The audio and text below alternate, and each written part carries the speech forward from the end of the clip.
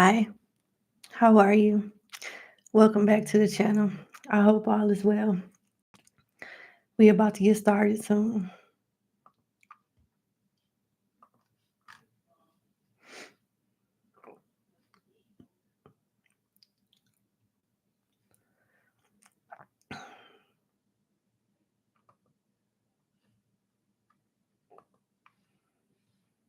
Hey, Magdalena.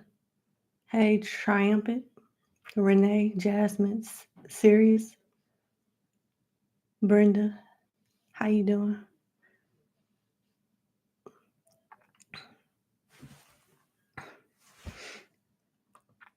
I'm still waking up, y'all.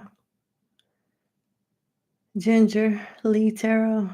Hey, Vanessa, Jessica, Sanji, Tanika, or Taniqua. I'm not sure how to pronounce it, but how you doing? All right. Let me, Miss Honey Autumn, I am still like waking up. I don't know what the season is doing to me. And my allergies are one thing, but me being so tired, I guess my body just needed the rest. But if I was to continue to sleep, I wouldn't be able to go to sleep tonight. So it's like I had to get up. And if I just sat around, more than likely, Princess was going to lay on my lap and I was going to end up going back to bed anyway. You did, Vanessa? I hope you got some good sleep. My sleep was choppy last night. I went to bed at like 9:30. Well, yeah, around 9:30, 10 o'clock. Woke up at 1. Couldn't go back to sleep until like 5 o'clock. Then got back up at 9, showered, and jumped on here like a quarter after 10.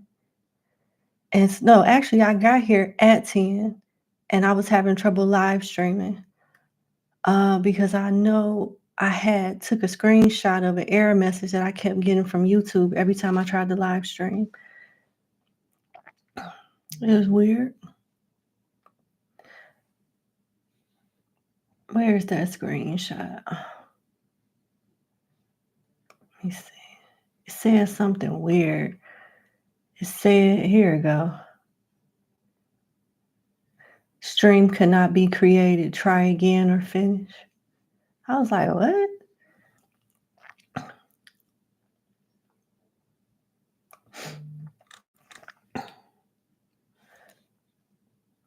Okay.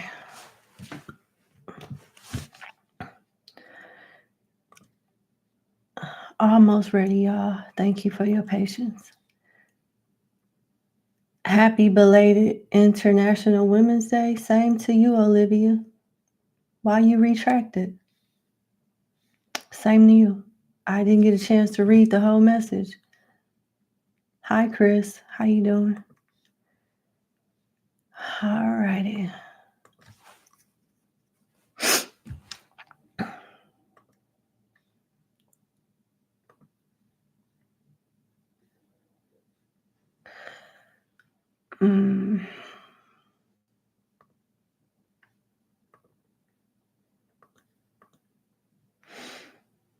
If the week would have went the way I had wanted it to go, y'all, I would have made my mom, who is diabetic, this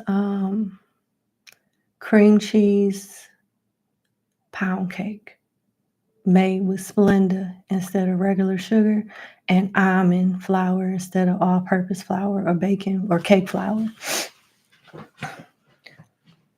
Now that I'm my mother's caregiver, that's one of the things that inspired me to eat better and really did help with me losing so much weight. I learned how to make a lot of stuff with low sodium and sugar and oil. Using the right oils and knowing how to cook with them is a game changer. people just get frustrated because they don't want to take the time out to learn how to do it right. Because everybody's life is like always on the go, including me. I don't even know how I found the time to do it, but I'm glad I did. I know why, because I love my mother and I don't want her to die. So, yeah, I had to do it. And if you love yourself and you don't want to die from bad health, from what you eat, you would make the time to do it too.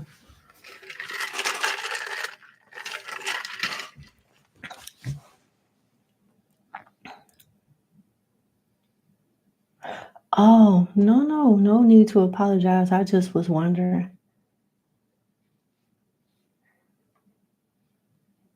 Hey, Carlos, you be blessed too. Oh, wow, glad I caught you. I'm currently 41 and pregnant, and I'm wondering if this baby is healthy and if I will survive to be able to raise him or her. That sounds like a medical question. I don't know how I feel about answering that, and I don't really answer questions through the chat anyway. You have to follow the process that's in the pent up message.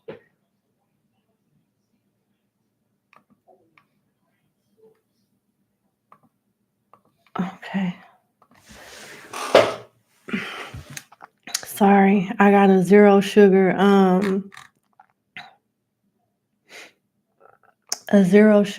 Monster orange creamsicle energy drink that is really, really good, but it makes me belch. So apologies.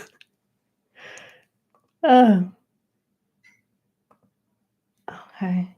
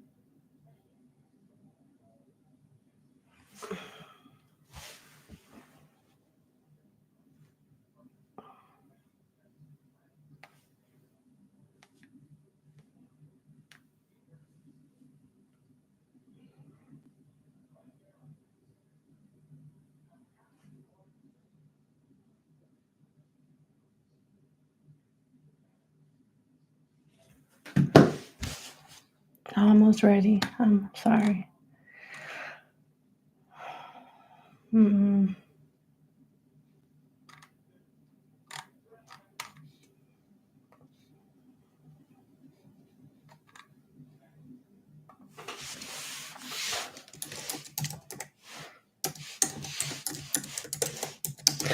Um,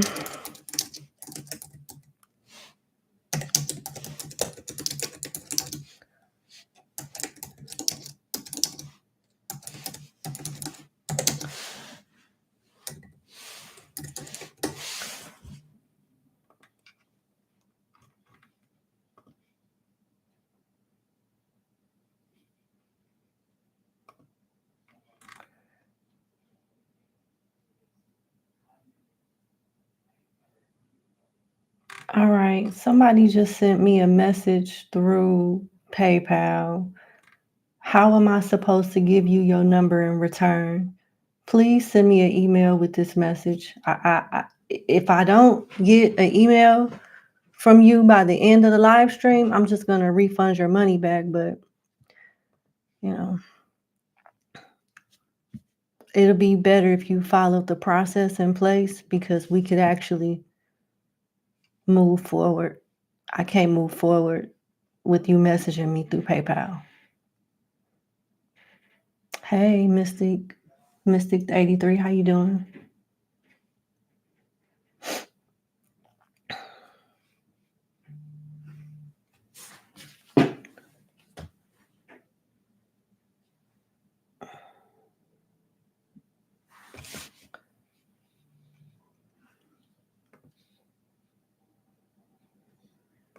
There we go. I see it now. All right. Thank you. There we go.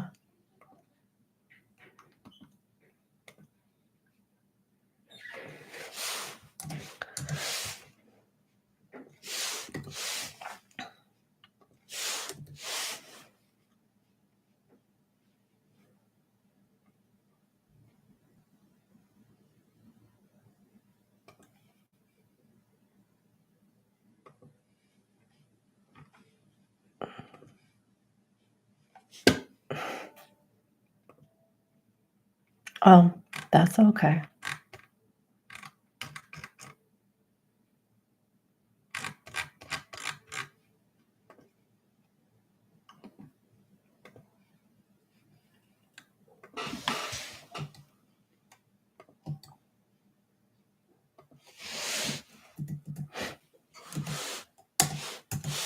All right, we about to get started. Y'all, I'm trying to wake up. I promise you I'm trying to wake up. Allergies is still not that great. Better, but not that great.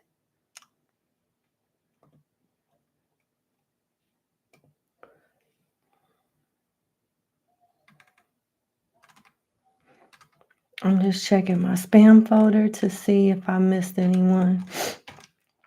And it looks like I have not. All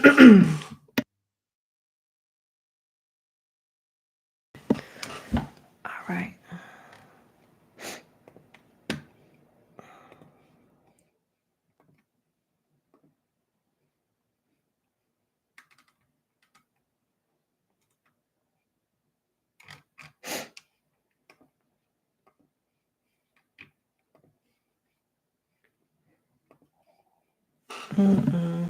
Oh, here we go. Okay.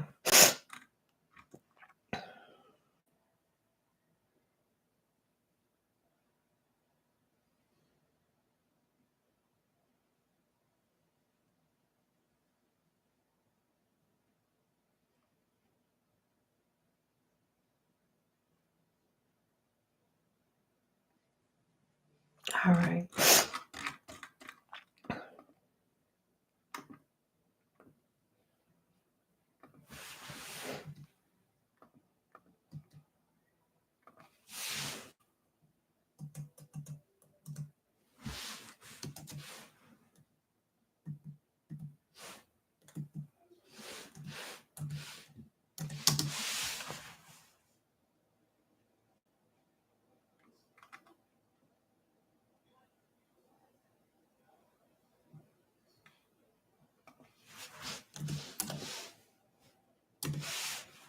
Number 4.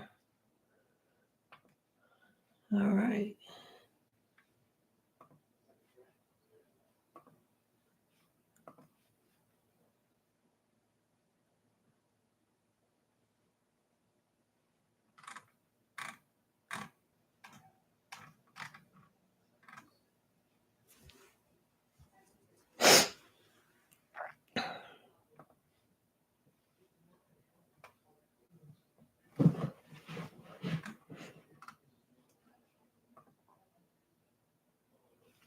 All right, y'all, let's get started.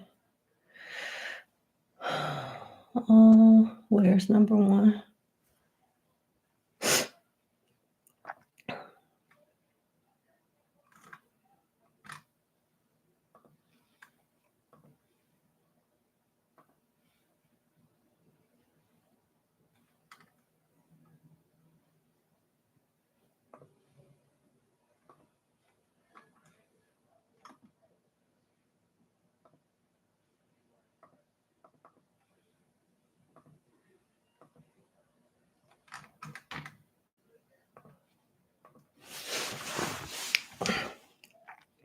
Let me move this out the way.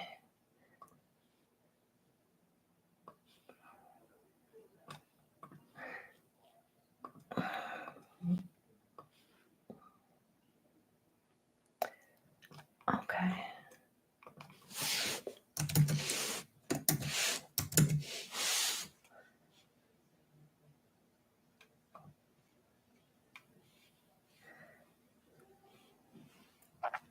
All righty.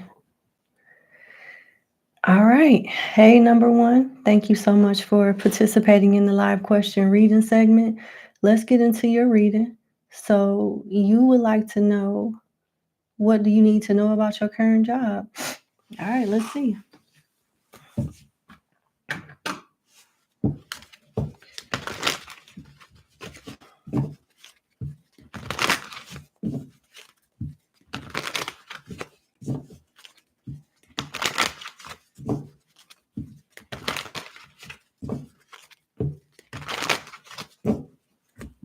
What does my client need to know about her current job?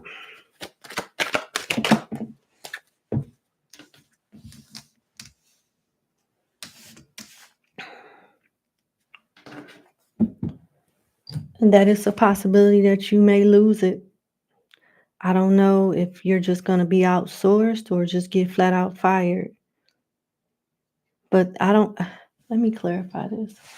Let me pull some other cards. You got the back of the Hierophant, which is something that's unconventional, maybe even a rebel-like energy. Then you got the Four of Cups, rejection, dissatisfaction. And you got the Two of Wands. Something is going as planned. So there is a possibility that things could turn around, but right now, the odds are against you for right now.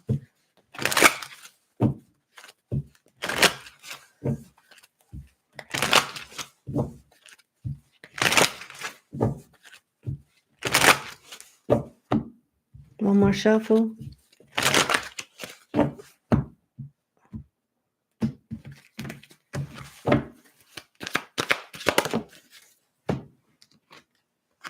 Time is money. Waiting. Waiting for what?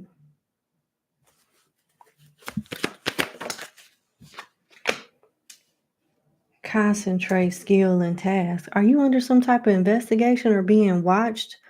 Like, are you being watched? Like they're watching your performance? Concentrate, skill, and task. It doesn't look like they operate in the most ethical manner either, with the back of the Hierophant being here. But what does that have to do with you?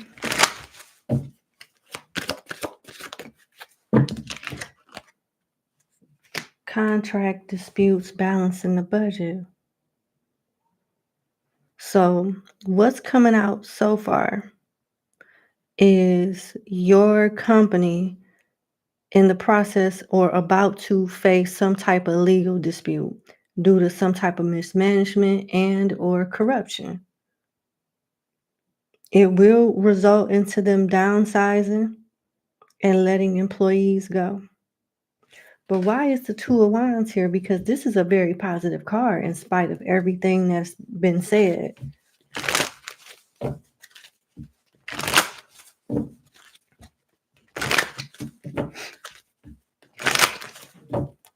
Why is the Two of Wands here?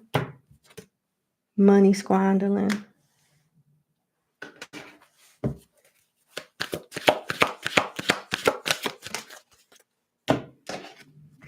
Internet sales. They want you to start looking. Something about this company is corrupt. They've mismanaged funds. They're downsizing. Some type of legal dispute is in the works if it hasn't taken place yet, and they're about to start letting people go.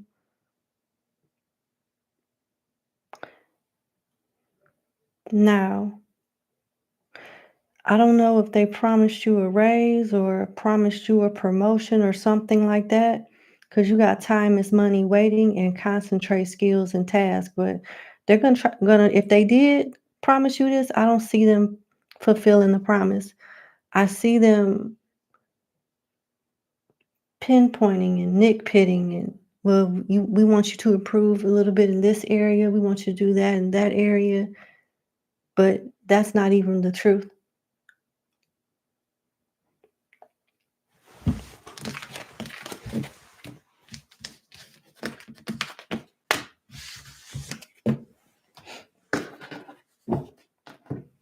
What else does my client need to know about her current job?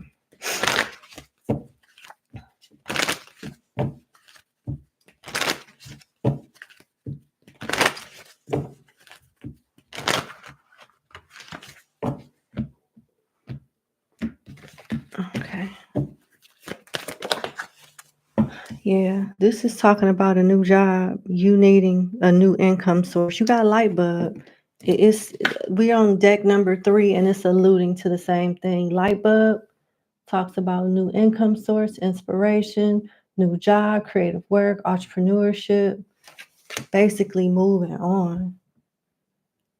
They really want you to try out your options elsewhere, because something is going to change with this company and you don't want it to catch you off guard. They're about to start letting people go.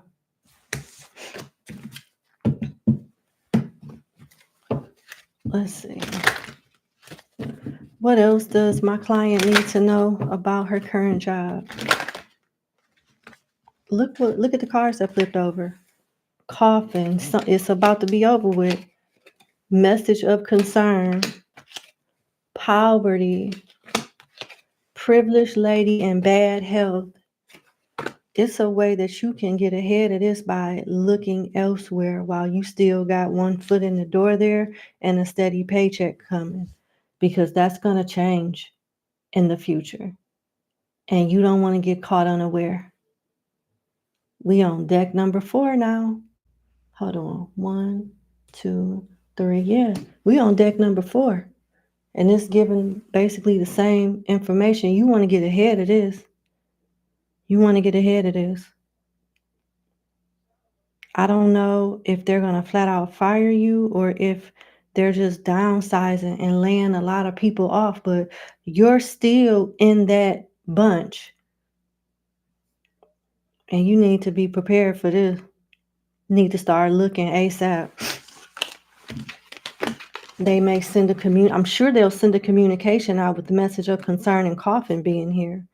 And with bad health, if you're caught off guard with bad health and poverty here, you're going to be stressed out.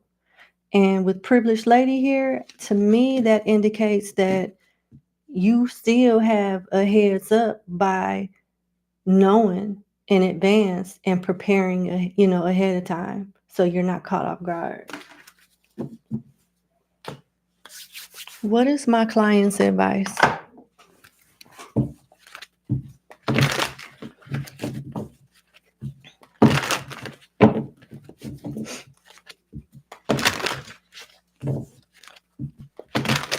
What is my client's advice? Because finding a new job right now is favorable for you. So take advantage of whatever opportunities are out there and talk to, hiring managers, go out on interviews. Right now, you can score a better and stable job. But the sooner you act on it and start applying, the better. Just, revise your resume before submitting and you'll get some calls back. All right. What is your advice? Number 1,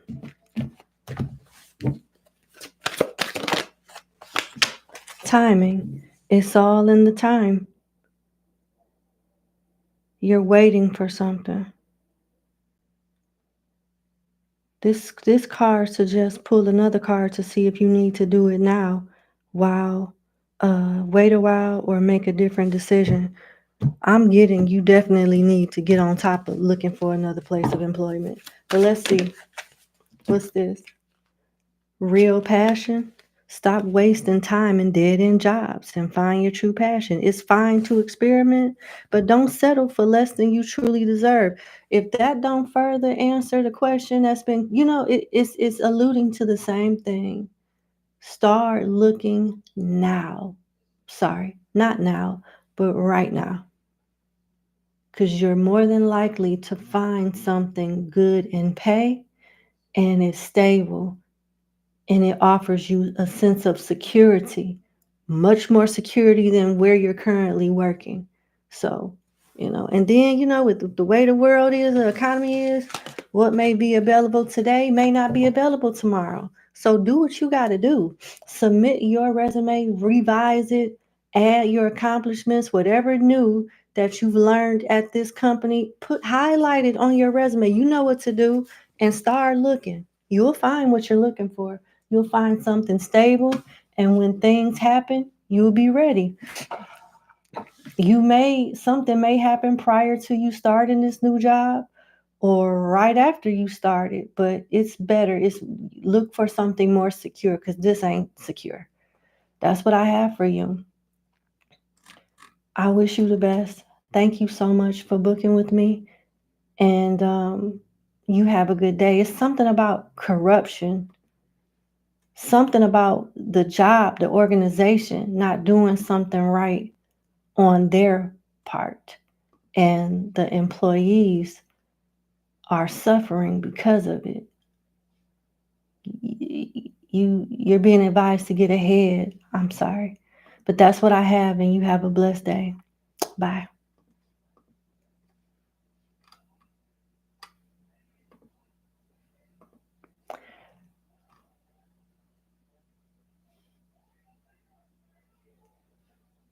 All right, let's go to number 2.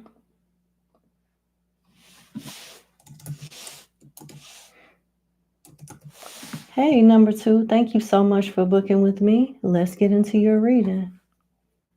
I'm not going to read the backstory out loud, but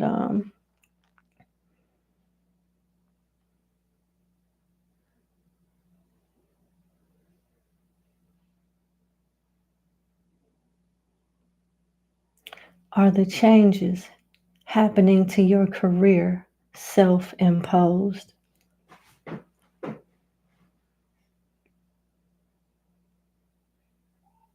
This question doesn't make sense to me.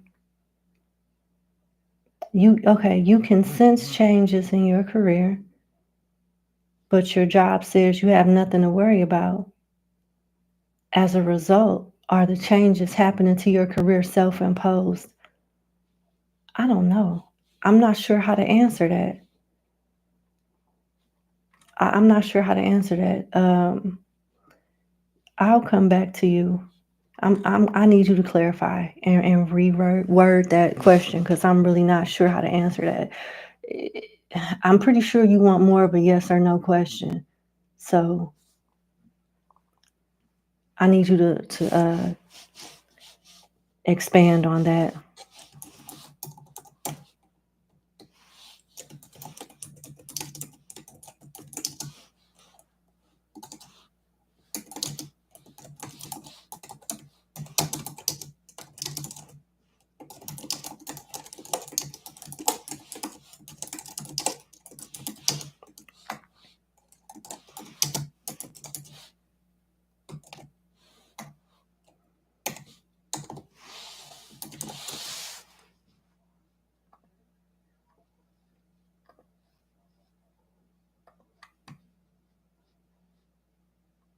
Yeah, I'm sorry. I'll come back to you.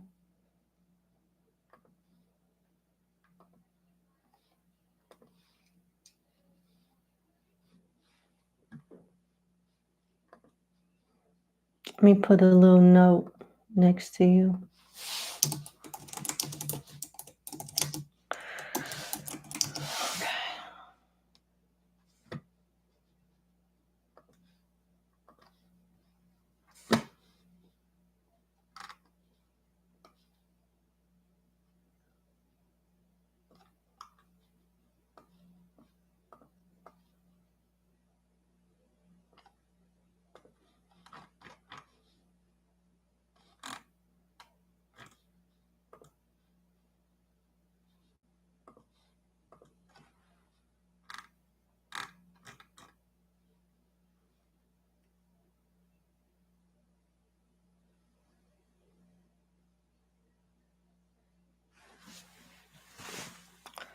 Why would I have her blocked? I must have did that by mistake.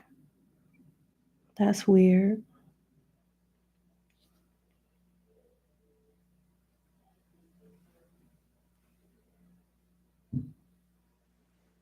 That had to be an accident.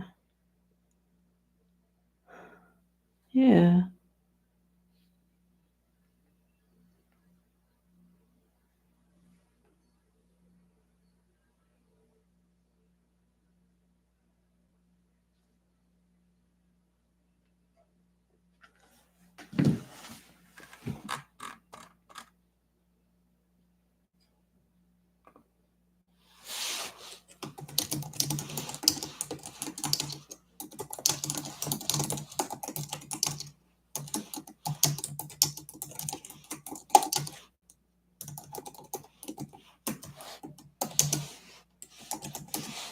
Mm,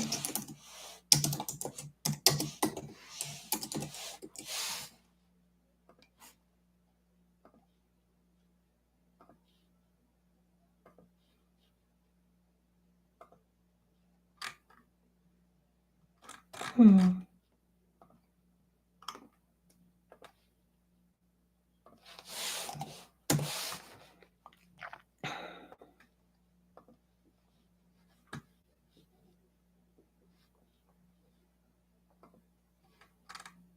All right, I'm gonna go ahead and get started on number 3. I sent number 2 an email because the way that she worded the question, it seems like she's answering her own question. I don't know what, I don't get it. I didn't get what she was trying to ask me.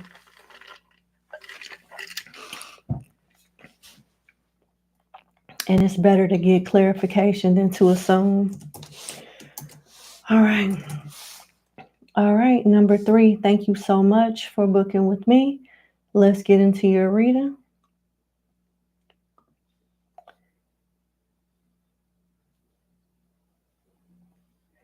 Time for you to make decisions on where you're going to be living. Have to put your notice in a few weeks, but nervous about what's going to happen next. Should you stay or go? So you want to know, should you renew your lease or look for another place and give them your notice? All right.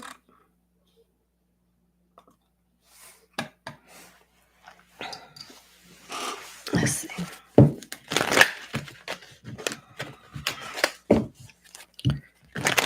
Should my client number 3 renew her lease or put in her notice to move?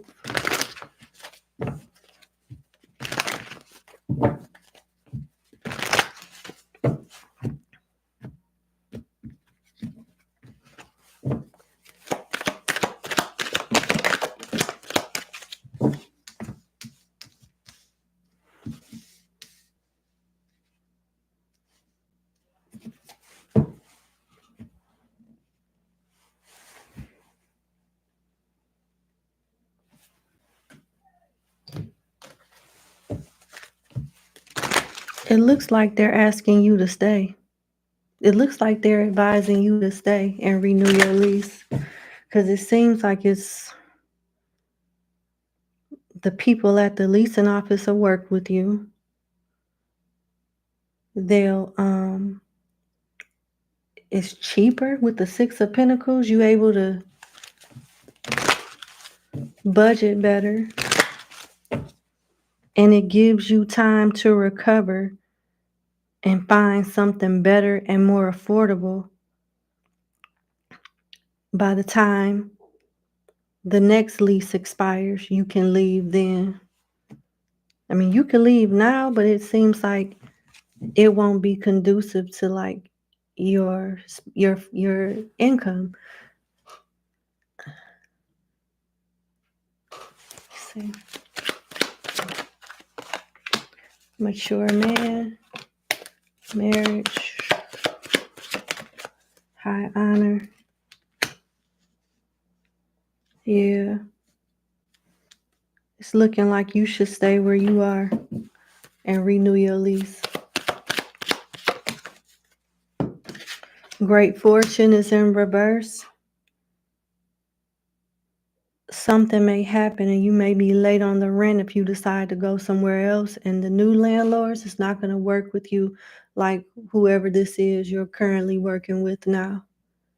And with great fortune coming in reverse, it's indicating that some type of delay in your finances will approach in the near future. Now, it'll be very helpful and beneficial for you to work with your landlord or property management team that you already have a history and with, and they'll be more willing to work with you.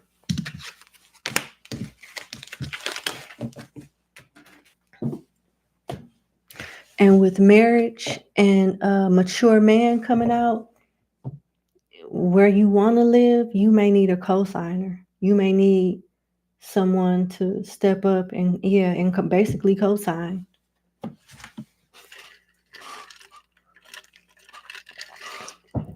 It's looking like if you decide to renew your lease this one time, do whatever you need to do with your credit and your finances, by the time that lease is up, you'll be able to pretty much do what you want to do and have a comfortable cushion to rely on when you do move out, if you do decide to move out. Let's see. Angel answers.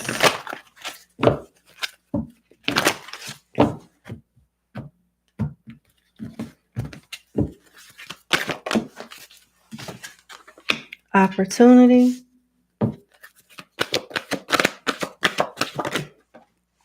Ask for help from others.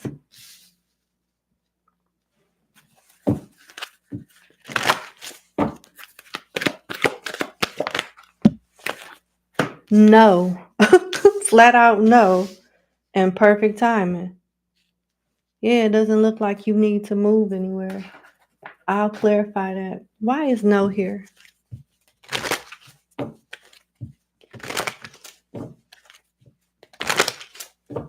Why is no here?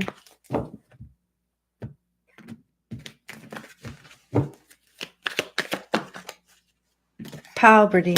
Same message. And we've added another deck from the angel answers.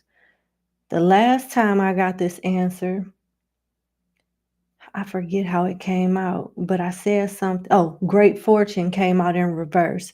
I said, if you stay and renew the lease, the landlord will be more reluctant to work with you if a rough month or so would, or whatever. If a rough month or something comes up, they'll be more reluctant to work with you versus someone new with a new contract elsewhere.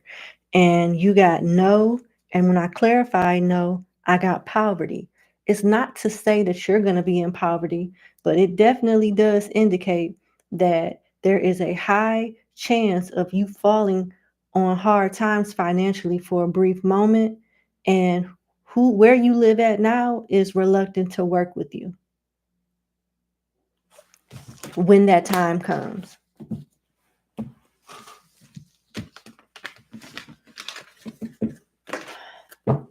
You're being advised to do a 1-year lease, and after that lease is up, you can pretty much go where you want to go. You may or may not need a co-signer. I don't know, but right now you would need one.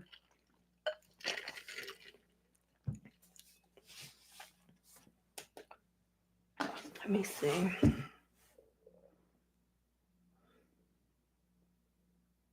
I'm gonna leave it there.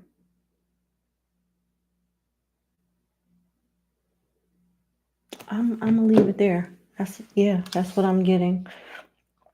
All right, I wish you the best. Thank you so much for booking with me, and you have a good day, and everything is gonna be okay. Um,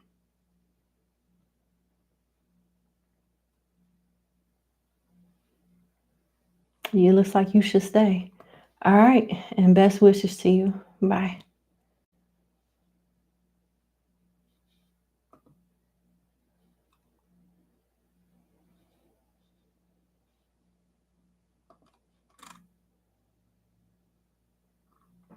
Okay, it looks like number 2 responded.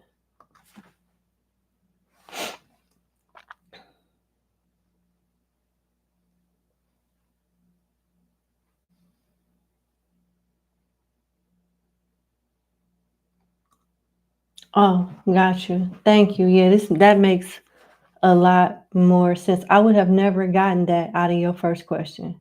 I would have never gotten that. Okay. Thank you. Let's go to number 2. Let's go back to number 2.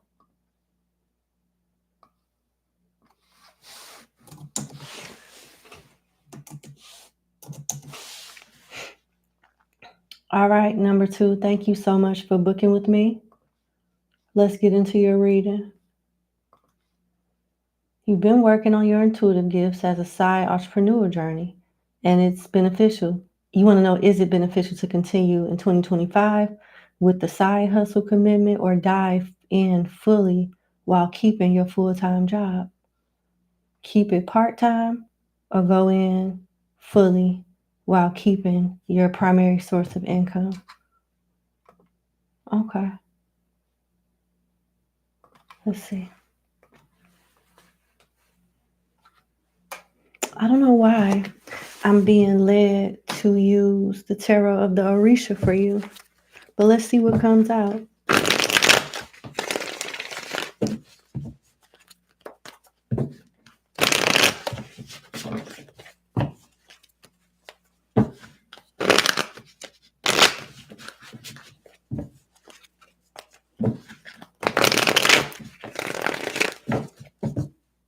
One more shuffle.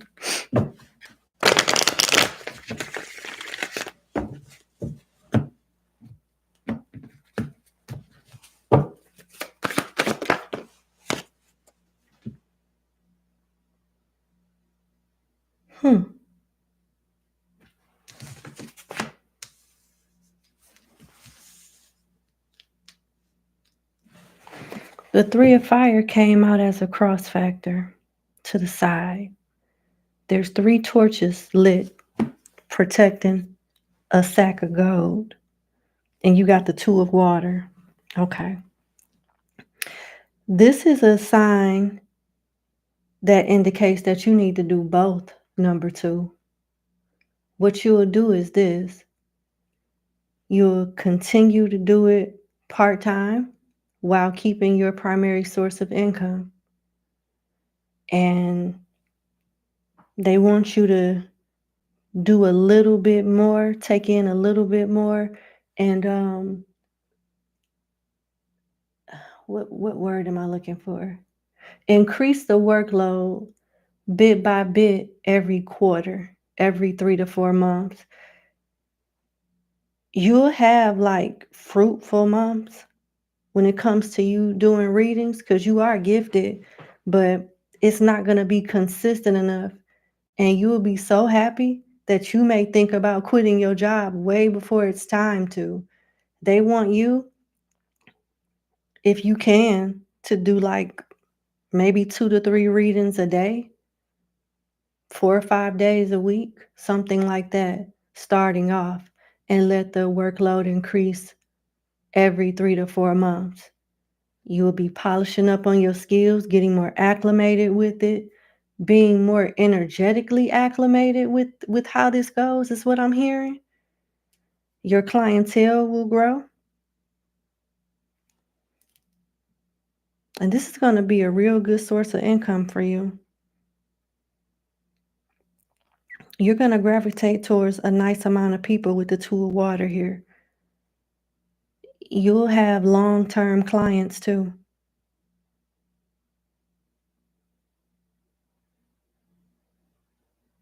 Yeah, start off small and gradually grow. At some point though, you'll have the option to replace this with your primary source of income, just not right now. I honestly don't see that being an option for you until like 3 years from now, but it's an option. And in the meantime, work with the load that you have and don't put too much on yourself for right now. And every 3 to 4 months, see how you feel and increase the workload, even if it's just by one more task while maintaining the current tasks that you're handling, the current clients, the current amount of readings. I hope this is making sense, because if you don't do it that way, you will reach a burnout and you won't be good for readings, energetically speaking, and you'll barely want to get up and go to work on your primary source of income. I see you potentially being drained if you don't pace yourself. So start off small and gradually get into it.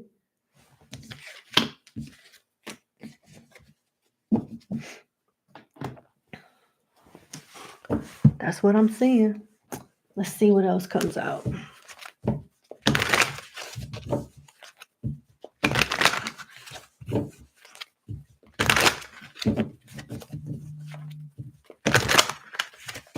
What else does my client number 2 need to know?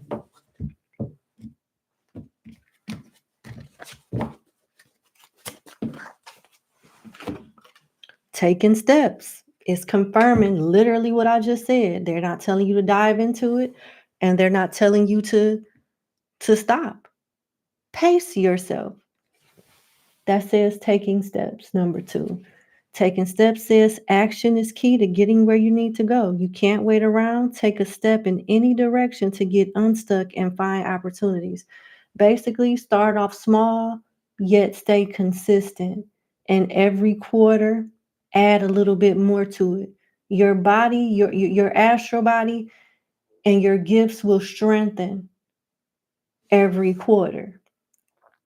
And you will be able to handle more and more and more, because you're getting better and better and better the more you get acclimated in this.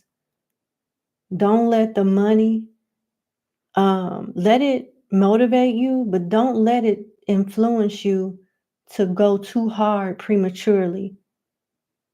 Because I'm having a vision in my mind's eye of you waking up one day and not wanting to move out of the bed and go nowhere. So if you go too hard with this starting off, it'll drain you from your responsibilities at home and with your primary source of income. So pacing yourself is the best thing right now, but you should continue to move forward.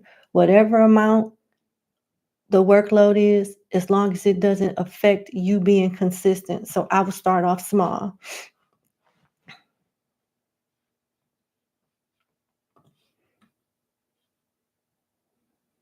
Yep, keep your full-time job and continue to do this.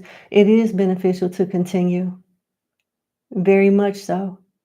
You won't be ready to leave this full-time job and do your readings full-time until like 3 years from now.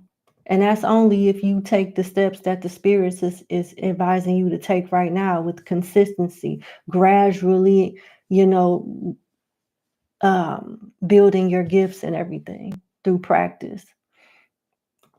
But that's what I see. You have the potential to be very successful, number 2. And I wish you the absolute best. And I thank you very much for booking with me. And you have a good day. Bye.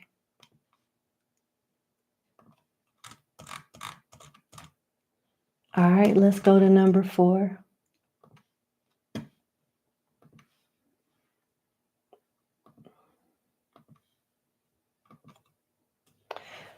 Before I do number 4, let me give these clients their numbers really quickly.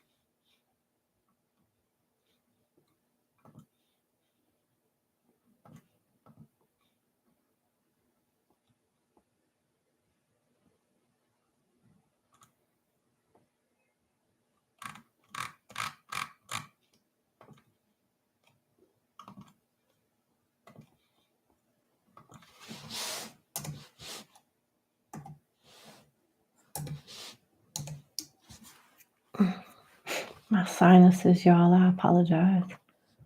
Okay. All right. I wanted to make sure everyone had their number, and so far they do. All right. Let's go to number 4.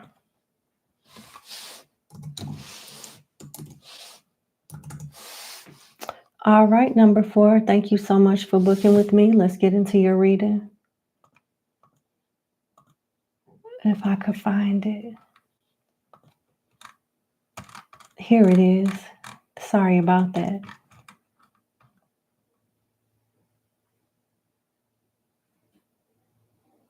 Y'all living together. He got mood swings. Sporadic mood swings.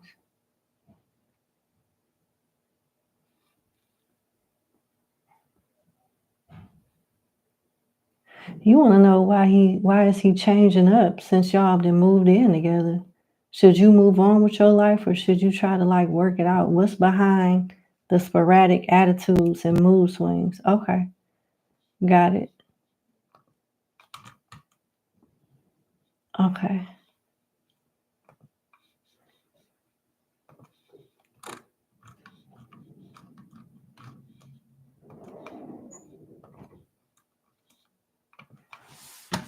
Okay, let's see what's going on. I'm being led to a different deck.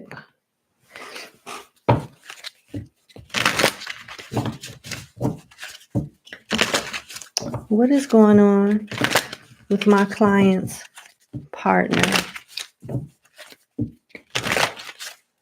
Why is his mood swings sporadic and all over the place after they've taken the relationship to a higher level of commitment and they live together? Challenge yourself in reverse. He's scared.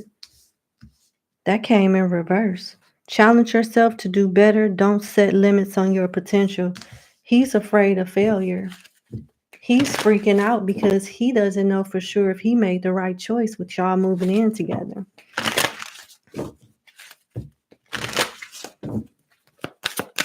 It's like he's panicking. Another card in reverse. Celebration in reverse.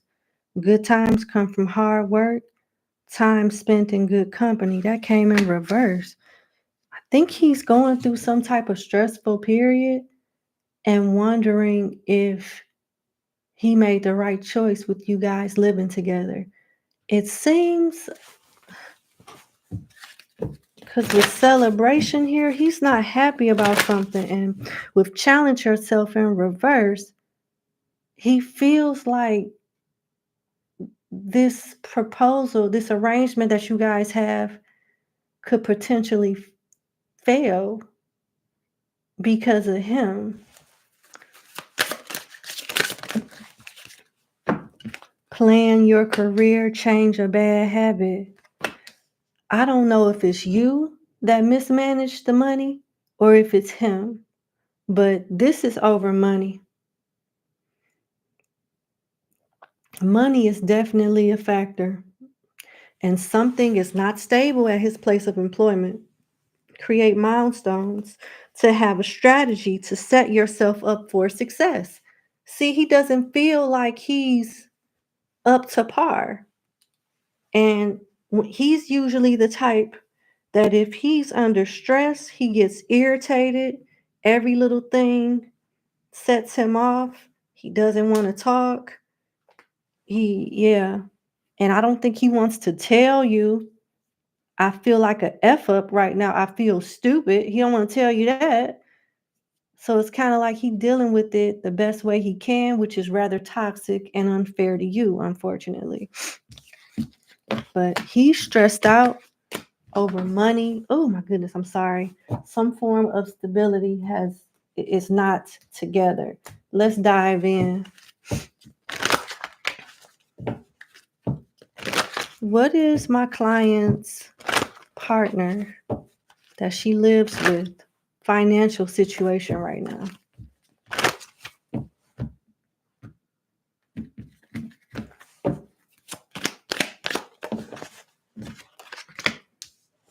starting over, trying to save up, looking for a new opportunity. Is something to do with his money, with his earning potential. He's stressed out over money and being able to provide.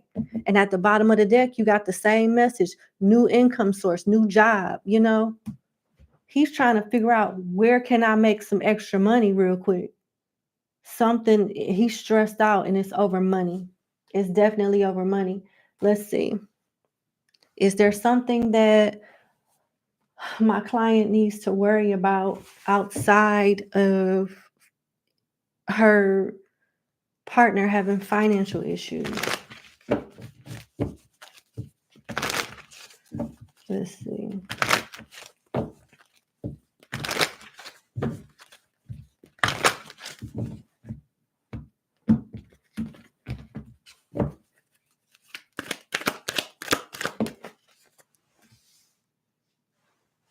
With the sun here, nah.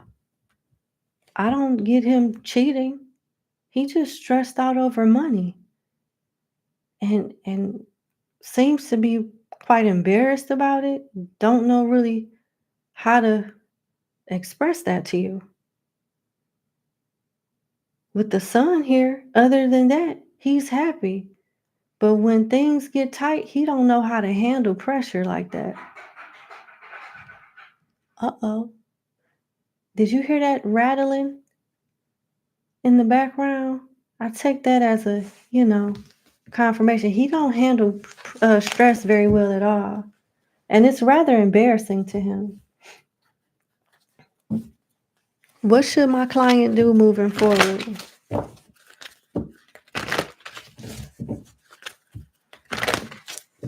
What should my client do moving forward?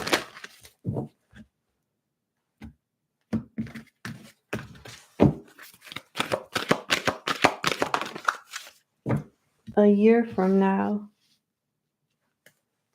within the next few weeks. And what else? Ask for help from others. It's your choice. Things will get better in the next few weeks, even though I feel like it may be a little longer than that. But this may be a rough year for him altogether. Things may not get completely back to normal with him, financially speaking, until a year from now. Ask for help from others came out.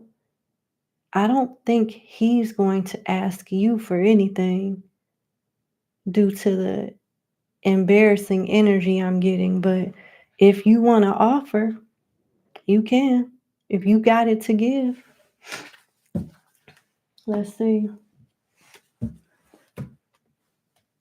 What if my client offers to pitch in a little extra for a year or so?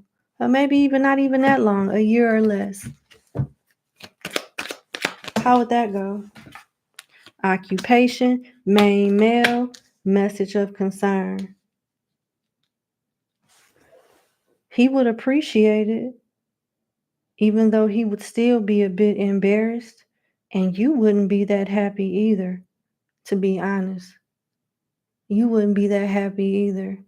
So, I mean,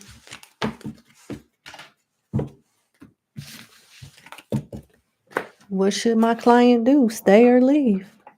Now that we know it's not a third party and it's money, what's the advice?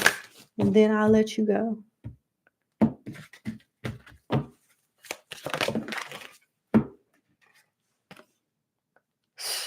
Stay optimistic about your love life, and calling in your soulmate came in reverse. And you got this could be the one in reverse. Damn. You wouldn't be bad for staying or leaving, because this is not your long-term partner anyway. If you want to help out for a little bit while finding somewhere else to go, then do it. But it's clearly your choice. Right now, there's not a third party that I'm picking up on. I don't even think he could afford a third party. He's stressed out over money. If you help him, Don't bite off more than you can chew if you decide to do that. Because if you go all in, like this is going to be a long-term thing, you're going to walk away feeling sour. Because this relationship will come to an end eventually. And when it does come to an end, you want to move on feeling like it was fair amongst you two.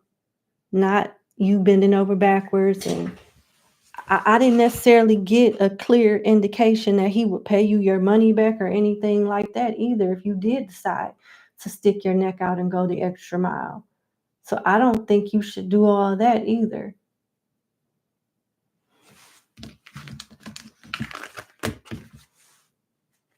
At the bottom of the deck, getting to know each other.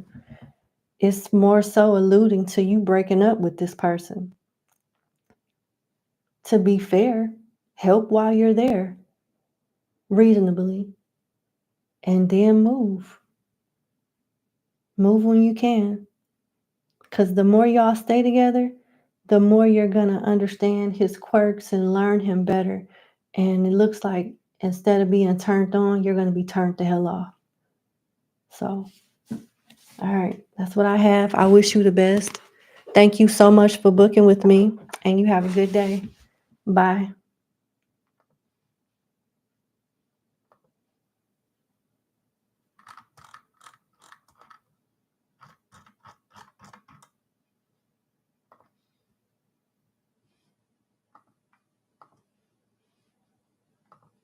Let's go to number 5.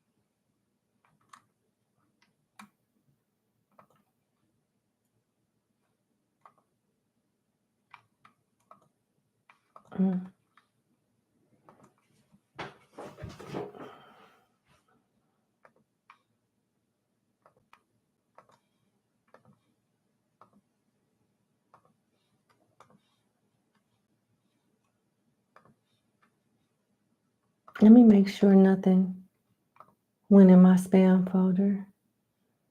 Because I see people sending money, but I'm not seeing their emails with their questions yet. I just want to make sure I get a thorough understanding of what's going on and I don't miss out on anything my client sent before I move on to the next customer.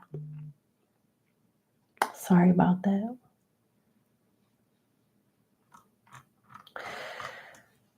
No, so far I'm all caught up. All right, just better, safe than sorry.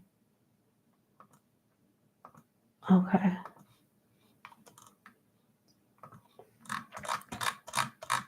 All right, so here's 5.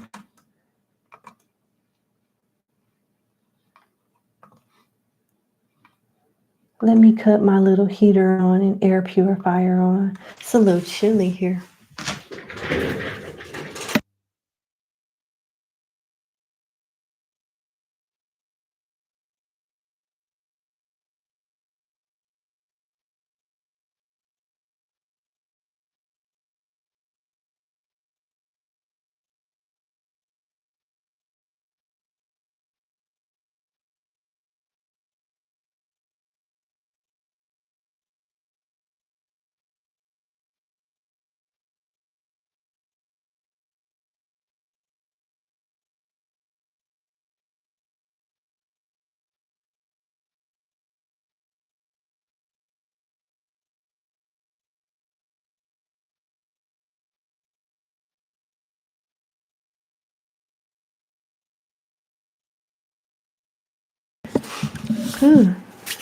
All right. Let's go to number 5.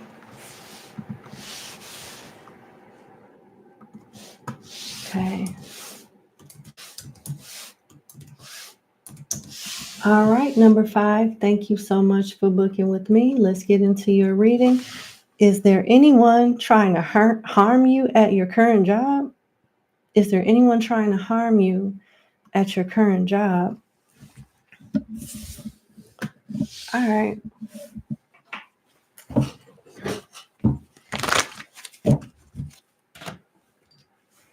Is anyone trying to harm my client at her current job, please?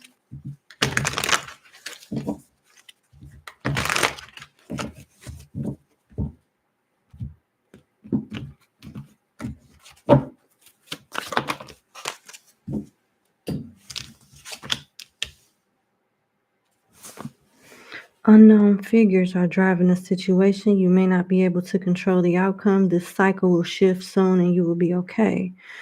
For outside forces, you got locked. Work you want may not be in reach now. You can take a temp position while awaiting for an opening. Your new place offers job security. Got the Ace of Pentacles here.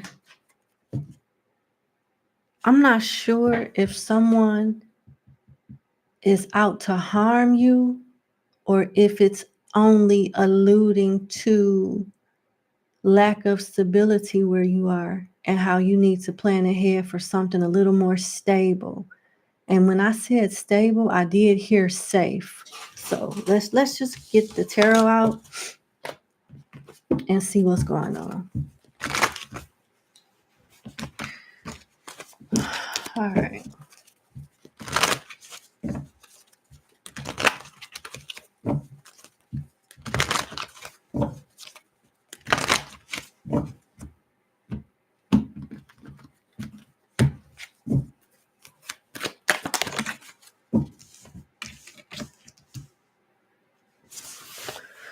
Page of Cups and the rejuvenation side of death. Now, I would have said yes, someone is trying to harm you at work if this side of death came out. But this side of death came out. So it's more so alluding to job security with a little toxicity in the workplace because you do have the angry Knight of Swords. So somebody don't like you. I don't know who. Somebody definitely has a problem with you at work. I don't see them necessarily trying to cause harm, but they do come off as being violent with this dark side of the Knight of Swords. So it's not completely off the table. It looks like this environment is progressively getting toxic and it has not reached that capacity yet, which is why they want you to move on. There could be an age difference between you and this person that has an issue. There's a page here and there's a knight here.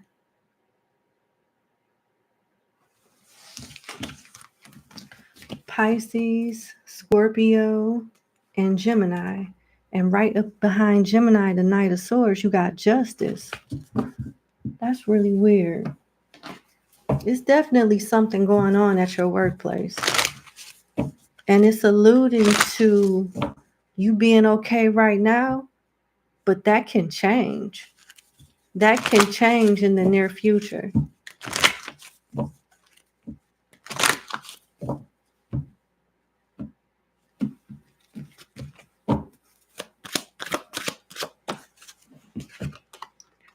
Savings.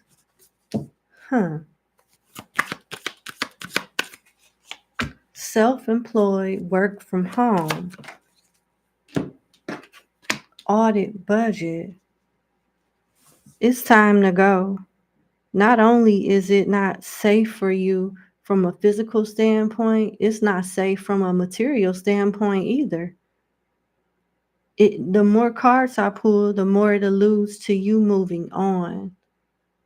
And it's more than one reason. Not only does somebody at work have an issue with you, that there's a slight age difference with, but the job isn't secure itself on top of the drama.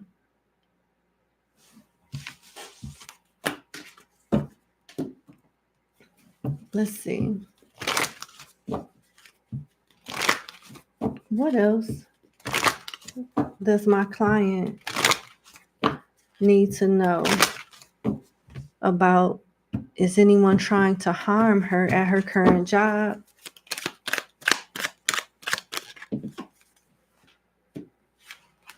False person in reverse.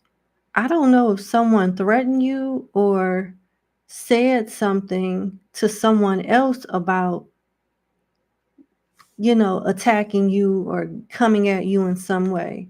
But whether that person they said it to didn't believe them, or if they said it directly to you and you didn't believe them, don't do that.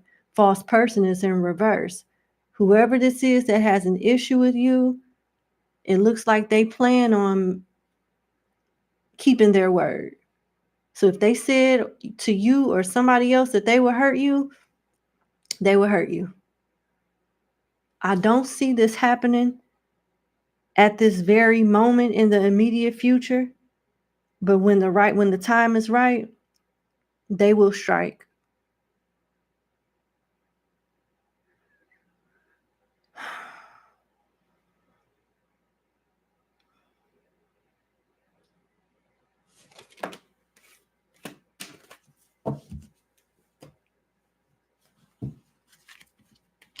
What can you tell my client about looking for another place of employment?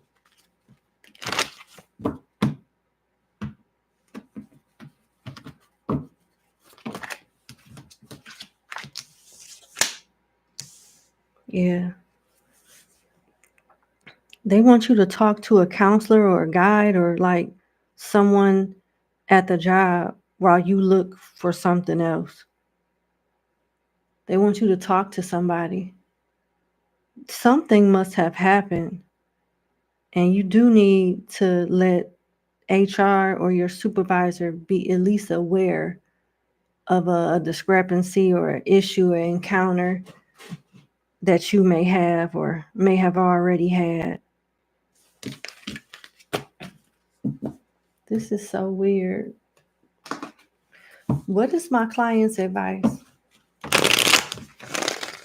Long story short, to answer your question, yes. It's someone that is not exactly the same age as you. They have a hot temper. They could be a water sign or an air sign, and they're not going to strike right now, but they will in the future at some point. And if they've already made a threat to you, they plan on keeping that threat. And if they've already told someone else at work what they was going to do, they plan on, acting out on that promise. Whoever this is has like major anger issues and they get easily upset. My client's advice: message from fire in reverse. Don't provoke whatever this is. Don't add to this. Don't participate in escalating this issue. Try to be as neutral, as non-confrontational as you possibly can, because this person is who somebody at your job is reckless. Fire is action. It's in reverse. So they want you to don't escalate this any further.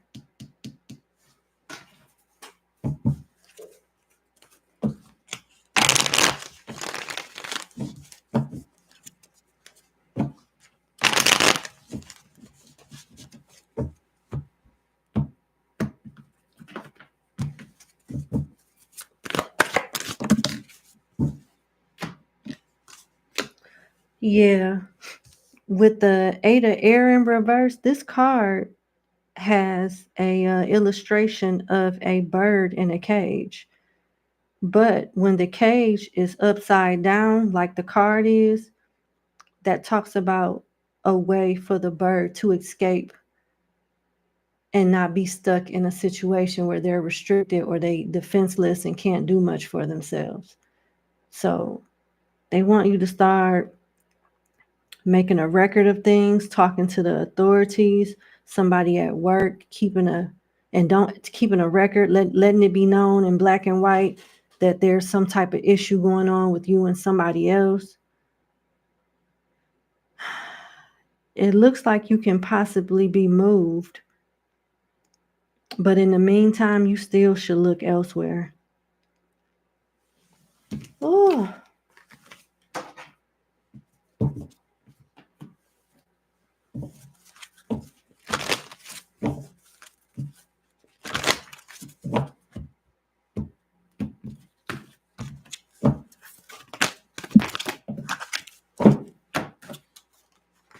Abundance and get more information.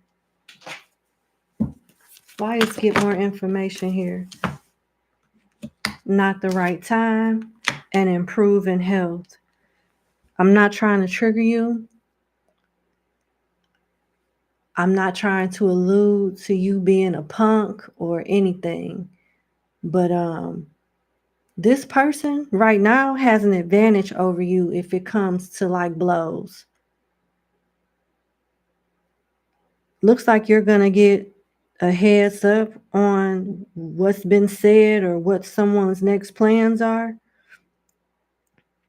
It's not the right time for you to react and focus on yourself. Do not let this, don't contribute to this escalating because it won't end well. Focus on your money with abundance. If you talk to someone, you will more than likely be able to move to a different area, but you should still think about just going somewhere else. Whoever you have an issue with holds grudges for a very long time, and I don't see them letting this go anytime soon. Whatever this may be, and that's what I have. Ooh, that was rather intense. Thank you so much for booking with me. I wish you the best, and you have a good day. Bye.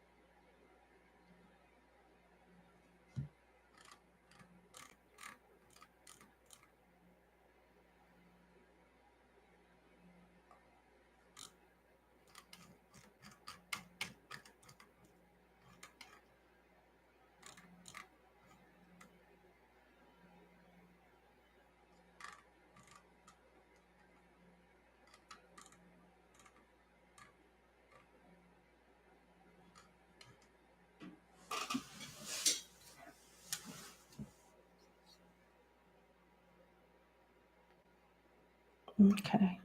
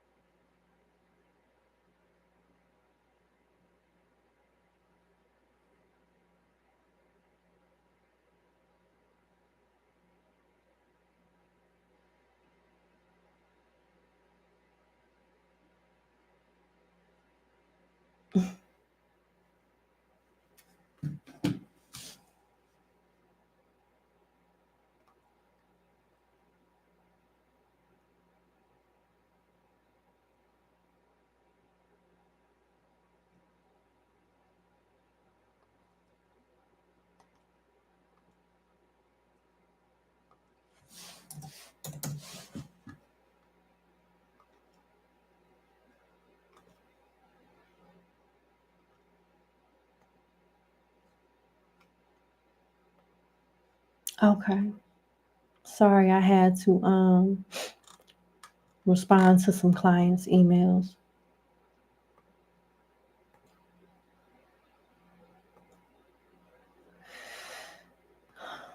All right.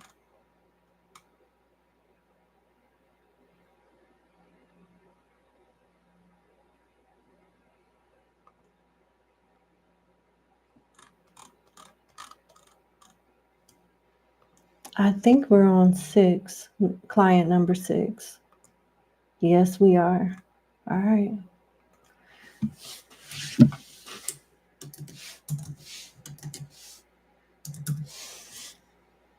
All right, number 6, thank you so much for booking with me. Let's get into your reading. Where is your info? You're constantly seeing 444. One meaning that jumped out and pulled your card was stop procrastinating. You overthink everything. What does the spirit guides have to say to you? Okay.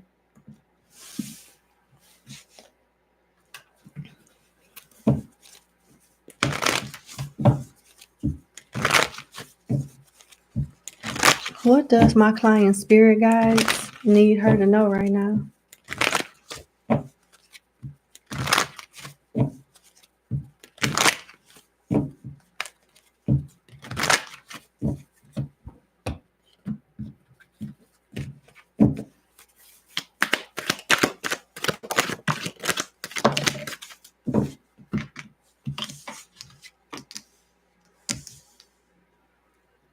Wow. They calling you out. Well, I don't know if you know this or not, if you're just pulling cards for leisure, for hobby or whatnot, but you are definitely gifted. You are definitely gifted, and you should, if you don't have this as a profession already, at some point in the future you will, or you'll have the option to do that, and you should continue to expand your gifts and develop them. But before I go more in depth, I'm going to give you your cards. You got 5 cards: the 5 of Cups, the 10 of Swords, the 5 of Pentacles, the Queen of Cups, and the Magician side of the Wheel of Fortune. You have something going on with worry, anxiety, whatever it is, it's mental. And I'm glad that you were honest when you brought up you overthinking, because the 10 of Swords definitely does allude to that. And your overthinking is delaying some type of financial blessing, or it's affecting your finances in some way. And you're not allowing yourself to trust your own intuition. They want you to open yourself up to more ways than one on how you receive messages from spirit. You may want to get acclimated to one particular style, but it seems to me they communicate with you in various ways. I don't know if you know this yet, but you have the sense of smell. You can feel stuff very well. You have the gift of mediumship, and you have a heightened intuition that can be even better than what it is if you continue to exercise your intuition. It'll get stronger. They want you to focus on your mental health so you can have a clear mind. The more you focus on your mental health and having a clear mind, not quiet mind, but just a clear mind, just clear enough for you to be able to decipher different things as they come. You'll have more confidence and you'll grow more efficiently and effectively. You are this Queen of Cups and the Magician. But the thing is, this side of the Magician, this side of the Wheel of Fortune alludes to you trying to have too much control over your own growth and evolution. You think at a certain time this month, then a certain time 6 months from now, and then a certain time a year from now, you're supposed to be in XYZ level doing XYZ. And that is a good way to look at it, but not exactly. Everybody's time for evolution and ascension is different, and it runs in different cycles. And they don't want you to try to reinvent the wheel or try to like be in control of how your journey is supposed to go, because you don't have control over it anyway, and you may miss the journey focusing on the destination. You'll be where you are for the next year, but with the Five of Cups and the Five of Pentacles showing up, you'll make a lot of progress within the next 5 years. And I know that seems like a long time. It's not to say that nothing will change, nothing noticeable will, come across or convey to you. And it's not that. But there's like a huge level up when it comes to your gifts, expansion, and just your overall mental health and spiritual and material status in the next 5 years. You definitely are going through some changes. They want you to focus on your mental health because it's connected to your gifts as well as your intuition. When you overthink, you block the line of communication between you and the spirits. You have the gift of mediumship. You can smell, not feel, fear, hear, smell, hear,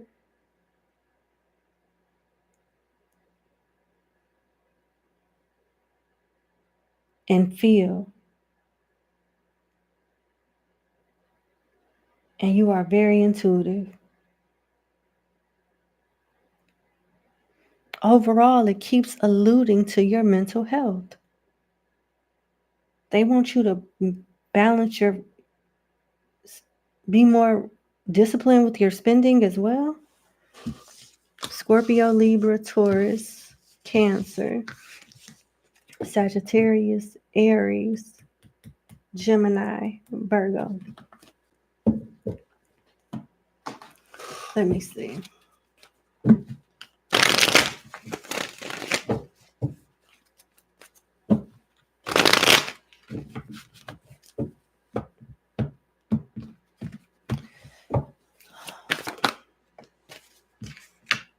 The Seven of Wands. You worry a lot about what could go wrong instead of what could go right. I don't know if you're under some type of psychic attack or if it's just you being anxious where you overthink stuff, but you are protected.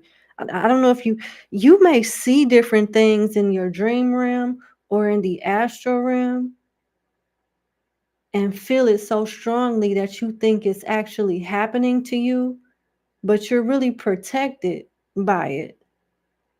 I hope that makes sense. This happened to me a few years ago. I heard the person say my name, my YouTube channel, and try to speak like affirmations of my downfall into existence. I saw like dead animals that they were using in their offering to hurt me. I even heard the spirit that they called on. And it felt so real that I thought, like, okay, what do I got to do to, whatever I need to do to get this up off of me and keep it up off of me, and whatever the case may be. But they were just showing me what someone's attempts were and how they were doing it. And I felt their hatred for me. And I don't even know this person. And I thought that, maybe something that they threw at me hit me, but it didn't. They just wanted me to they just wanted me to know, like, what was going on. And I think if you're not experiencing that now,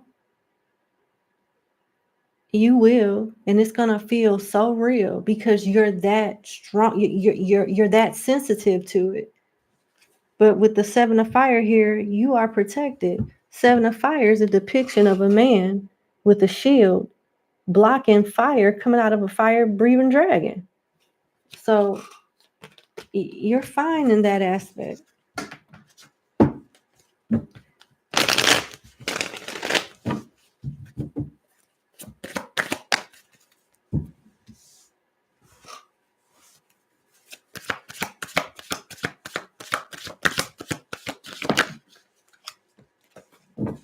You do pick up on low vibrational energy. And your spirits don't want you to focus on spiritual warfare at this moment because you are protected. Although there are energies that plot against you. With the Ace of Earth in reverse and the Three of Fire in reverse, they want you to focus on your stability right now. Focus on your stability and your mental health.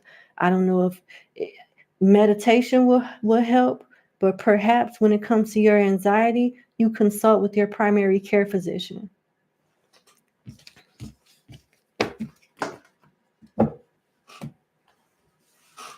Let's see.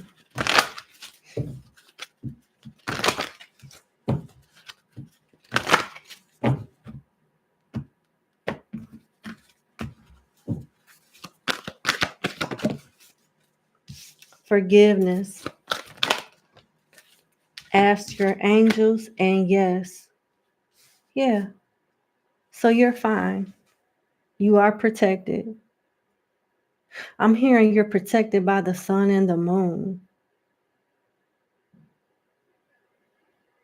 Metatron and Gabriel. Metatron represent the sun. Gabriel represent the moon.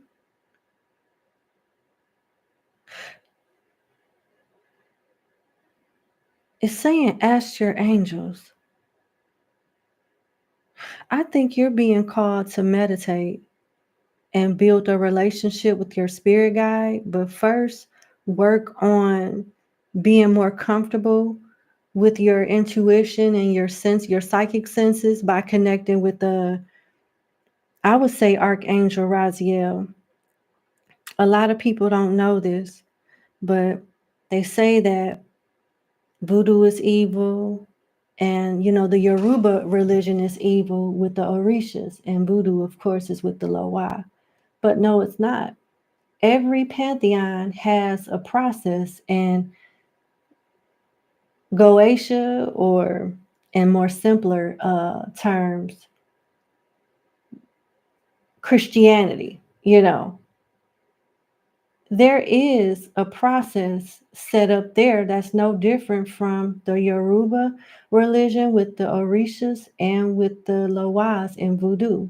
For example, just like one would have to call on Papa Legba before connecting with the Loa, and how one would have to call on Eshu before connecting with the Orisha, the best way to connect with the angels is calling on Archangel Raziel. He acts very similar to how Papa Legba works with the Orishas. I mean, not the Orishas, the Loa, and how Eshu works with the Orishas. They call him first, and he go get whoever you want to talk to. It's pretty much the same process, just a different spiritual pantheon. They want you to build a connection with Raziel first. You got some purging of energies and a purification process that you need to go through as well. And it looks like once you create a routine with this archangel here, you'll move on to the other archangels or guardian angels, is what I'm hearing. And you'll be getting prepared for some type of initiation.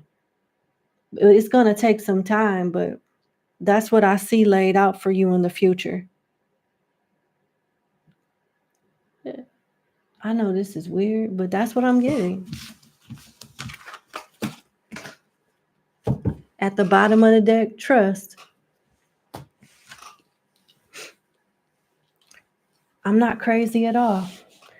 I wish I could tell y'all some things, but you would really think I'm crazy, but I'm not.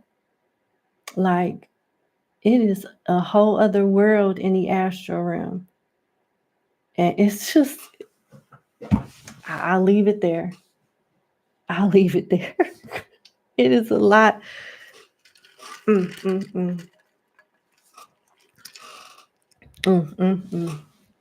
going to let that go. We'll discuss that. Maybe I'll discuss some things similar to this during the membership. But number 6, that concludes our reading. I wish you the best. Thank you so much for booking with me. Congratulations and best wishes on your journey. And have a good day. Bye.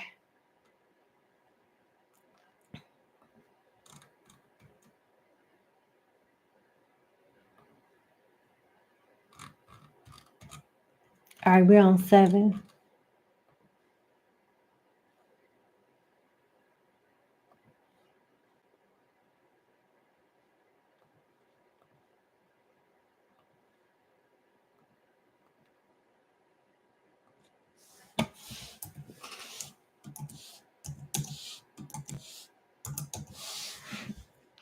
All right, number 7. Thank you so much for booking with me.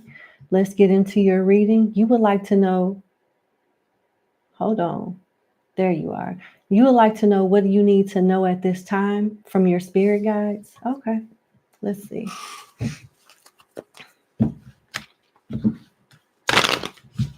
What does my client need to know at this time from her spirit guides? My client number 7, please.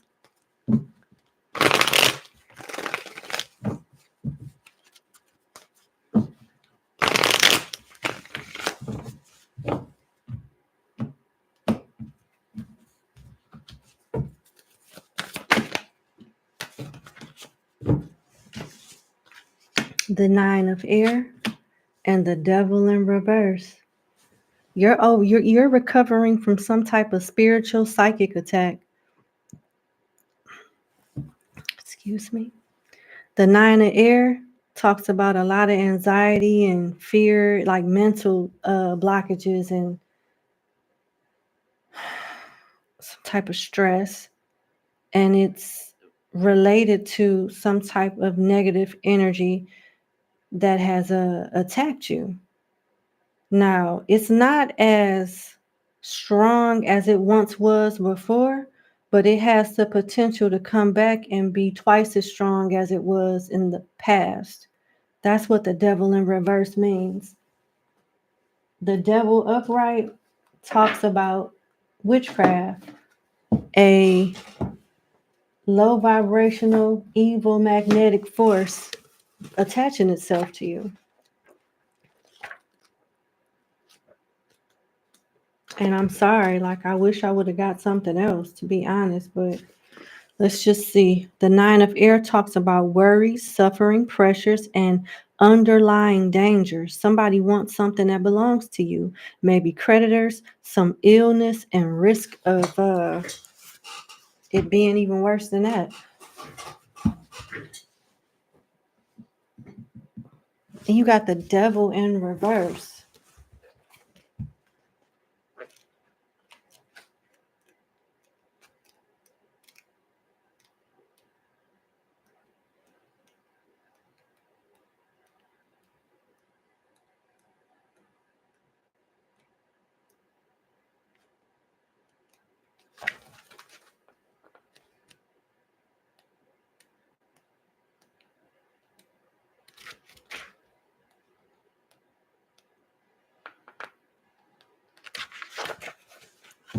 I'm looking for the devil.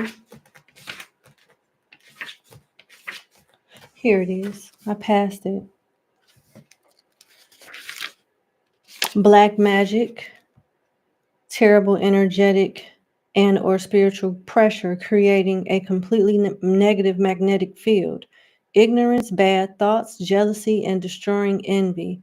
Wickedness at all levels. Evil, witchcraft. In reverse, it talks about the same things occurring, but it's eased. It's not as heavy on the person anymore, although it is still persistent.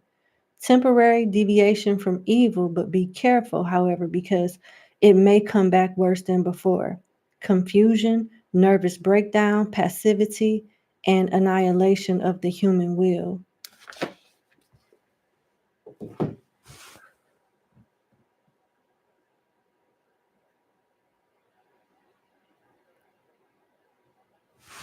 This ain't good. This is not good. What is my client's advice on okay. How did this happen? Let's just how did this happen?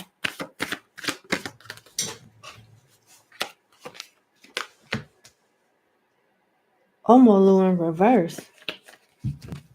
That talks about your health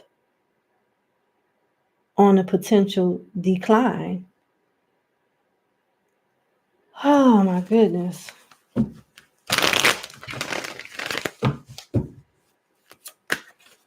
I'm hearing one more shuffle. I'm sorry. I'm not trying to scare you. I promise I'm not trying to scare you.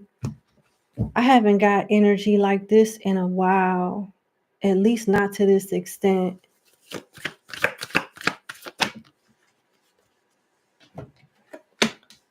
The Seven of Earth is here. Someone did. This happened a while ago. Seven of Earth takes time. It's something that you invest in and it grows and it builds up over time. So whoever is responsible for this, it happened a while back, maybe a year, a little less than that ago. And it's progressed over time.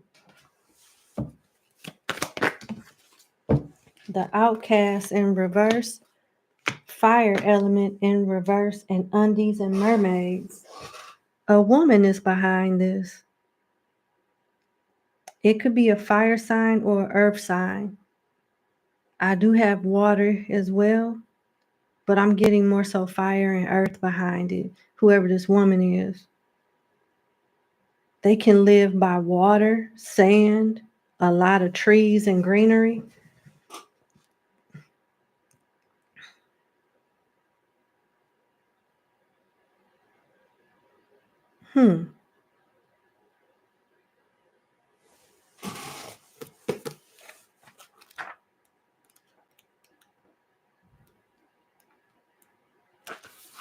The Outcast in reverse.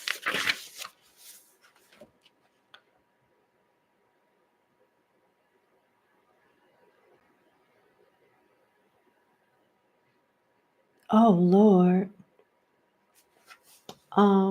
I need to share something with you. And I'm not trying to trigger you, okay? But I gotta be honest with you. You're the person that did this. And I don't know if you did it knowingly or probably more than likely unknowingly. Maybe you were trying to do something else or something towards someone else or working with the spirit and didn't properly protect yourself and opened yourself up to unclean spirits that have attacked you.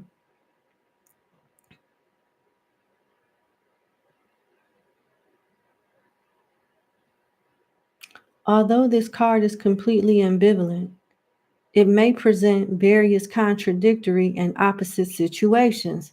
So it's like something backfired. You may have done something yourself, and your intentions could have been one thing, But instead of it going towards the intended person, place, or thing, it backfired on you and it didn't go right.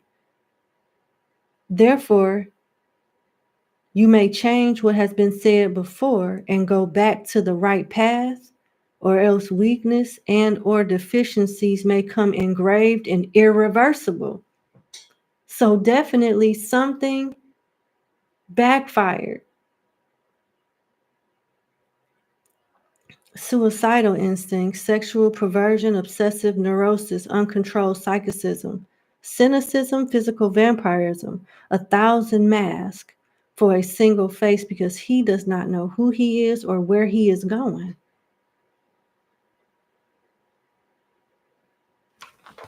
Long story short, you got some negative energies on you, and it's because you did a ritual, a spell, or some type of manifestation without properly protecting yourself. You opened yourself up to some type of negative energy, unknowing.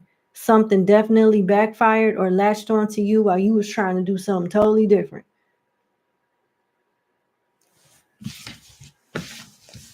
Goodness gracious.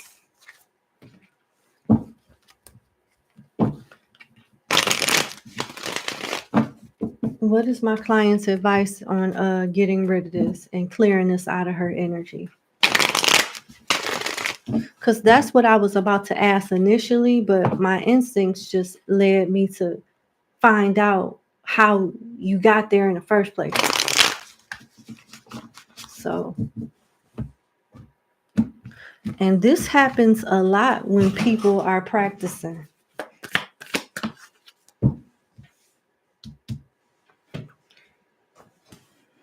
You got to get to work with the spiritual cleanse, a protection ritual. You can start at the mystical shop while working with whatever spirit you're closest to.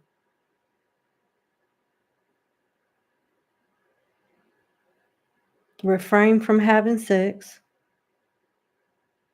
and save your money, because you may end up next going through some type of financial hardship. The sooner you do this cleanse and this protection ritual, the better off you'll be. But yeah, start at the mystical shop right now.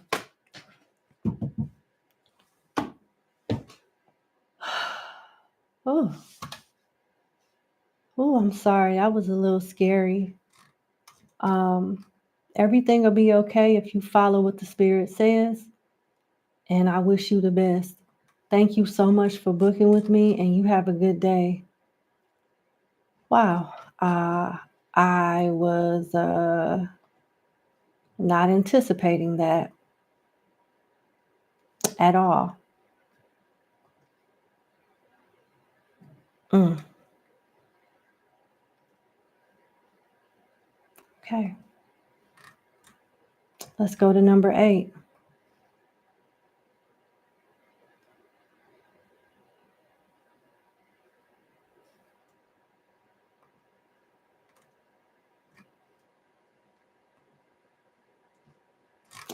Before I get started on number 8, I want to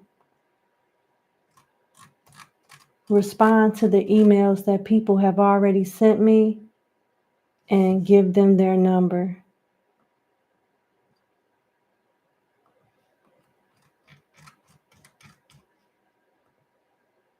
Okay.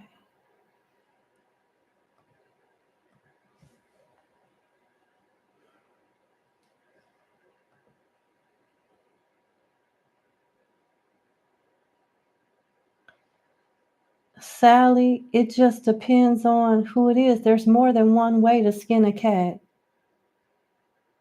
I'm sorry, I can't go back and forth with you in the chat, but God bless you.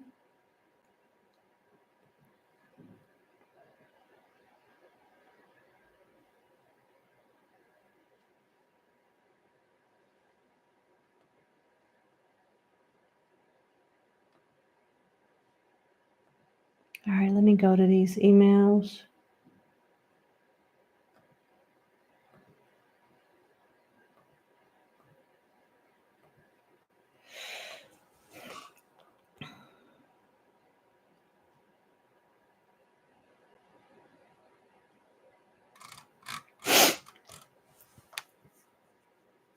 Oh, sorry.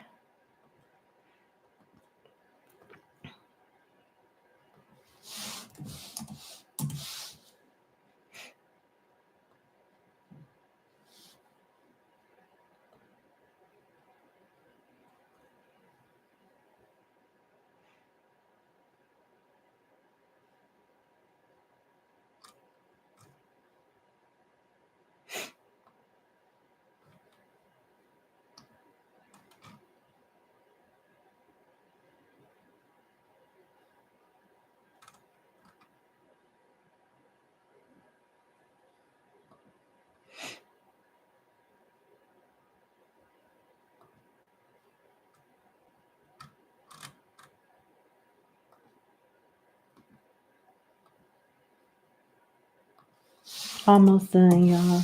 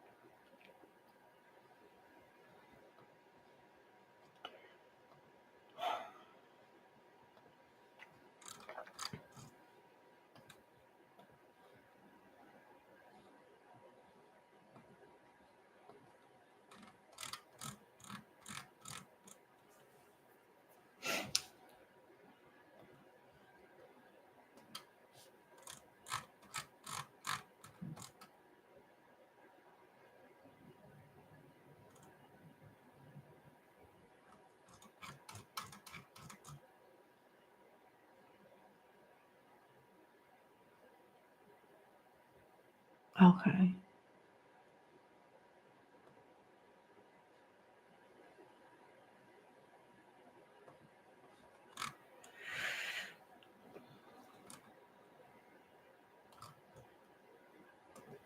All right, we on 8.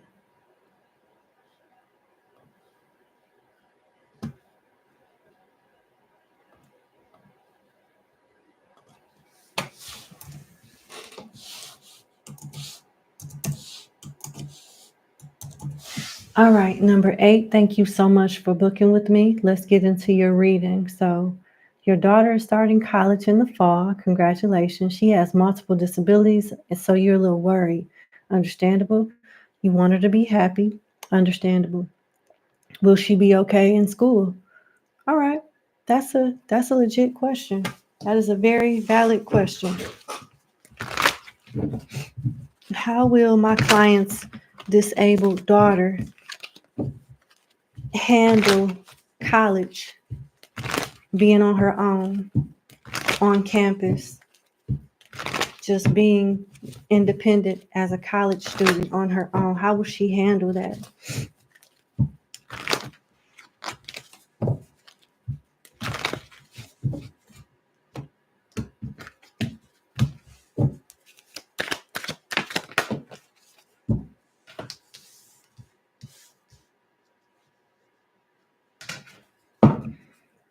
She will struggle with physical tasks here and there. Sometimes she will learn through failing and practicing so many times till she get it right. And other instances, she'll get help from people with the 4 of Swords here. She's gonna have fun. Looks like she's gonna develop a crush on someone and get caught up in the rapture of love with the 6 of Cups being here. And as far as like her getting into like some type of danger, I don't see that, but I do see her being like, how can I say this? Being distracted by a relationship, by a crush. And this particular side of the 6 of Cups talks about either studies or focusing on a task and not getting caught up in the rapture of love. So there's a relationship that they're warning you about that's coming up, or a crush, some type of crush, some type of romantic interest is coming up in the future while she's in college, and she's going to direct all her attention on this romance, this affair, and not and neglect her grades, basically. So she may slip up in her academics being with a guy or a love interest. That's a huge possibility. Right now, with the Two of Wands being here, things are going as planned. She'll be okay in that sense as far as her being happy, but she's going to be irresponsible with the upkeep of her academic task and responsibilities. She's going to say, F it, and I'm going with such and such because I love him. That's what I see. You're going to have to get on her about that. It looks like it's inevitable. She may not pass a couple of classes or barely pass them because she's going to be in love somewhere. I'm telling you. That's what I'm seeing. With the Six of Cups, it says, take advantage of upbeat emotions to accomplish things on every level, not just the interpersonal. Work, study, or other responsibilities may seem unimportant compared to the rapture of love, but come down to earth long enough to keep the home fires burning. Don't be too carried away by the delicious giddiness of youth. This talks about procrastination, party, party, party. My mama not here. Yes, I like you. I'm coming over your house. I'll study tomorrow. I'm telling you, stay on her about them grades. That's the only thing I see that could really like hurt her. I don't see danger. I do see, a romance, a little fling. And when it's over with, she may be sad about it. But yeah, she's gonna neglect her grades and start a romance with somebody on campus. Let me see what this Four of Swords says verbatim. I did give you a brief description of what the card suggests, but I am being intuitively led to read it out loud. Four of Swords. There's a need to respite now. Lay down your sword and let things calm while you replenish yourself for the next battle. If you feel too debilitated to continue on with your endeavor, there is no shame in passing on the task to the next generation. It's by far better to understand your limits than to harm the situation by persevering beyond your capability. Ugh. Long story short, she'll be back. She may last a semester. She may last 2 semesters, but I don't see her focusing and taking her college education serious. It'll be a romance thing that distracts her from focusing on her studies, and then it'll be something else. I don't see her moving forward with her degree. I see her going there, going on vacation, partying, and being distracted by romance and fun and neglecting her studies. Unless you stay on top of her. What if my client stays on top of her with this? Like, is there a shot that she could finish it strong and, get her degree? Even if she barely gets by, like, you know what I'm saying? What's the chances if you stay on top of her of her graduating on time? You would have to stay on top of her and she will rebel over and over again. She'll tell you, yeah, it's okay. And she gonna, after you get off the phone or leave the campus, she back to doing what she doing. And it's really not much you can do. The Hermit then came out with the Page of Wands. Page of Wands is exciting, motivated, adventurous, and outgoing, but not experienced, and really don't think about consequences prior to their actions. And this is how they're identifying your baby. And then they identify you as the hermit. You can't do everything for her. She has to do it herself. The hermit goes to the mountain for two reasons: to find clarity and solitude, and also to force other people to make more effort to reach him where he is, which is in the mountains. You can't take her with you. She has to be able to want to do it on her own. You can, give her a boost, give her a push, call her, stay on top of her like that, but she's gonna listen or she's not. And it looked like she's not gonna listen to you.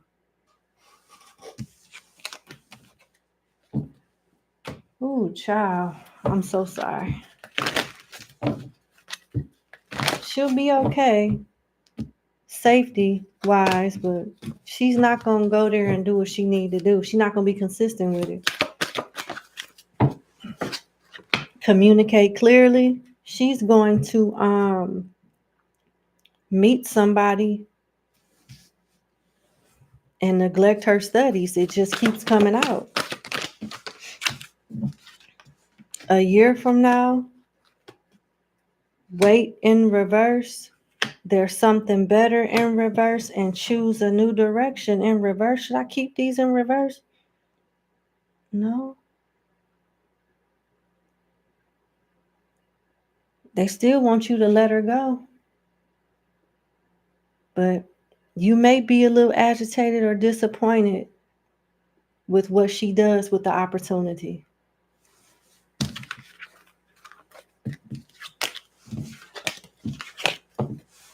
That's what I see. And you got no at the bottom of the deck. I don't think this is alluding to anything dangerous.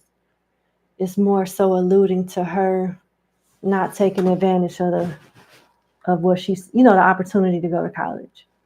But that's other than that, she'll be okay. She's just gonna go there to have fun. She'll be happy, a little too damn happy, because she looks like she's gonna neglect her studies. She'll be okay. So that does answer your question with a little bit more insight on what she's gonna be doing while she's there. And I really hope this helps. Thank you so much for booking with me, and you have a good day. Bye. All right, so let's go to number 9.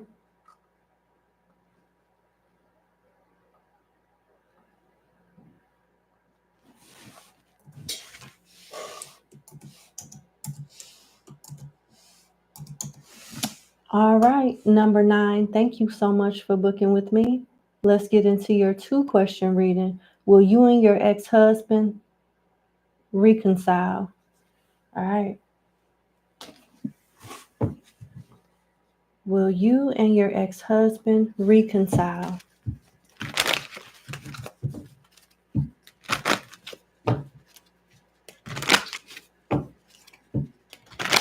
Will you and your ex-husband reconcile?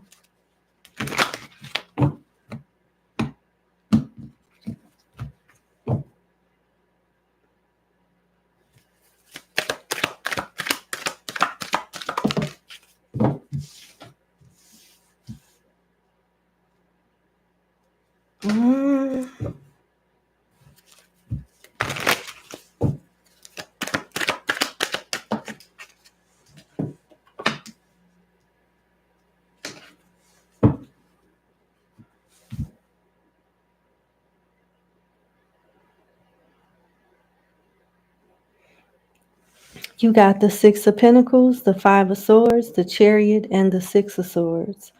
And you got the side of the 6 of Swords, number 9, where the woman on the boat is holding the Ace of Cups, going elsewhere for love and emotional fulfillment. Now, to answer your question, yes, but not for long. You guys will have another encounter where you'll get back in touch with each other and get back together, but it's not going to last long. And when y'all break up the next time, it's like y'all going to stay apart.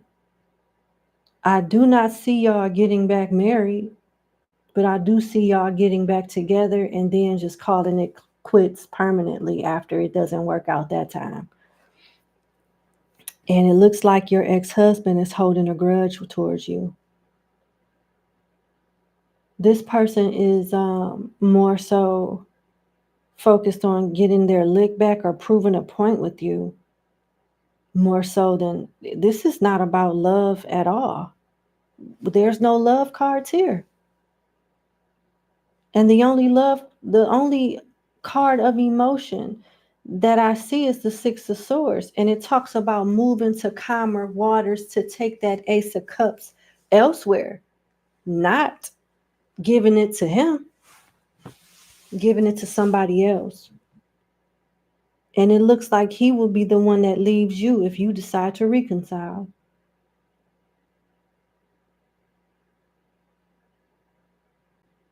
Taurus, Gemini, Cancer, Scorpio, Pisces, and Aquarius energy.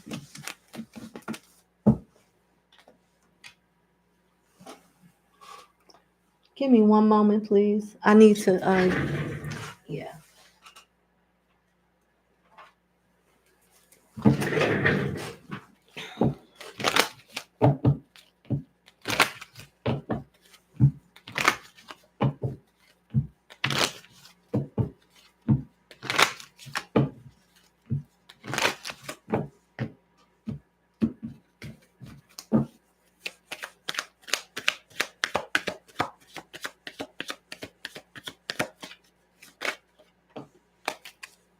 Yeah.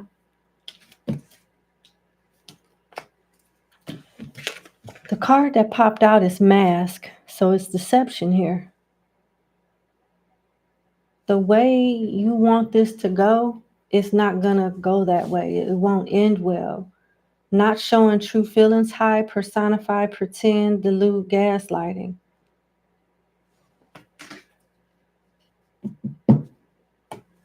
How does this person feel about, how does my client's ex-husband feel about her?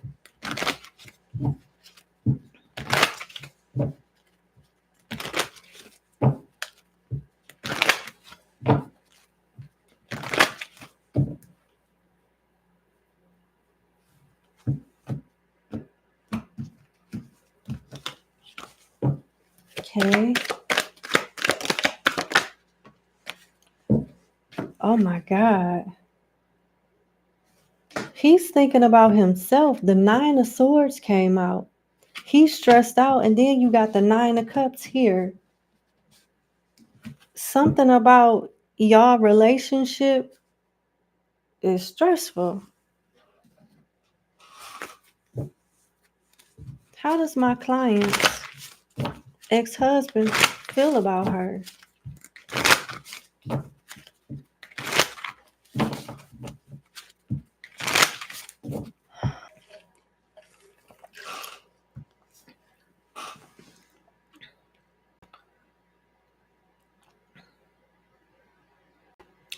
Okay, number 9. It looks like we lost the connection for a minute, but we're back up. Sorry about that.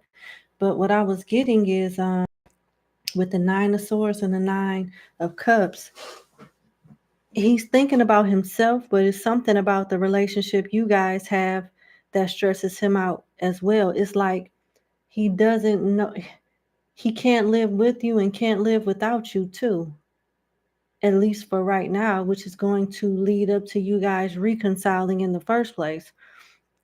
He's comfortable with knowing who you are and what to expect out of you and his connection, but he still wants to explore his options.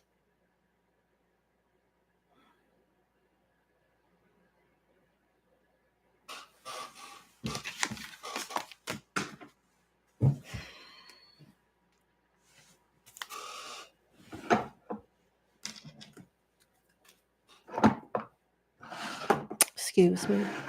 I'm getting another deck out. Okay. How else does my client's ex-husband, like, how does he feel about her?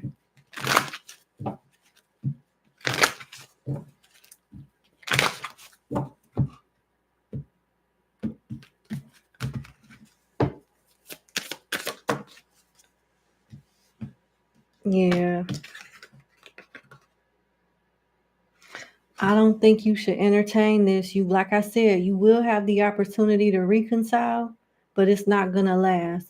And here's why it's not going to last, because he's going to still keep his options open. And when he meets someone else, that he feels he can be happier with, he'll leave. And I did pick up on him being the one to leave when it ends after the reconciliation. You got new love, new person, unknown person. So whoever this is that's going to be contributing to the breakup when y'all reconcile hasn't arrived yet. And you got freedom here at the bottom of the deck. Casual, being single, lightness. So it's kind of like him wanting to deal with you out of familiarity and convenience until he thinks he's found something better. I hate to tell you that, but that's what I'm getting.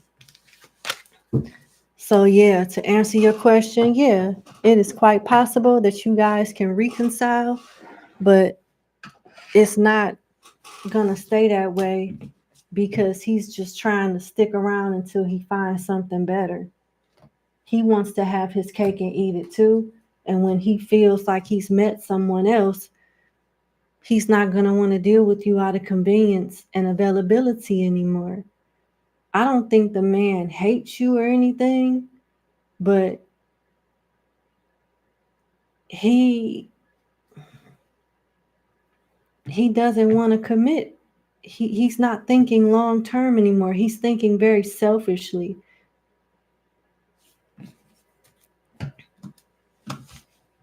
It's not about how I can make us happy.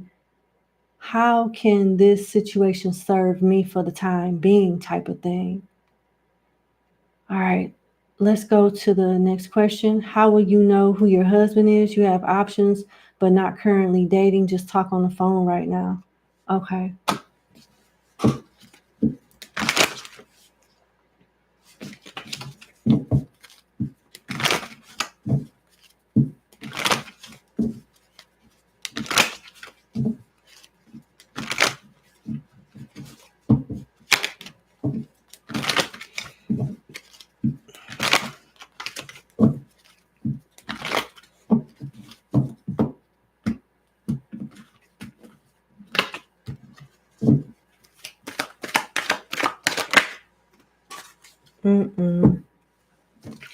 Well, it's nice that you're manifesting a new husband, but I don't see that in the foreseeable future right now.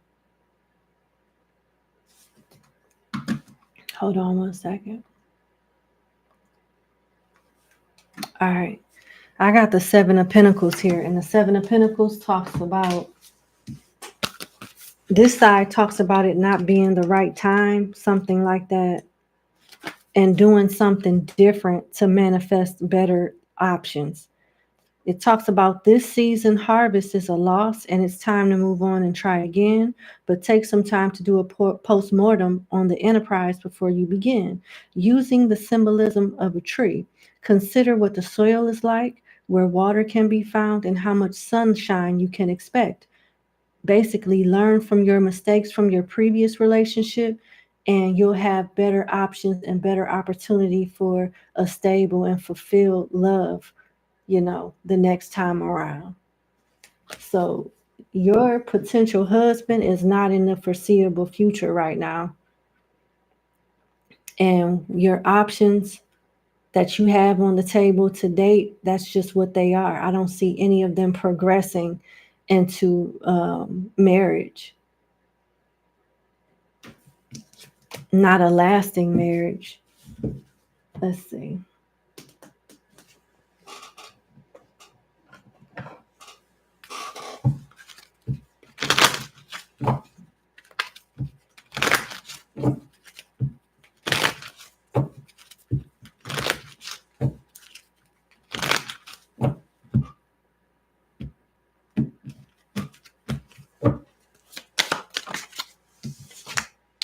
Yeah, you're going to be dating for a minute, number 9. You literally got dating queen. opportunities, dates, abundance. They want you to enjoy being single and dating and getting to know people and vet them out a little longer. Your husband, your future husband, is not around right now. Will my client eventually get married again? Yeah. Before I could get the whole question out, the Four of Wands came out. Yeah. It looks like it's going to be a few years from now as well. You're going to be dating for a few years.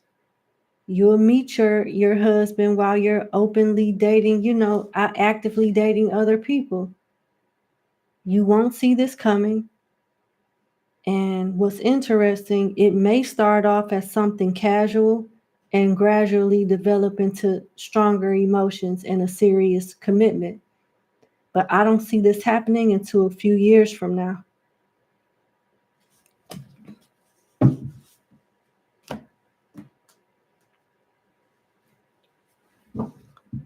Okay.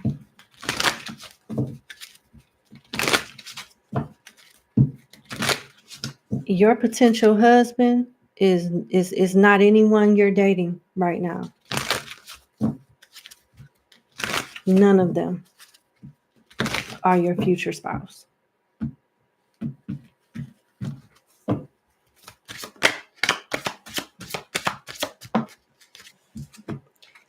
They don't even want you focusing on marriage right now. It's just not the time yet. You got Dating Queen that literally just came out, and now you just got dating. They want you to focus on the now and not the end all be all at this moment. And there's nobody in the near foreseeable future or in the present that you should even be entertaining about a marriage right now. Should be something that's not even on, this shouldn't be something on your mind. Whining, dining, romance. They just want you to date. They don't want you to think about commitment at this time because it's just even not conducive right now. It's just not even feasible at this time. Enjoy being single. You're going to be single for a while, more than likely a few years before you meet someone that's marriage potential. And then even when you meet this person, you got to think about what that card said, the Seven of Pentacles. Learn from your last marriage so you don't make the same mistakes with the new potential spouse, because you can do that. That's literally what it said. Learn from your previous endeavor and your next endeavor will be more successful. How did things start off with your previous marriage? What red flags did you ignore? See what I'm saying? What blind spots that you're privy to now that you wasn't privy to when you were with your last husband? That is going to be very important as you date these people now. You know what I'm saying? That's going to be very important, especially when you meet the potential one. So that's what I'm seeing. I wish I had more information, but it's just not that time yet. It's just not in the foreseeable future. Now, if you were to just go off and just go with the flow and date somebody, I think you will regret it. I really do. You know, what if my client said the hell with what the cards is saying and the hell with what spirit is saying, and I like this person and they like me and we in love and I'm doing what I want to do because I'm grown. You got X, breakup, separation, stop the pattern, silent treatment, abandonment. That's not going to work. And you got ascension in reverse. Transcending obstacles in reverse, you're not doing that. Learning in reverse, you're not doing that. Expansion in reverse, you're not doing that. New phase in reverse, you're not doing that. Preparing for union in reverse, you going ass backwards. Okay, that should answer everything. And it just is what it is, unfortunately. But I don't think it's unfortunate. I just think it's all about timing, and it just ain't the time. But that's what I have for you. I sincerely wish you the best. Thank you so much for booking with me, and you have a good day. Bye, number 9.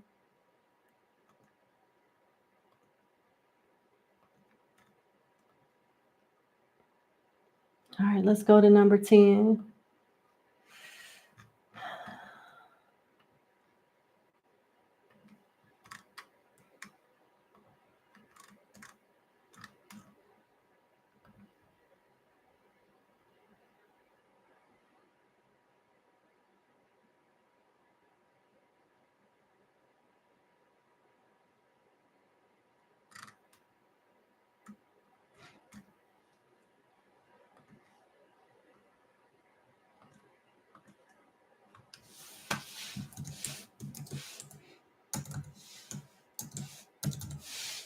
All right, number 10. Thank you so much for booking with me. Let's get into your reading.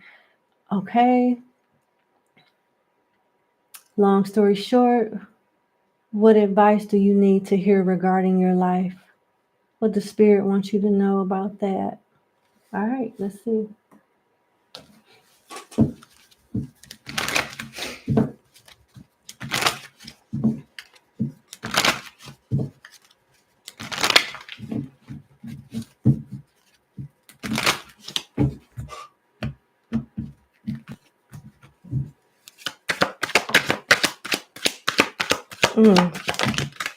You got changes coming that you need to be prepared for because it's inevitable to happen.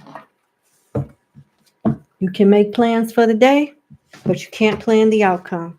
Not with the Tower coming out. So you got the Tower, the Nine of Wands, Death, the rejuvenation side of death. So that's good. After chaos comes victory, peace, and stability. Then you got the Knight of Pentacles, the Hermit, and the Four of Swords. You got some changes coming that you need to prepare for. With the Tower being here, it won't be as worse as it could. It won't be as bad as it can be. But you still need to prepare because it's going to result in you rebuilding your foundation in some way. You got endings coming into your life and a slight elevation of status afterwards that you need to be responsible with so you can continue to grow. Whatever this upgrade is in your life, let it feed your ambition and not your ego. Let it motivate you to go even harder to achieve more and not get complacent in the consistency of your circumstances because it's positive.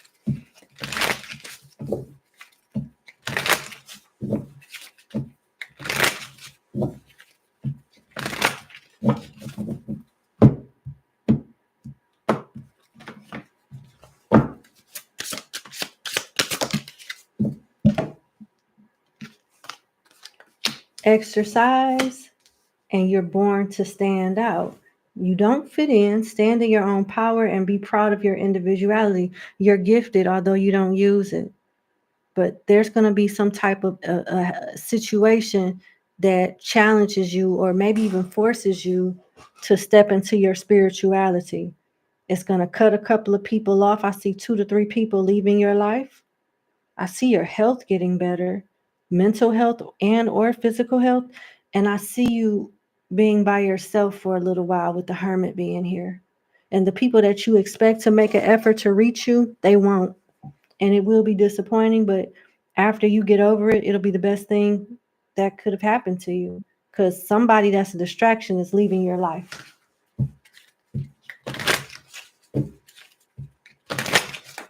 They want you to focus on your health and every routine being productive. You're being asked to be open to spiritual gifts. It's talking about your spiritual. Something about you opening yourself up to gifts is what's going to lead you to a windfall of money, some type of stability coming in.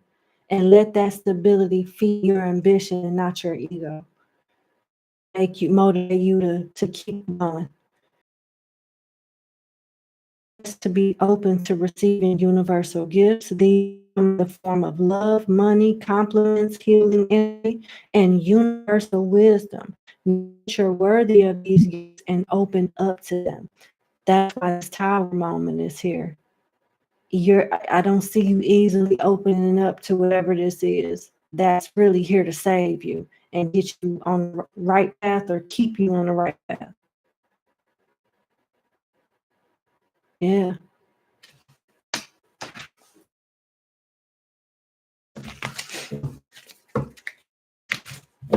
You to be to be guided by logic and rationality and not much in your out of your emotions.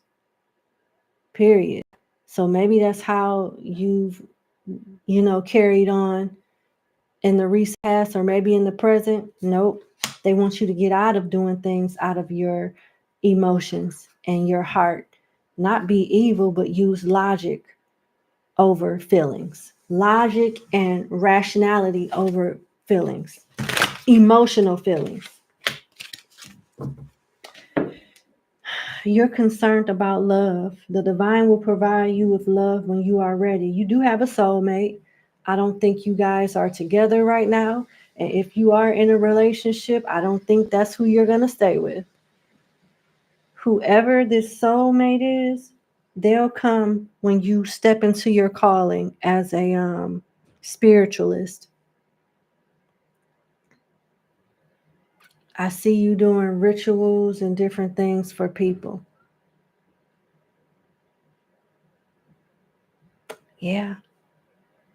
You're going through this, you're in the middle of this change right now. This tower moment could come within the next 4 to 12 weeks from now. Can you clarify tower?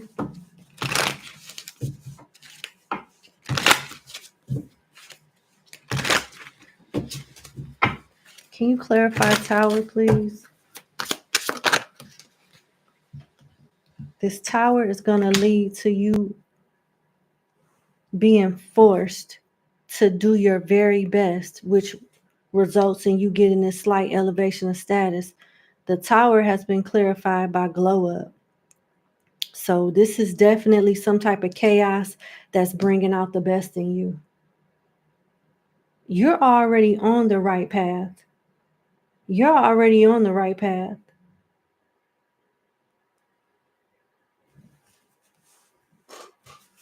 Tell me more about the tower.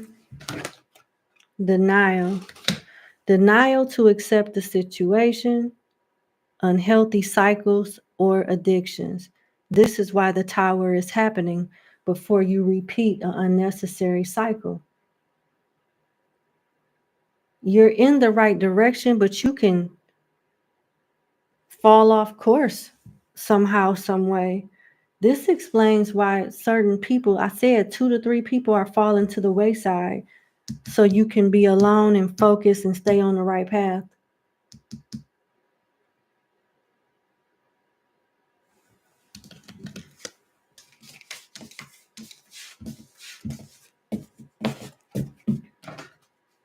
Scorpio, Aries, Capricorn, Taurus, Virgo, and Libra. Leo. All right, let me see what else comes out. I am being led to go to my spiritual deck.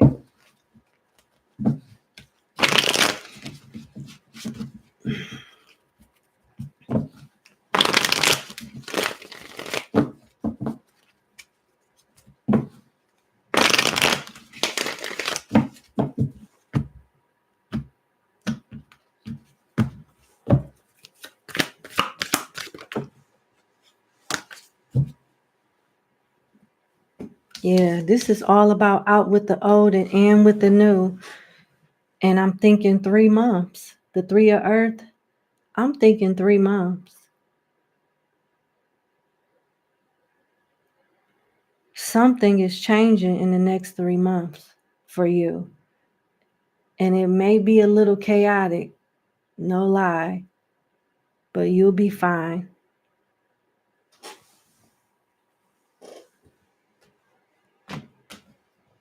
It's leading you towards the right society, the right soul tribe, the right group of, the right support system. You're going from being an outcast to the 3 of Earth.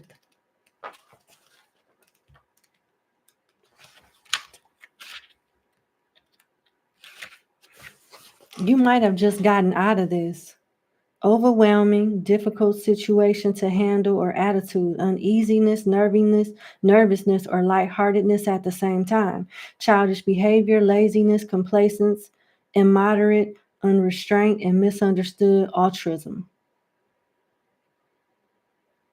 Hypersensitivity, although seemingly numb to feelings, which may be a mental block, need to suffer in order to mature. Oh my goodness.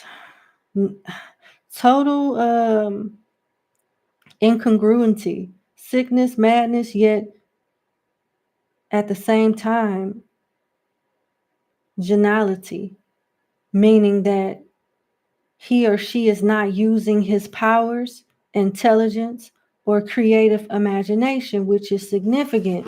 This is what it is. I literally said with the previous spread that you're being forced out of your comfort zone. I'm paraphrasing. I did not say that verbatim, but I said something along the lines of you being forced out of a comfort zone. Something's going to happen where it forces you to bring out the best of yourself and you start to thrive. And that time is approaching, like now, it's approaching in the near future. Because you thrive under pressure is what this card is suggesting. You thrive under pressure. When things are too good, you get complacent. Under pressure, when you don't have no choice but to win, you do your very best.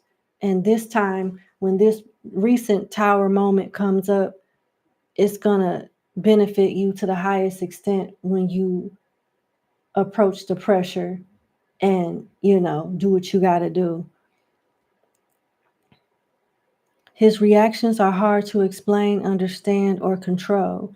He sees the trees but not the forest. He loses himself in unnecessary details and his priority changes. Yeah. You have, remember when I said that you're already on the right path now, but you can be easily distracted? That's what this is alluding to. He loses himself in unnecessary details and his priority changes. This is why you're being forced into this tower moment and hermit mode to protect your ascension. His love affairs are conflicting and morbid, and he tends to abandon them. He may be a great poet who will never finish a single tarot, a great musician who may never perform his symphony. See what I'm saying? They want you to finish what you start. So they're orchestrating this tower moment so you can stay committed to whatever this purpose is, whatever it is that the spirit is set for you to do. And they're getting rid of distractions.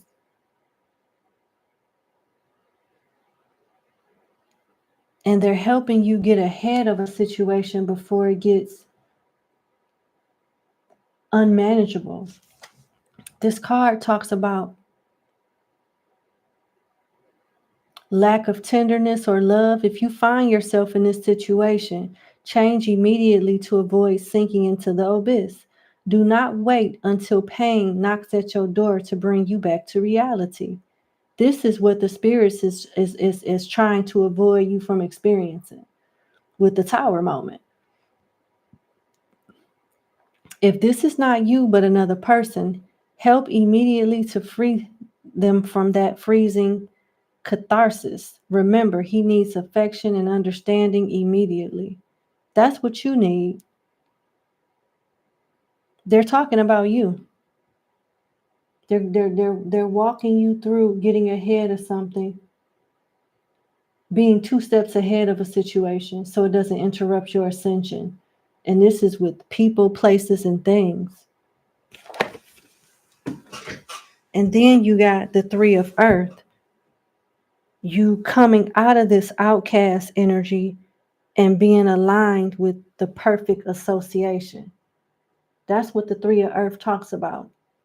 You being brought in front of the right group of people that you are perfectly associated with so you can get more done. And so you can grow in peace and thrive in peace and be safe while doing so. Not from a standpoint of danger, but, just no interferences. People that you can trust. Looks like your social circle is changing as well. A lot is changing in your life, number 10. And I don't think that you see this coming. I keep getting 3. I think it's 3 months from now. Last message, like, how does my client prepare for this?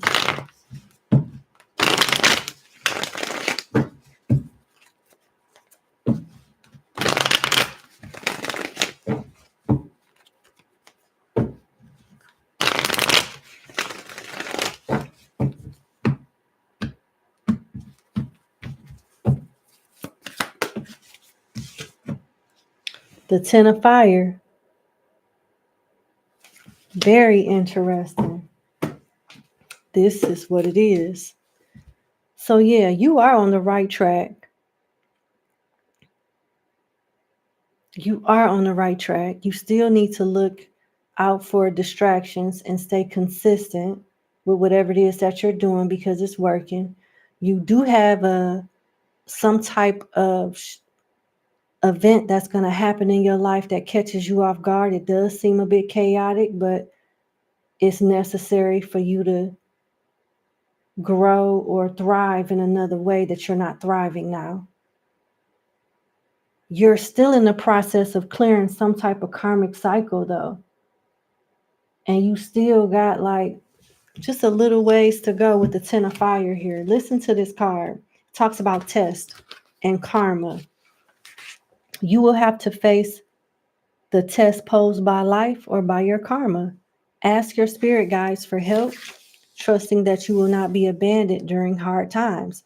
And the hard time that I believe they're alluding to is that tower moment that came out in your previous spread. Ask your spirit guides to help you and not abandon you during this hard time, and you will overcome these tests without any difficulty or hardship. Your reward will be an increase in your self-esteem and the acknowledgement of your honesty to others. So they're putting you in a position where you have no choice but to trust the Most High. It's some type of divine intervention that's restructuring your life and even the lives of the closest ones to you. I hope this is making sense. But that's what I have. I really wish you the best. Thank you so much for booking with me, and you have a good day. Bye.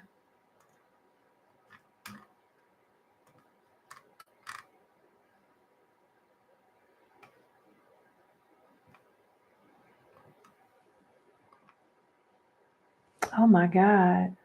Like, Lord, I'm so sorry.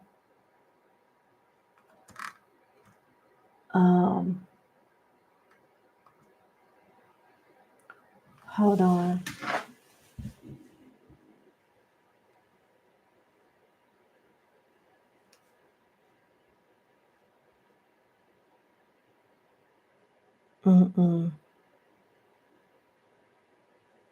Oh no.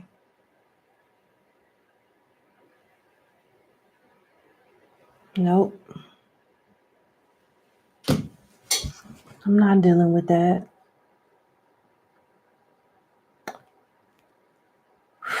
I've come a long way, y'all. I've come a very long way.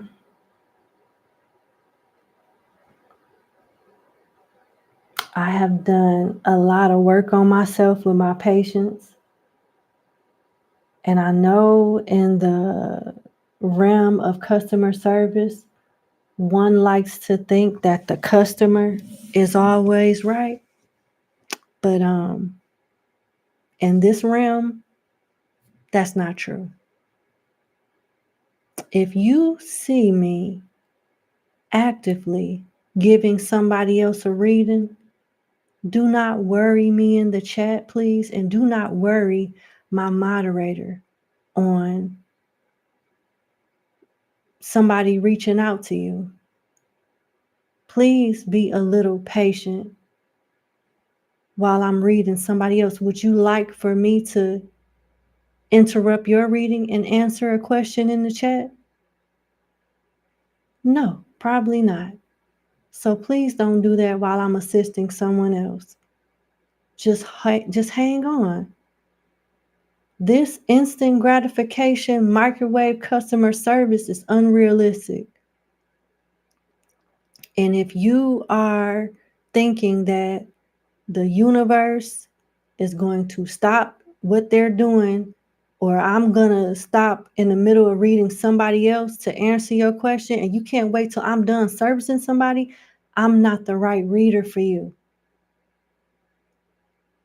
I'm not going to do that. All right. But God bless you. You know who you are.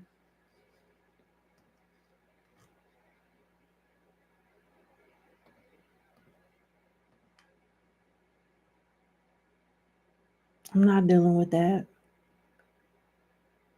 That's crazy.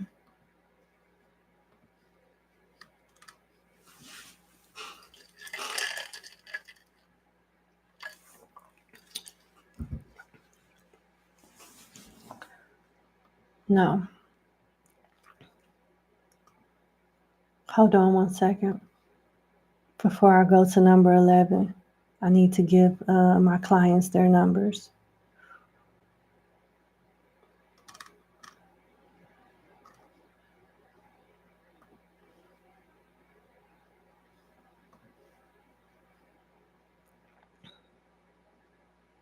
Y'all, that's not cool.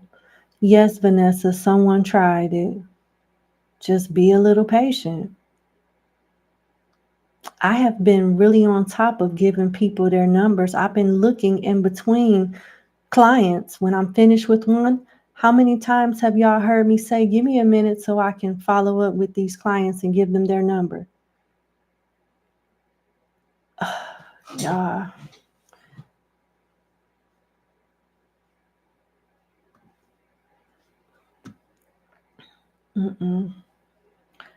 All right, let me carry on and give these clients their numbers.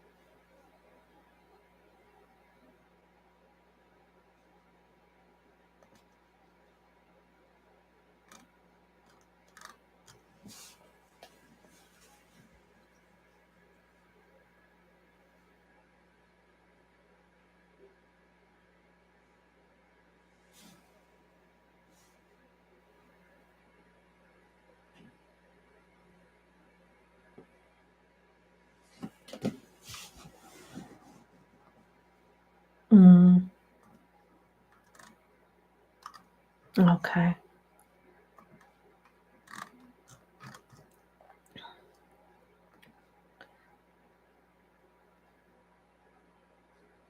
Hold on. Okay.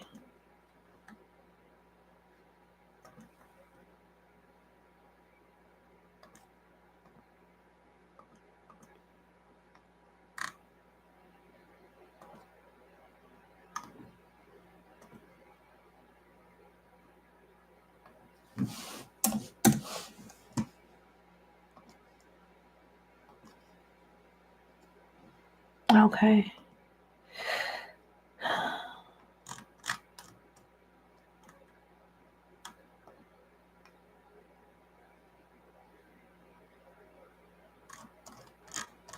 All right. Where are we at? I think we are on number 11.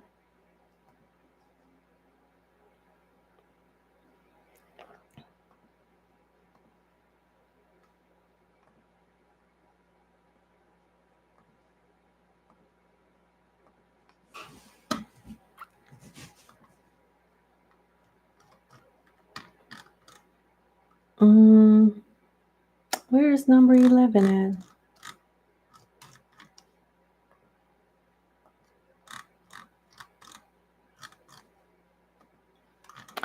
Oh, I believe it's in the other one. Okay.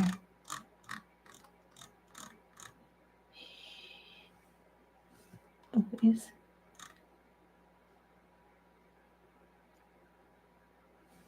okay.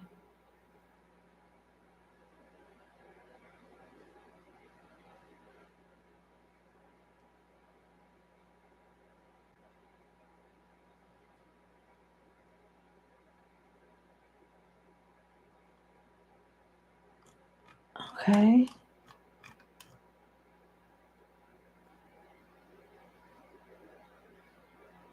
Okay, so you sent me the same question twice.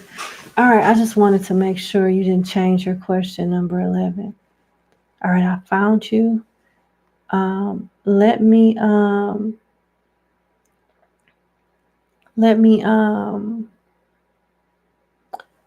take a bio break, and I'll be right back, and we'll resume and get started on client 11. All right. All right. Okay, give me 1 second.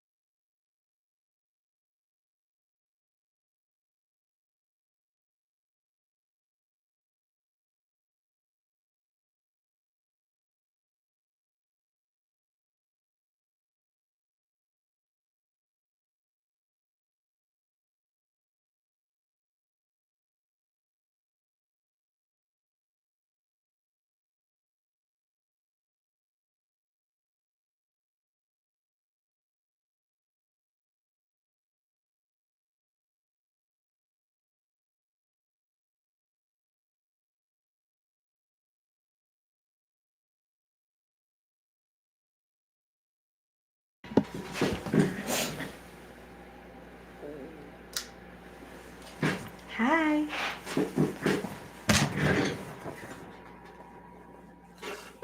Okay. All right. Let's get started. Yeah, we left off. We finished number 10, and now we are on client number 11. Okay.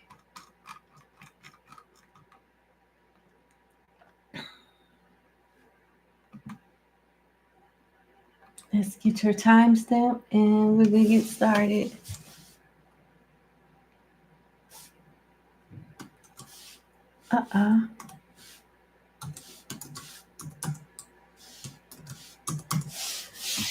Okay.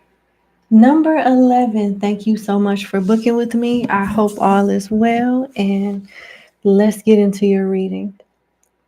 So, you've been on this job for about 6 months and you're one semester away from your master's degree. Congratulations, pretty lady. You took this position as a foot in the door type situation. Does this job, not the position, has growth potential for you specifically, or should you be looking elsewhere? So yeah, you don't want to stay where you are, but you will stay if you know there's an opportunity for you to grow and move up in the ranks. If not, you want to go somewhere else.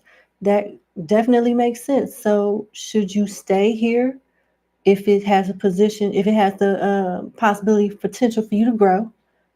And if not, yeah, should you be looking elsewhere? Got it. Got it. Got it. Got it. I don't hear that question asked enough. Very good question. Very good question. It's all about growth.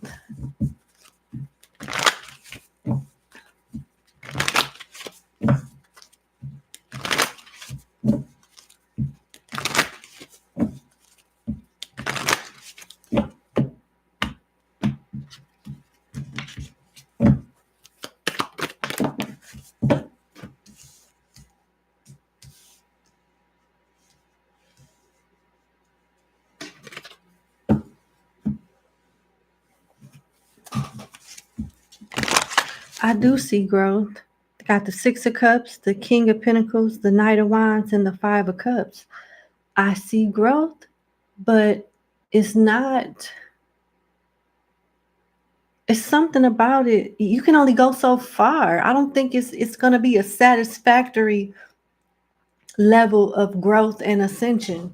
Like you may get a promotion, but it may be hard for you to get, like you may get a promotion that leads to a role that you may want in the future, but after you get that promotion, I see you staying where you are.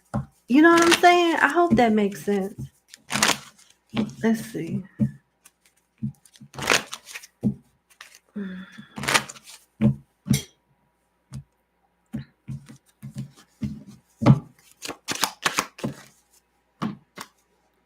Chess.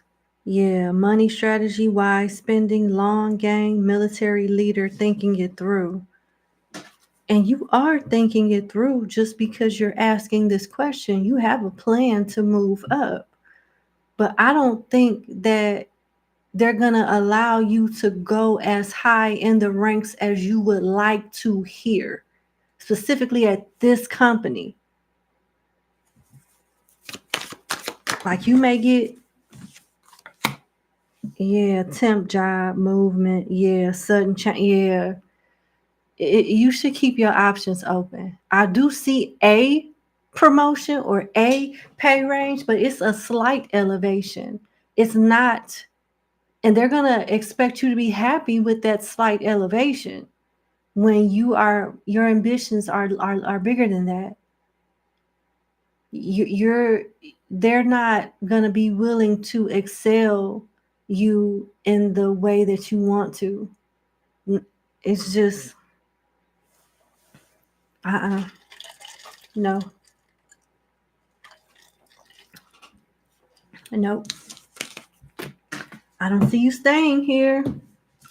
I see you leaving. And it's for good reason too. Cause I mean, there's, instead of growth, it's more like a brief growth spurt where you just boop, you know, yeah, you grew, didn't you? You grew a little bit. That's growth. That's still growth, but it's not exactly where you want to be. It's not going to be satisfying to you.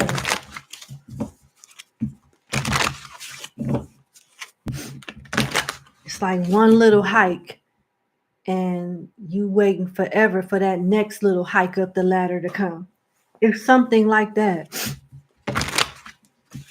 Let's see.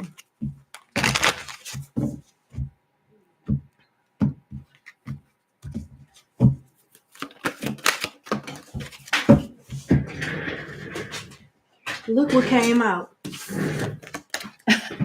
New life, honey. In this instance, new job. You know what I'm saying? New company, something like that. You may get a fresh start or be called to bring a new perspective to your old job. You may also get a tempting job offer or a new place. It keeps going back to the same message. Look outside of this. Explore your options elsewhere. Courage. What are you afraid of? So you can overcome what's holding you back now. There are leadership opportunities for the taking. Yeah. You want to be a leader, and you're about to have your master's soon. I don't see this organization giving you that stepping stone to be that leader that you are capable of being. You will have to get that opportunity elsewhere. It's a stepping stone, but they're not allowing you to step up so much. You'll take a few steps up the ladder, but there's a ceiling, there's a cap that's not as high as you think it is or may want it to be at this particular job. So definitely keep your options open, because what they are not willing to offer you, somewhere else, someone else is for sure. And all of these cards, deck 1, deck 2, deck 3 is alluding to you seeking opportunities elsewhere.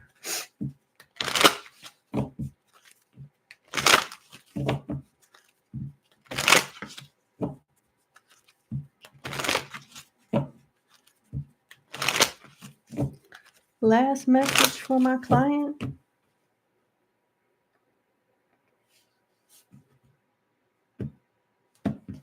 Your message is straight to the point.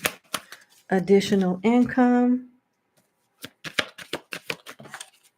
concentrate skills and tasks. So focus on school. After you get your degree, apply for somewhere else. Learning, teaching. Yep. Put that degree to use. Inheritance, retirement. Okay. Yep. Withholding. Yeah. What it's saying, the way I am interpreting this, is no different than the message that just keeps repetitively coming out. Stay here while you get your degree. And when you get your degree, look for other opportunities outside this company, and you will likely find a company that you can retire from with the option to grow into that leadership of, position that you qualify for, especially with your expertise and your new master's degree. It's going to be elsewhere though. So right now, focus on school and then apply elsewhere after your degree. You will get another job offer that has more money and job security with the option to grow to a higher level than what this job will be offering to you.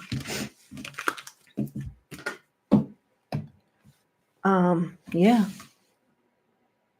That's what I'm saying. All right. I wish you the best and good luck to you, because you're going to be successful. You're definitely going to be successful. You're very smart. Elsewhere is where the opportunity is. You can only go so far where you are now. All right, that's what I have for you. I sincerely wish you the best. Thank you so much for booking with me. And sorry about the misunderstanding with Cash App. I'm not sure how that happened. My apologies. But I do sincerely wish you the best. You're one of my favorite clients. And have a good day. Bye.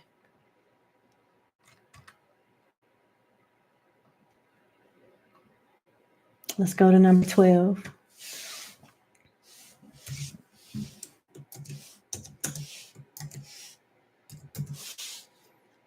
All right, number 12, thank you so much for booking with me. Let's get into your reading.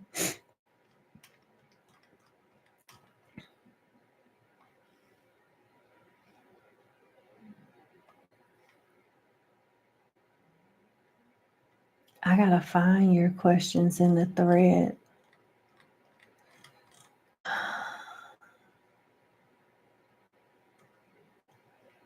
Okay, you got two questions. I found it. Your first question is, do the spirits see your father leaving anytime soon? Okay. I understand. All right. I read the backstory quietly. Okay.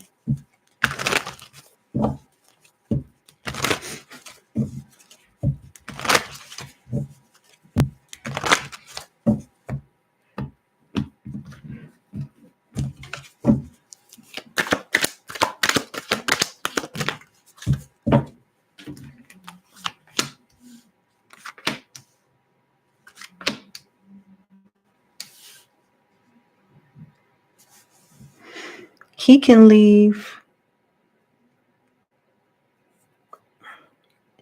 He'll have an opportunity to leave September, October, November, and December. It's in between that time span. And it looks like he's coming into some money, honey, with all of these pentacles. You got the 9 and the 10 of pentacles here with the Wheel of Fortune in the back of the Emperor. So he's working on something. And he's about to come across some money or save up enough money to be okay. So yeah, I do see a strong possibility of him moving sometime between September and December of this year. I know that's not next week or next month, but it is this year. And when he does leave, he'll have a nice little nest egg of savings. Looks like that's what he's working on now. All right.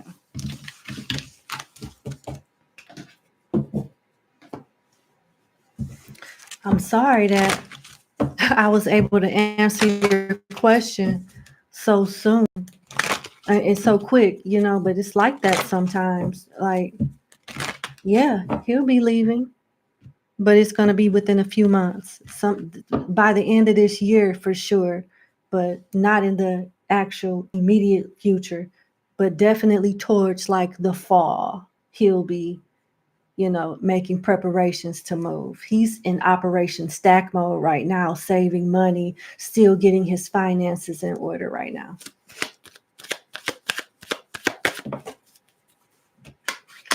He has some type of underlying health issue too, with bad health here. And I say that not as a doctor giving someone medical advice. I am suggesting only that he goes to the doctor. He knows this already and ain't telling you, or he doesn't know something is already taking place or it's about to, and he needs to go to the doctor on his health. I am suggesting, I'm not giving medical advice because I'm not licensed to do so, but I am suggesting that he goes to see his primary care physician and get a thorough exam to check on the status of his health. I don't know if this is a disability, which is why all of those pentacles came out in the previous spread. Maybe this is some type of lump sum money due to a disability or a health issue, you know, he's being compensated for. I'm not sure, but definitely some money is building up somewhere, and there will be a disperse of funds or amount of funds saved up for him to leave no later than the end of this year. But he needs to go to the doctor if he hasn't done so already. It's being suggested via the tarot.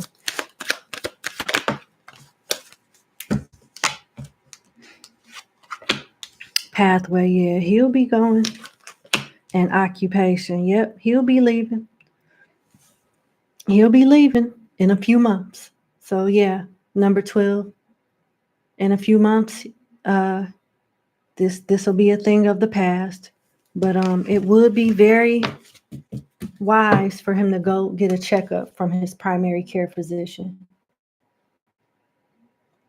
to either prevent something or to remove, something health-wise. Your second question is, how do you tap more into your spiritual gifts? You keep having dreams that come to fruition. Okay. You recently got into a car accident and you had a dream that you would. You just kept feeling like something was coming. Well, that means you clearly psychic, clearly intuitive. All right, let's see. You want to know how to strengthen your intuition. You want to know how to strengthen your intuition.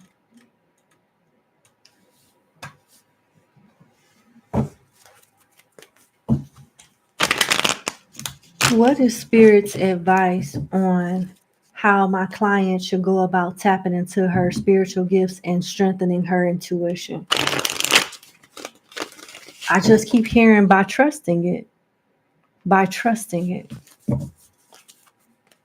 Don't blow things off regardless of how bizarre they may seem.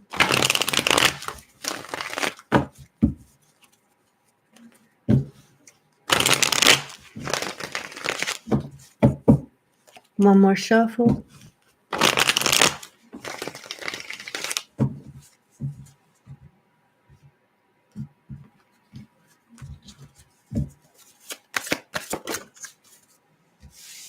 The Six of Air.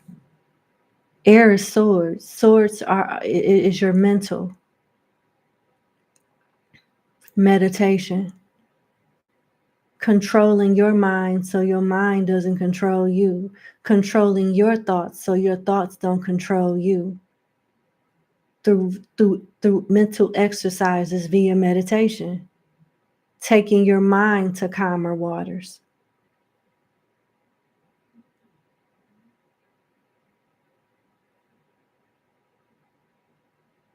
I'm channeling. I'm hearing become a silent member of a spiritual group on Facebook. Some type of social media platform that you may be a part of in the future. You could join for free, and whoever the moderators are or the admins are will post different exercises and different things that you can do to strengthen your intuition. But definitely start with the meditation. You need to do a daily exercise for at least 5 minutes a day to strengthen your intuition.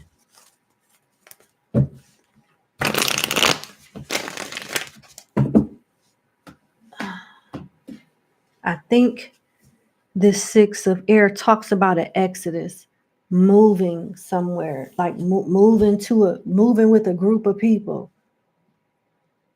Hold on one second. All righty.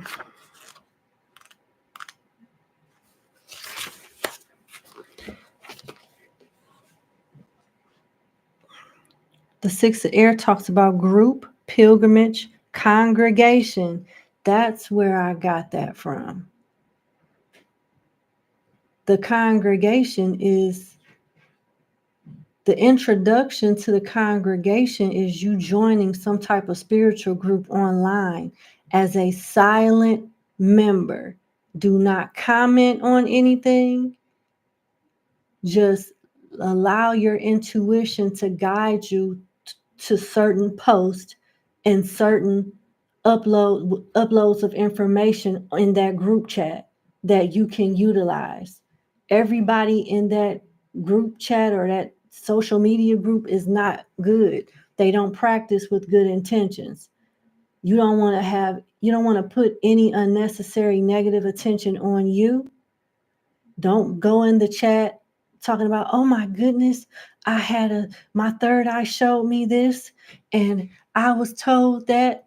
No, you don't know enough yet to protect yourself from more advanced magicians that prey on people that's excited about their gifts to still learning themselves. They prey on people like that don't know a lot. So that's why they want you to be a silent member. Group, pilgrimage, congregation, exodus, going away to find something new or highly desired, emissaries or representatives. Your final destiny may come through water on other lands, or it may be related to that element linked to spirituality. This is confirmation of what I channeled. Linked to spirituality and the highest psychic level. You psychic as hell, girl. You just need a boost on how to strengthen that intuition and a few little pointers with your meditation exercises and protection exercises and things like that to get you on your way. Remember, you're going to be led to some type of spiritual group. It'll come to you. It'll stick out like a sore thumb. You join, be a silent member, be careful what you like, what posts you like. Don't just read, just look at the information, take what apply to you and be responsible with your findings. You don't need to share certain visions or certain things with anybody, not right now.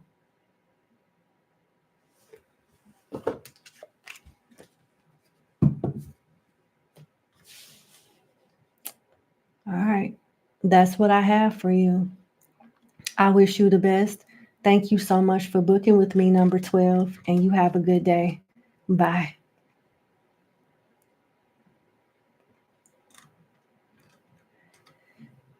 Okay, let's go to number 13.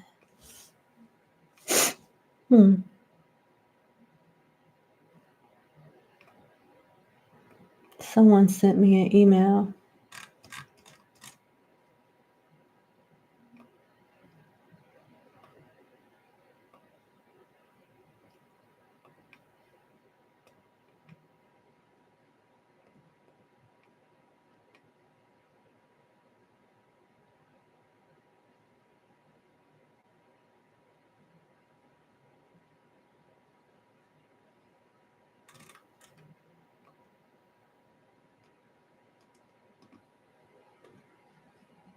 Okay.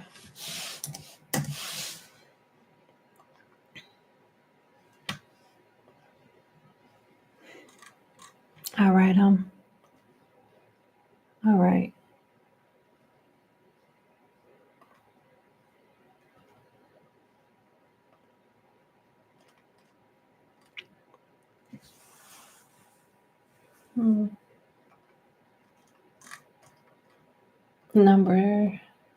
Yeah, we're on number 13. Okay.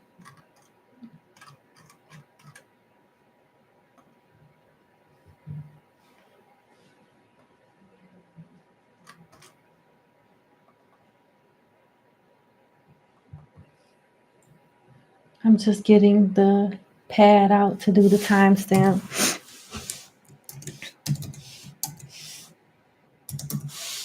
All right.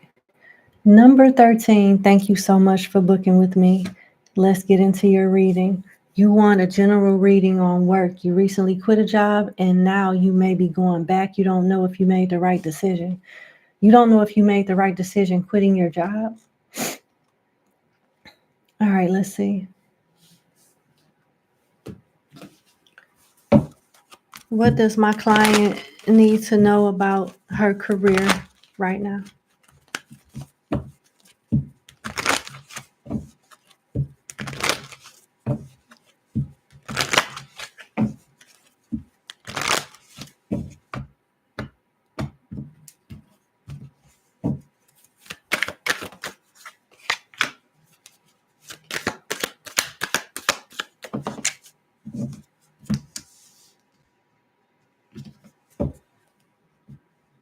Okay, it is alluding to some type of bad decision with the shadow side of the Seven of Wands here.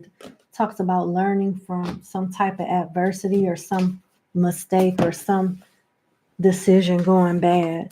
Then you got the Five of Swords here. And you got the Lover. So it talks about a choice in your career. I don't know if this choice is alluding to staying where you are, or going to a new job, or staying where you are versus going back to your old job. I don't know, but let's see. We'll get into that in a minute. Seven of Wands talks about a wise person learns from both his successes and his failures.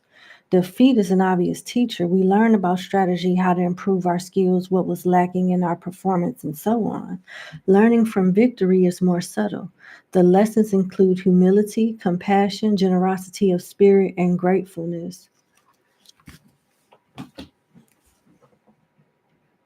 So you had to go to this job to appreciate what you might have been complaining about at your old job. So this was a lesson of the grass not being greener. Okay, that's what I got out of that card. And it's like you Five of Swords yourself by leaving. You kind of did this to yourself. I'm not calling you out, but this is what the cards are alluding. But even though you made a not so great of a choice, you still have options for better with the Lovers here. So the spirits is saying you are absolutely right with how you feel, and they agree that you have learned the lesson that you were destined to learn by leaving for this position in the first place. They're glad that you understand and are more appreciative of how stuff was at the past job, comparing it to what you are experiencing with this place. So that lesson is learned. So with that being said, what do we do from here? Okay.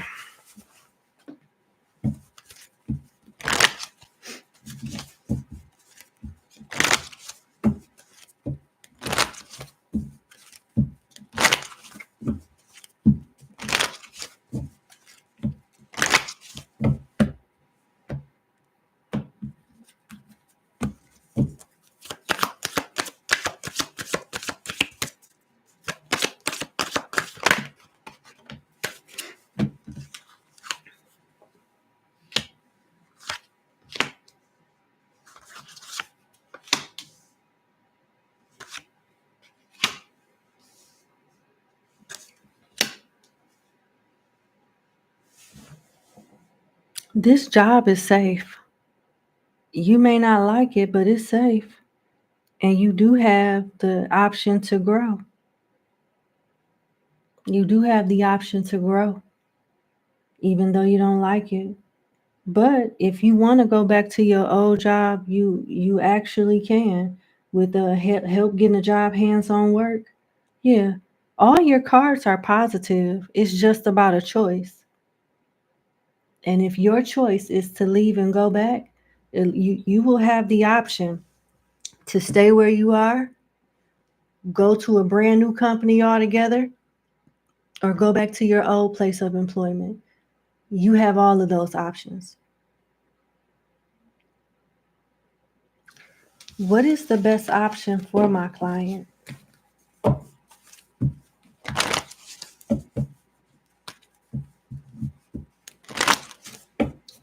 What is the best option for my client? The old, where she is now, or a brand new spot altogether?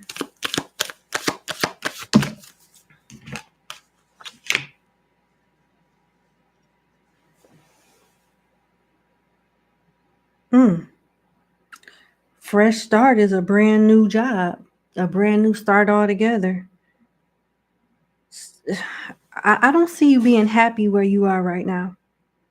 You have the choice to go back to an old job or go somewhere new altogether. Those are your options where you'll be more happier. The old job or a new company altogether. You'll be happier taking those two paths. If you compare the old job to a brand new job elsewhere, which one is better? Let's break this thing all the way down. Which one is better, Spirit? A new job with a new company altogether, or just going back to the old job? New job, old job.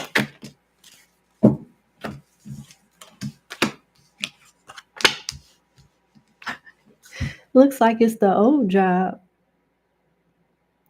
And it looks like you'll be going into a familiar role and then doing something new altogether. You'll be uprooted from something familiar to doing something new at the old job altogether. Because even the new job talks about 10 of Wands, 2 of Swords, and 6 of Swords. 6 of Swords is movement to something better. Yeah. They want you to stay where you are until you get back in the door of your old job. Don't be so quick to quit yet. Wait until you got a secure spot with the old job before you give them your 2 weeks notice or whatever you're going to do to leave. This card talks about wait for further instructions. Handling a situation under murky waters when you're uncertain only leads to you being in a more murkier situation. So don't do anything prematurely. You the wounded warrior, 9 of Wands, hang in there and fight it out for a minute. You won't be there much longer. But start making your preparations to return. They'll accept you. That's what it looks like. And although you're not that jumping for joy about going back to the old, it's better than what you're currently experiencing now.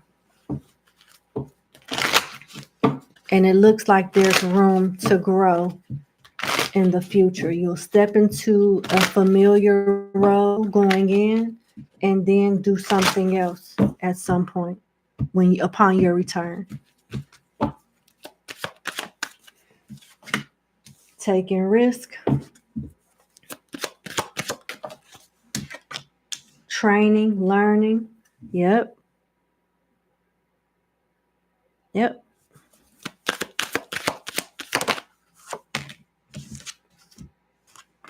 Credit card debt in reverse. That's good.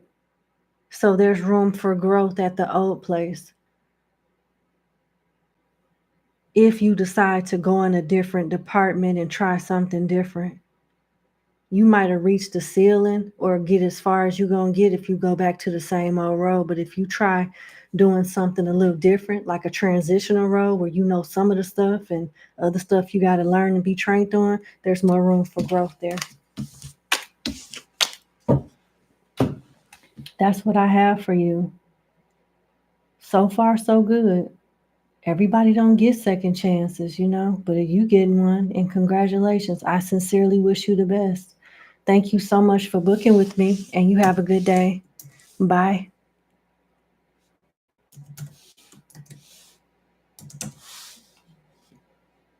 All right, number 14. Thank you so much for booking with me. Let's get into your reading.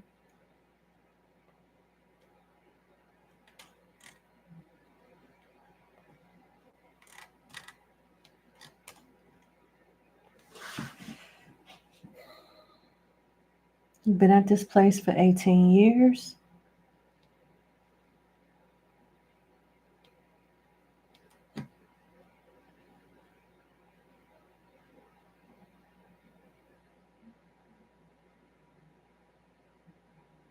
Your manager doesn't like you and is open about it, blatantly shows her dissatisfaction towards you to the point that other people can see it. And you got another supervisor that's been harassing and bullying you for years. I can't stand bullies.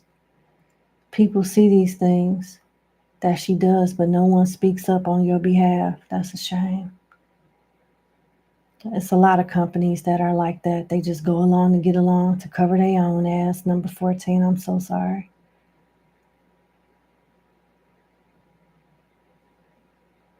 Are they trying to make you lose your job? The situation is making you feel so drained and depressed, and you feel like giving up. You're just tired of fighting to be treated unfairly. I'm so sorry. Let's see what's going on.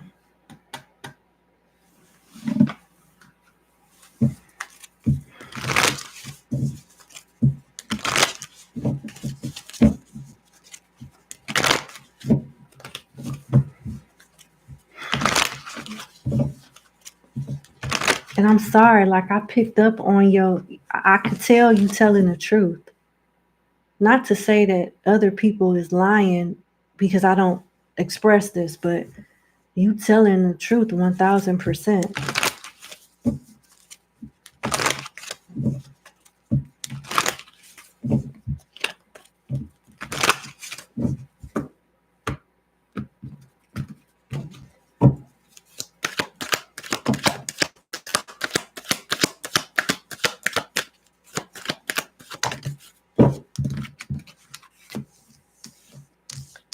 The back of the Two of Swords, the Three of Pentacles where you have a sponsor, the Page of Cups, the shadow side of the Page of Cups where somebody is purposely trying to bully you, the back of the Chariot, so you miss an opportunity. They're having trouble firing you, but what they have been successful with doing under the nose of the powers that be there is you advancing.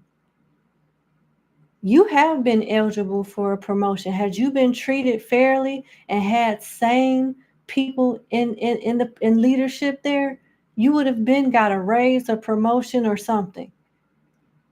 And the politics there would be working for you and not against you. You're only experiencing what you're experiencing because of the people in charge, and they're sneaky as hell about it. The Seven of Swords is here. Two of Swords, Three of Pentacles, shadow side of the Page of Cups, the back of the Chariot, Wheel of Fortune, Magician, and the Seven of Swords. They sneaky as hell. It's not what you know, it's what you can prove. And you're being challenged by the spirits to find a way to prove it. Not to the people there, but to the court of law. Somebody higher up. Because when you expose that, you expose the people that could have did something and didn't, although they knew. Get creative and find a way to expose them. Get you a little pocket recorder. Google some type of spy gadget where you could put something around your neck to record that you can just press and be like, boop, such and such. There goes such and such on this type of bullshit. May 7th at 8:30 a.m. The bitch said this. The bitch did that. For real. You're gonna have to expose them. They are trying to get rid of you, but the people that has the power in the company to do that and sign off on that won't allow them to do so. So if they can't do anything else, they'll just stop you from growing within the company. You won't get past the position that you currently are at now. It's either that or they're going to try to make you quit. And they are sneaky as hell when it comes to this. So you have to be even sneakier when it comes to exposing their ass. Yeah.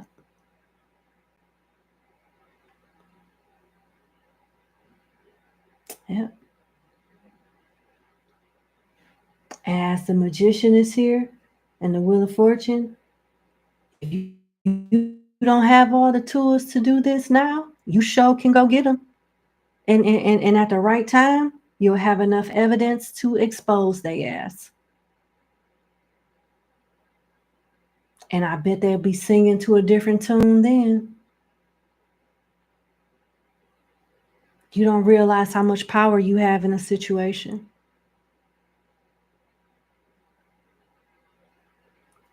Gather your tools up as this magician and use your power wisely.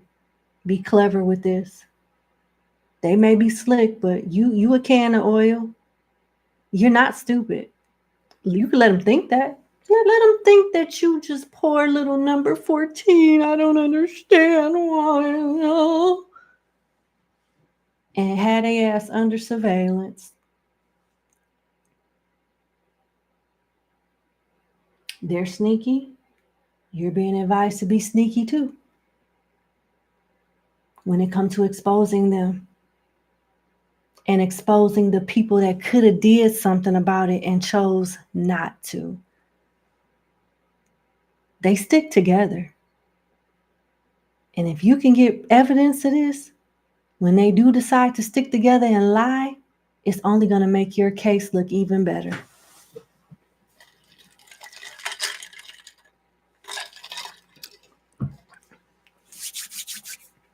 It's time to start strategizing. This is affecting your mental health with the Two of Swords here. You are spiritually gifted too. Do a ritual to help for the spirits to give you a boost on getting righteous justice on your enemies at work.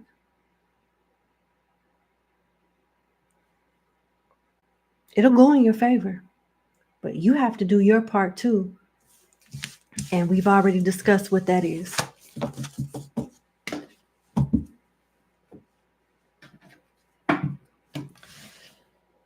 All right. Let me see.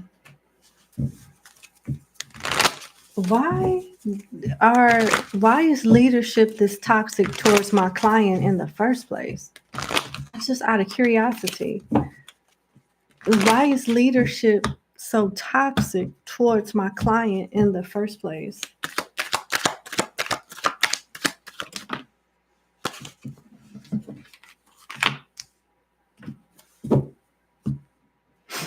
And because you don't do anything about it, they look at you as weak. They look at you as a pushover, and they do it because they can. Doesn't look like they're that happy in life, and the only place they're thriving at is at work anyway with the Eight of Pentacles. And you keep tolerating it with strength, so they keep dishing it out. It'll stop when you fight back, and unfortunately, this is how you got to fight back. If not, then maybe it's best that you leave. You shouldn't have to, though. That is your choice. Stay, build evidence, fight back, get your justice, or leave. Those are your alternatives.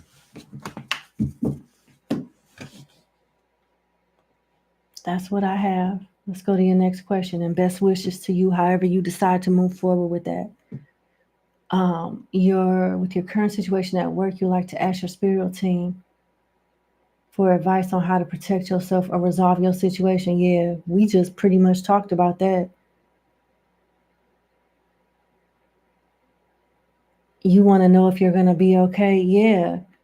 I don't see you getting fired, but I see them even like they've been blocking your growth in the company.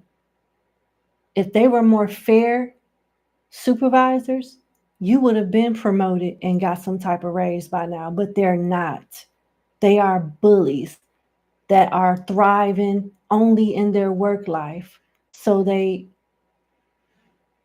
not deflect, but they project their misery onto whoever they feel is weak enough to allow them to do so. Your options are what came out with the advice in your first question. But let's see if I can get some additional information for you.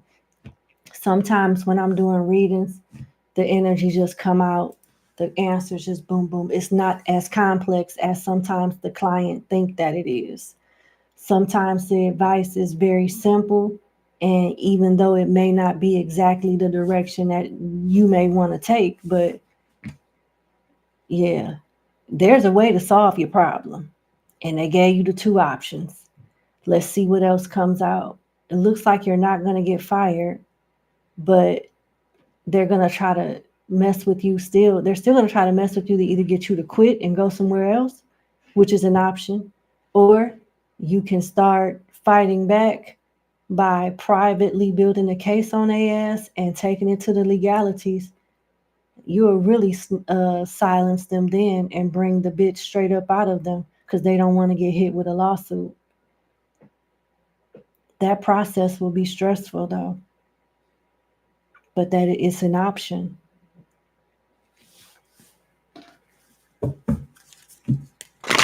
My client wants to know, will she be okay moving forward at her current place of employment? And what are the additional messages that the spirit has for my client on moving forward with her situation at work?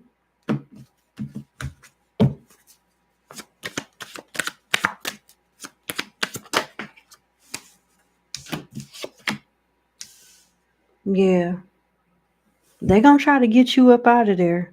You got sword for law and order, pay cut, defense, being fired. You better start building the case. And I don't know where this is coming from, but is this the first time you've heard this advice in the last year or two? Sometimes you don't get multiple chances to do stuff.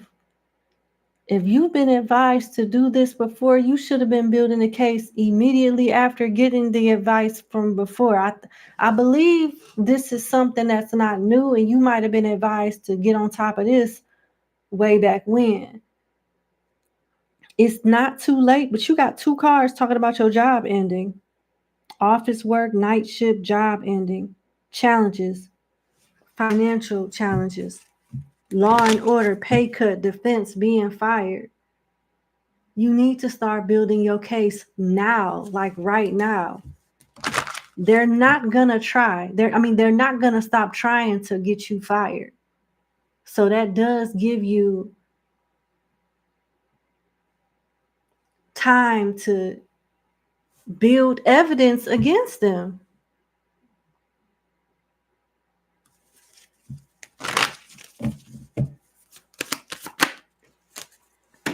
Money blocks, temp work, laid off. They're gonna keep trying to get you fired. How are they gonna go about doing this?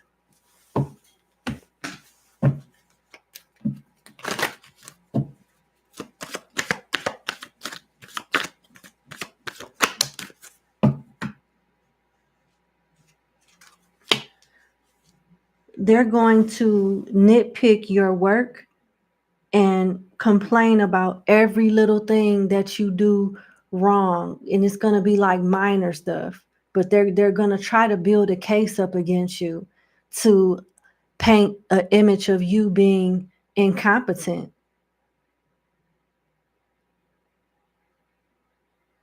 This is the only way they can get you. So make sure you dot your I's and cross your T's thoroughly at work. Any slip up, you getting written up or getting called out for it, which gets you closer out the door. There's a way you can avoid this. But while this is going on, I know it's stressful. You need to build the case. Start finding stuff you could put around your neck or something. It's some spy shit out there online that somebody is selling that you can get. You got to do what you got to do. This is their angle. This is the angle that they're going to use to get you out of the door. So now you know. All right. That's what I have for you. I sincerely wish you the best, and please take care of yourself and do what you got to do.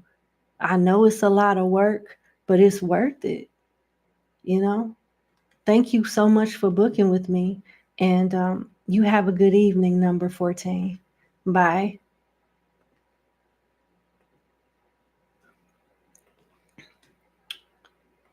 All right.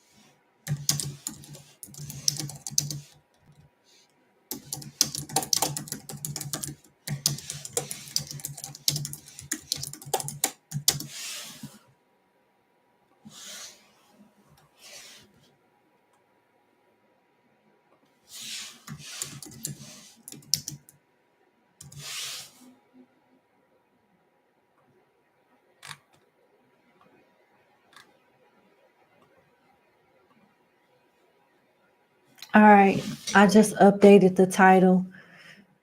I'm officially closed. I can't take any more clients. It's after 9. I got to get up for work. And I have 1, 2, 3, 4 more clients left, and we're just going to leave it there for now. No, actually 5. 5 more clients. All right. So let's move on to number 15.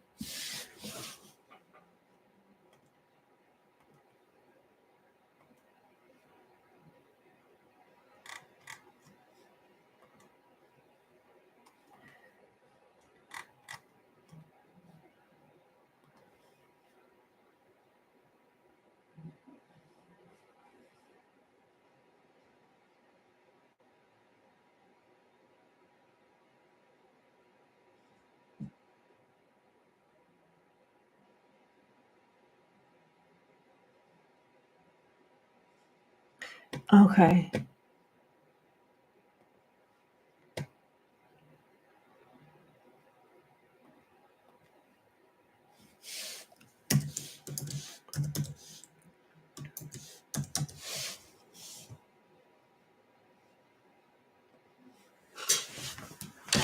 All right, number 15. Thank you so much for booking with me. Let's get into your reading. You would like to know what's next for you in your career. All right, let's see.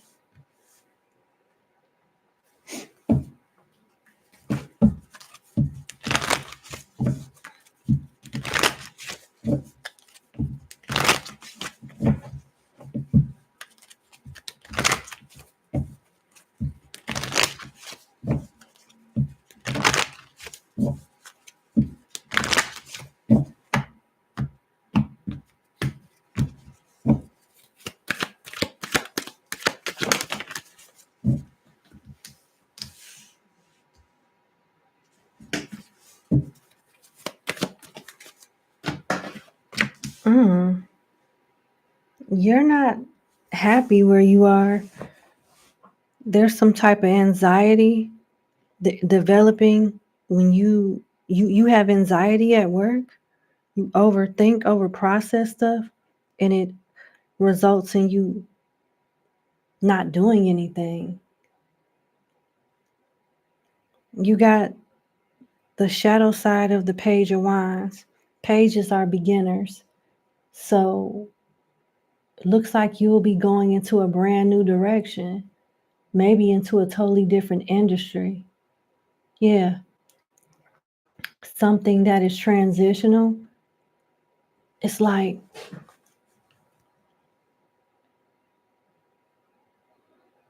going from like the medical field to the automotive field or something like that. Certain skill sets that you had from the medical field, you'll be able to use in the automotive field, just not the same way. The processes are changing, but the expertise is under the same umbrella, so to speak. I'm using this as an example. I don't know for sure if you're actually going to from that industry to that industry, but it's along those lines. That's the analogy. That's the gist of it. You're going to be going into a new field where you're a beginner, but you'll have some experience from your previous job or field that you can bring over into the new field that will make you more successful and help you have a successful jump start for growth in the new field. Opportunities are opening up with the Lovers here. The Lovers talks about a choice. So you'll have a choice to go into a totally different field where you'll be able to use some of the experience that you have in your current field there while acquiring new skill sets at the new industry and new place of employment. That's what I'm saying. It's a totally different field though. It's not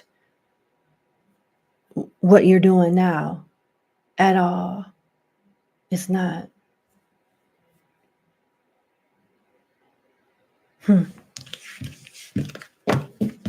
This can be as early as Gemini season. So what, between May and June. this can happen between around May and June of this year. Okay, excuse me.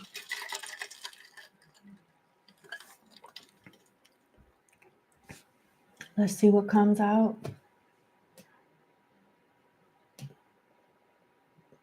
Okay.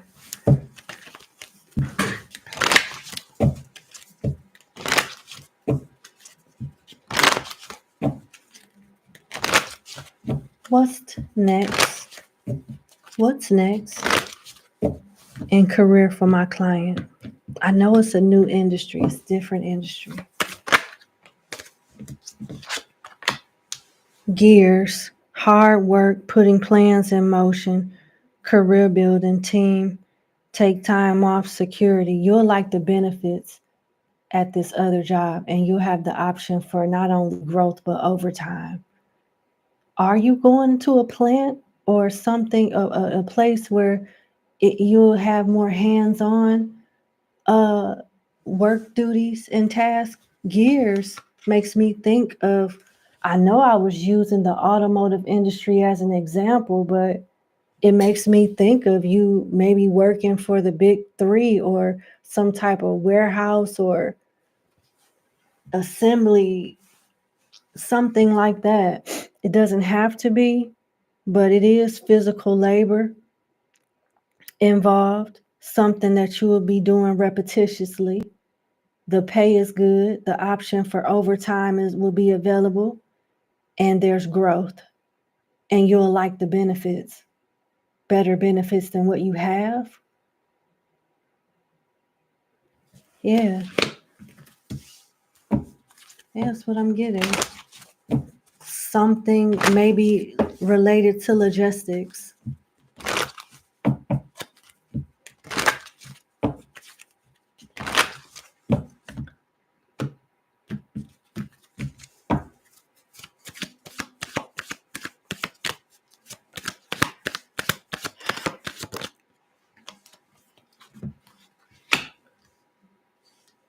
Yeah. You're going into a different industry where you'll get recognized. It'll be easier to move up in the company too, with recognition, professional work, fame, winning, money, payoff for effort. And then you got coins for money coming in, good investment, sales and finances, getting a raise, and just flat out lucky.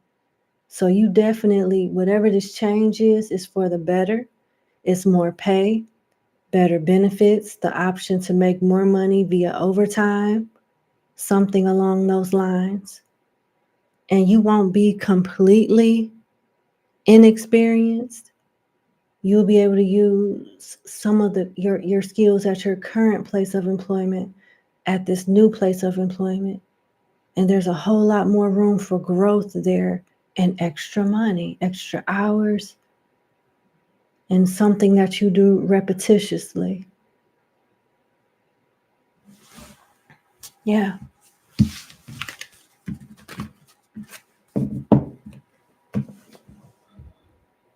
That's it. I'm going to leave it there. That's what I'm getting. Congratulations. Looks like you'll be happy with going in the new direction that your career and your job is going in. You'll be happy. That's what I see. Thank you so much for booking with me. I wish you nothing but the best and much success for your future endeavor that seems to be approaching in the near future. You have a good day. Bye.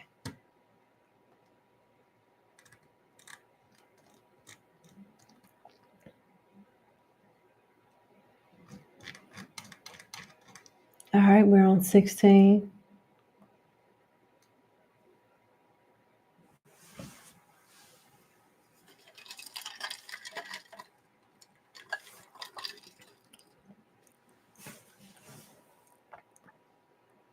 All right, let me get the timestamp for number 16.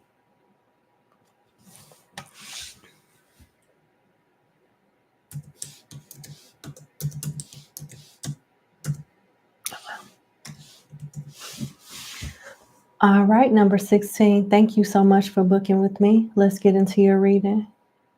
been dating somebody for about a year, and you want to know how this person feels about you.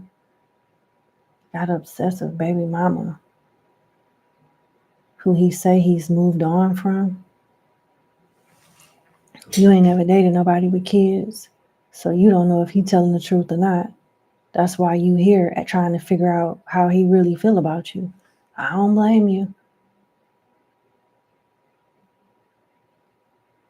All right. I see your sign and I see his sign. I don't say names, but I see it. Let's see what's going on. How does this person feel about my client, please?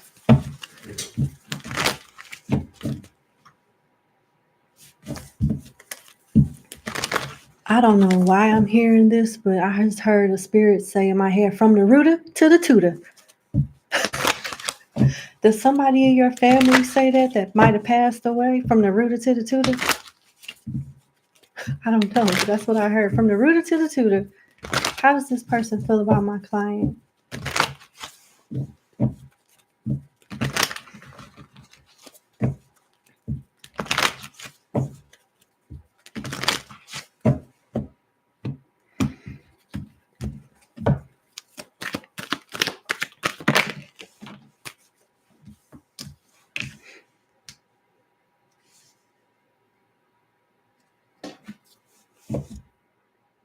Damn. The Ten of Wands, the back of the Page of Cups, which is some type of intimidation, and the back of the Chariot. He feels responsible for a burden. He feels guilty. He feels guilty and responsible for some type of burden that he's, put on the connection. Why? Can you clarify the Ten of Wands? And pages are children. So I'll dig a little deeper. Just give me a minute. Why is the Ten of Wands here? Because of the Five of Wands, competition. From who? From where? The Six of Cups, the past.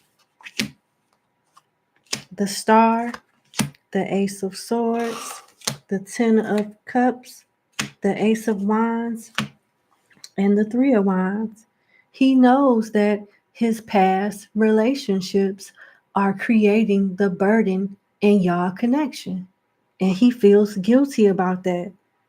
But he don't know what else he can do about it, because he kind of intimidated by the past, the girl too. Look at this card. This is how he feels when it comes to the obsessive BM.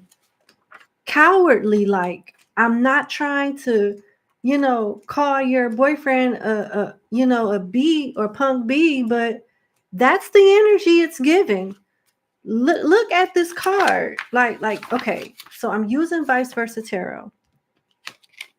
And this is the shadow side of the Page of Cups. And you see that sea turtle at the bottom of the card? Look at this. Listen to this.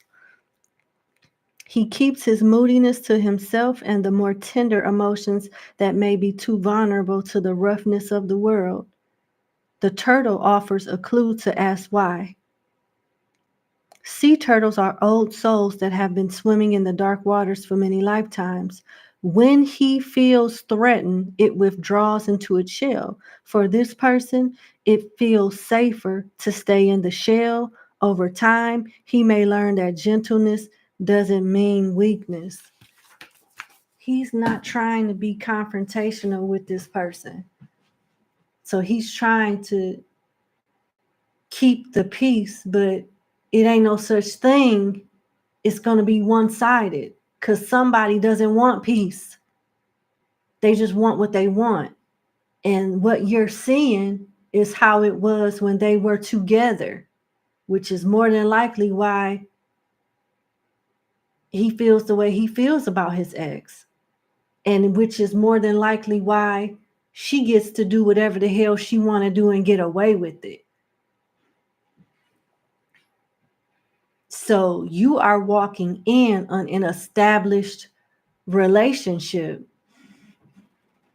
And it doesn't necessarily mean that they're together and they're still messing around, but he set the precedence of respect and the interaction between them, the significance of their relationship based on what he's already allowed her to get away with before you stepped into the picture.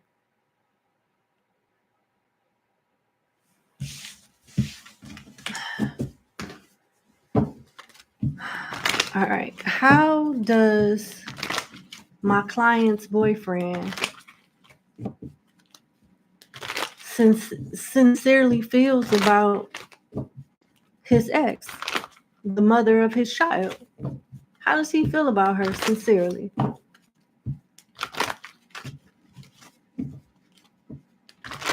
Now, I don't know if he tolerates certain things for the child's sake, to protect the child, or to put on a good front for the kid. I don't know. But let's see. So he is a provider. He wants to, take care of his kid. The Three of Pentacles is here. And it's not the side that talks about third party. I'm not getting that yet. Working together and all of that. I'm getting him just giving her money. This is a lender, a financer on this side of the card. This is the help. This is the side that came out. So he just looks at this. When he thinks of her, so far, I'm getting, when he think of her, he think of money. Her money. Baby mama, what I gotta pay?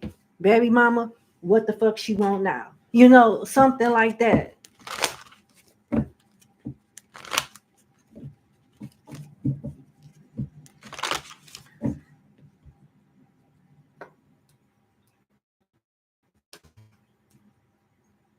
Okay, I'm gonna use these love oracles. How does my client's boyfriend feel about the mother of his child, his ex?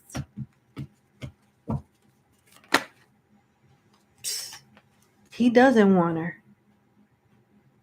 And she's very jealous of his relationship with you. And she's trying to break y'all up on purpose. He's trying to keep the peace out of respect for his child. You got not enough, frustrated in relationship, lack of confidence, self-sabotage, fear of ego issues, jealousy. He not gonna do shit about this. She gonna keep running shit. She gonna keep coming in, causing commotion, saying and doing whatever she want, because he didn't let her get away with it for too long. Her karma won't be satisfied until he get with somebody that is willing to knock her straight the fuck out. And, hey, bitch, what do you want? The kid isn't here. Ain't the kid with you? What the fuck are you calling here for? He don't have no money. We going out with that money. Get a fucking job. This, that, you know what I'm saying? Like, the woman is going to have to say in the relationship, enough is enough. I'm not saying that that's your obligation, because you shouldn't have to get in. Nobody should have to get in the middle of that. But on the other hand, some women don't care and be like, hold on, give me the phone. Bitch, what you want? What you call it? What are you doing? You know what I'm saying? Like, that's what I'm saying. I wouldn't open myself up to that type of energy, but I did get a little cowardly. Oh, well, she won't get her karma until he get with the right one that put her in her place and be like, nah, this is a new day. And he ain't got it this month, bitch. He don't have it. You know what I'm saying? It's going to have to be one of those. Because he's already set the precedent of her running shit. That's how she was when they were together. And she's jealous because she thinks that the new girlfriend, which is you, is going to be another her 2.0. Not to be disrespectful. You are your own woman. But she don't want you filling the shoes that she playing the role that she played when she was number one. She want to continue running shit.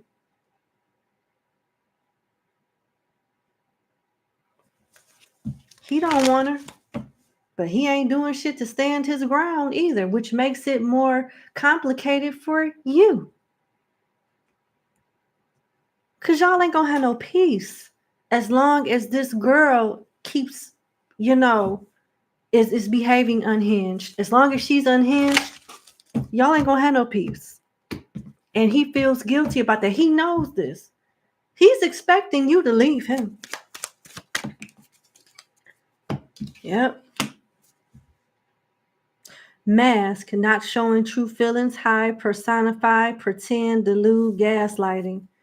This is how he feels about her. She's a victim one minute, then she's a bully the next.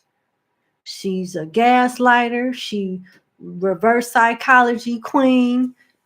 What's at the bottom of the deck? The Grim Reaper. The relationship is over. No second chances. Grow and transform your life.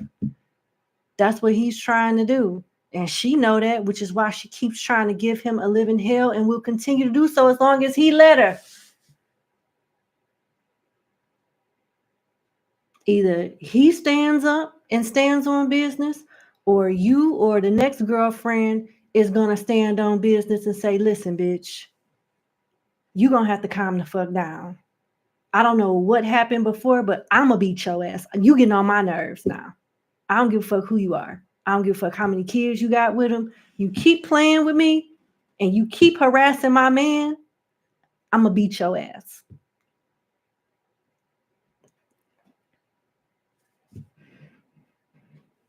A good ass whooping or a good check, somebody that's serious and standing on business, she'll get her shit together. But she going to continue to act a fool as long as people keep allowing her to do so. And what's crazy is this is how I know how much control she got. Because the only feelings that came out towards how he feels towards you was linked to her. He feels guilty because he knows that she is an interference. She is, an interference of y'all having peace in y'all connection. Now I'm gonna ask one more time.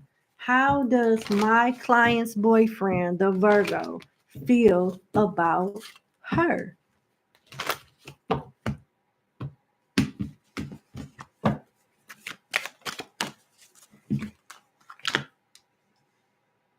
Damn. He feel like you gonna leave him. Receiving what you need, progression, arriving, moving on, closure issues. Endings bring new beginnings, growth, change, liberation, transition. He doesn't know for sure if you guys can get past this adversity involving his BM drama. He's hoping that you guys can move on from it, but he doesn't know for sure. He's more worried about if you gonna stay or not. I don't even know if he's 100% emotionally available yet. I don't think he's fully emotionally available to you because this one creates a lot of stress for him where he can't really even focus on moving on with you. And this is done intentionally. So I'm sorry. I wish that I could go more in depth, but let me just pull some cards from the romance angel. He don't even have enough peace of mind to really focus on you emotionally the way that a relationship deserves to be focused on.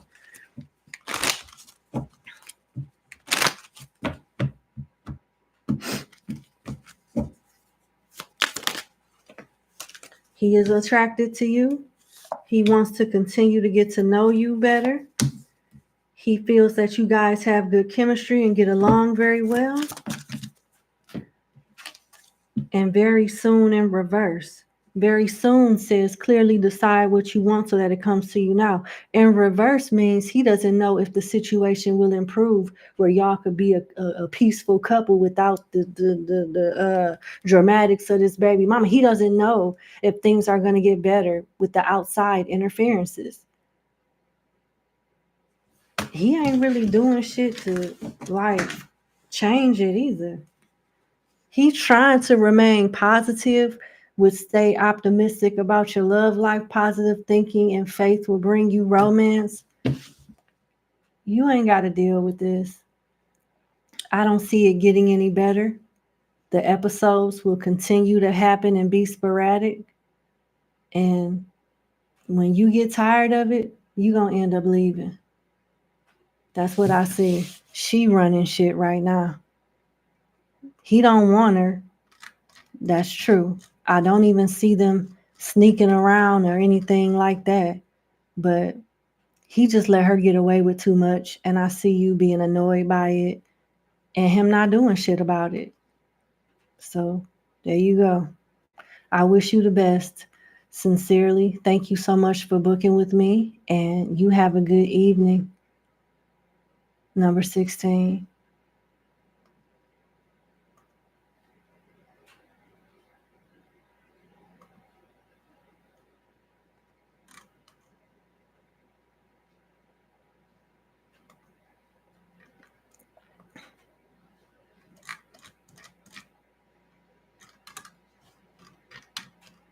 Do I have two number 17s?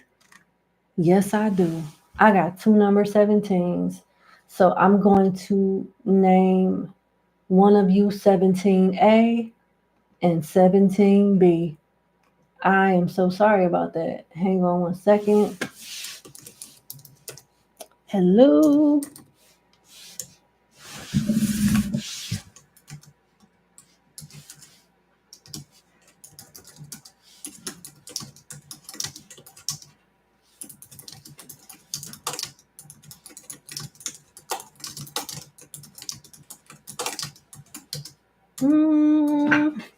The hell? Oh.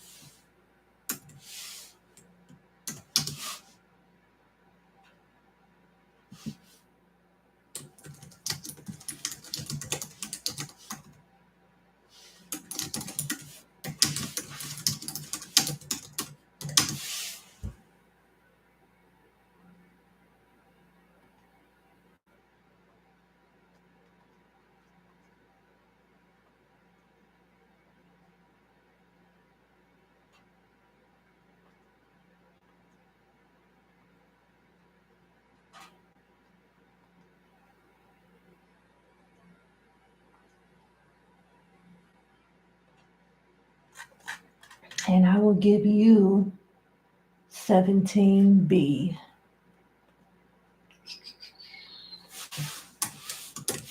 There we go. Okay.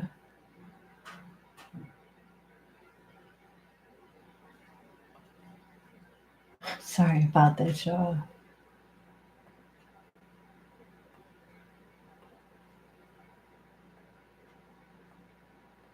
Okay.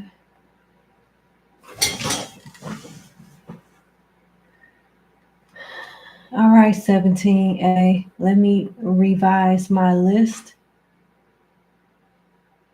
so I can have 17A,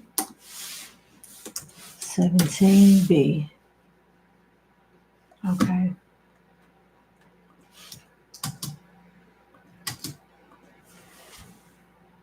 All right. 17A. Let's get to it.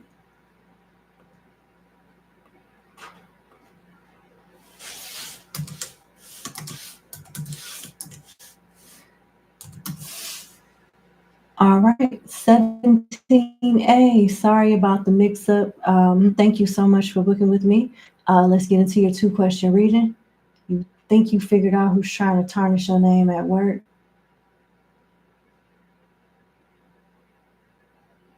You want to know if you should watch out for said person?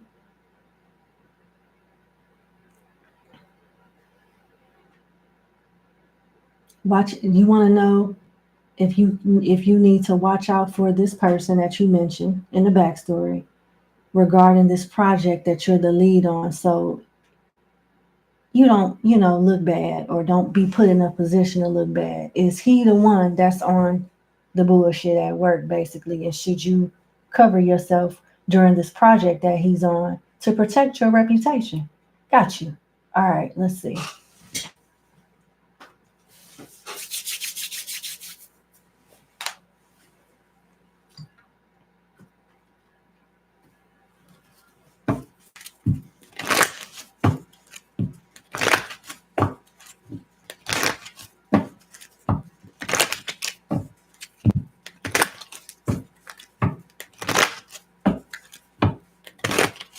I don't know, it's like a little beat and I just rock to it. Sorry. Okay.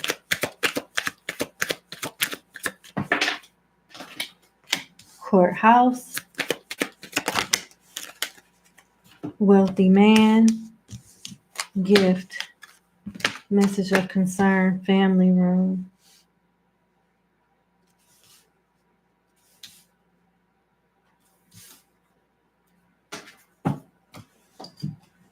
Okay.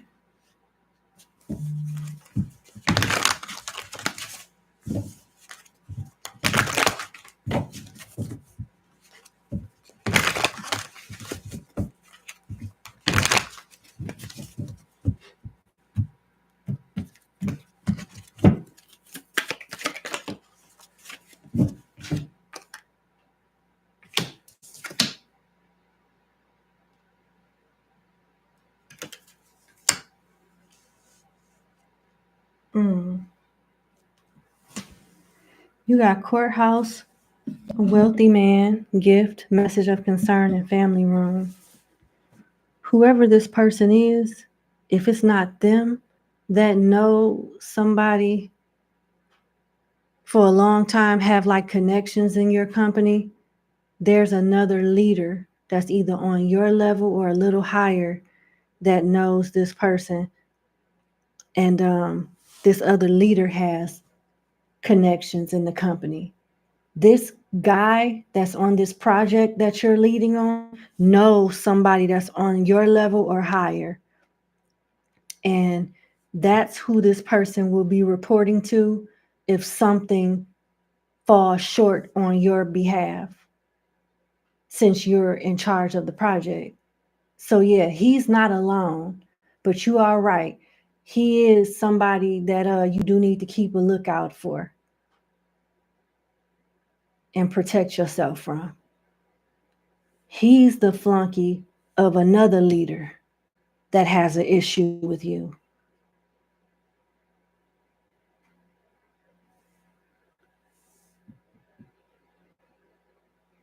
You got saving face. You may need to grin and bear it to maintain respect and keep your job, or you need to smile and make nice to get the position that you want. So this person is wearing a mask. This is not you needing to do this. This is what the spirits is saying, said name in your backstory for your first question is doing. If he does a good job on this project and get to call you out on something or expose something in a subtle way that alludes to you not doing something right, whoever this other leader is going to look after him. It's going to look out for him. It's like a favor for a favor, something like that.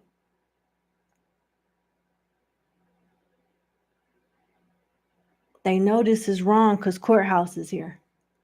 This is a game that they done played before. And so far they've been successful with this. But this is the type of game that somebody is playing with you at work.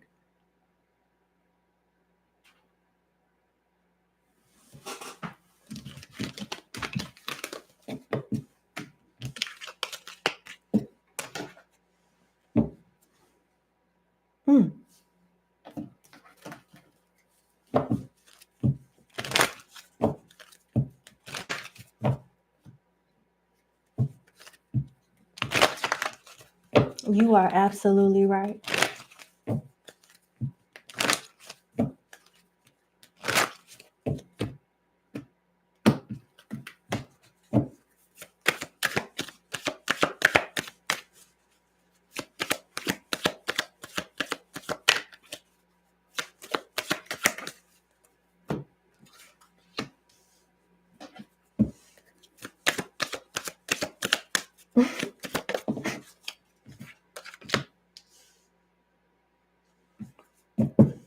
Listen, for your career cards, you got ornaments for extra money, mature investment, celebration, finished work, retirement. So you'll do well on this project. You'll finish it. It'll get done. Everything will launch the way it needs to launch and all of that. You know? And then you have mask. Again, deception. Mask was on the other card. Save and face, remember? There go a mask right there. And here go mask again. Theft. Acting, assistant. It's deception here. That guy on your project that you're in charge of is reporting to somebody else. And they are going to try to catch you into something. He's not going to call you out and be disrespectful. He'll do it in a slick way. But yeah, he's up to no good per the instructions of somebody else in the company.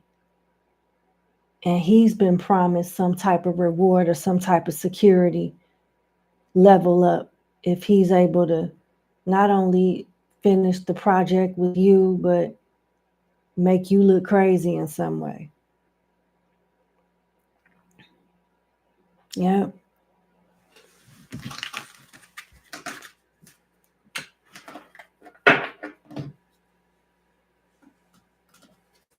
Let's see what else comes out. Oh.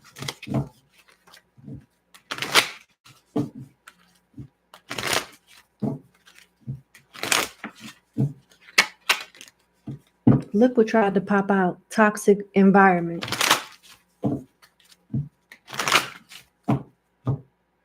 I'm hearing James Brown in my head. It's a man's world. So there could be some type of, chauvinistic behavior from the masculine leaders in that industry. They could feel like you're not supposed to be in that role. My friend Bob is supposed to do that. You're supposed to be the executive assistant outside his office, getting the faxes out of the fax machine. You're a woman. You're not supposed to be in this type of role. I get that type of sexist type of energy.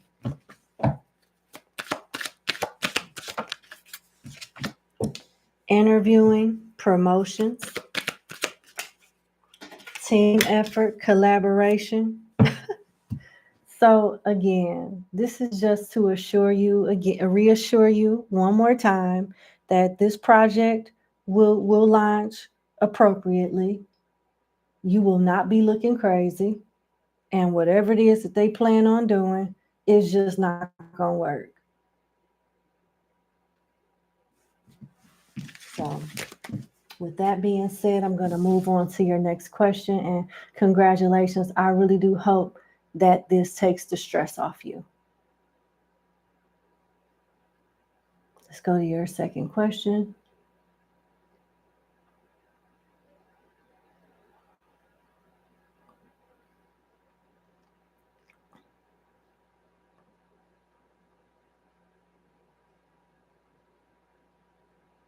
You don't know if your work colleague has bad intentions towards you or if he likes you as an interested towards you or what. How should you handle the situation with this person?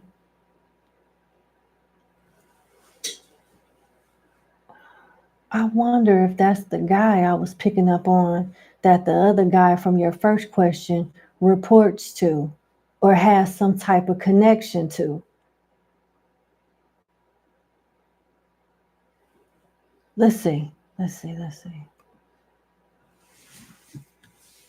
Because he's on the same ranking as you. And I said it's somebody that the guy from your first question that's on that project works with, that's in the same ranking as you or higher. And you just okay.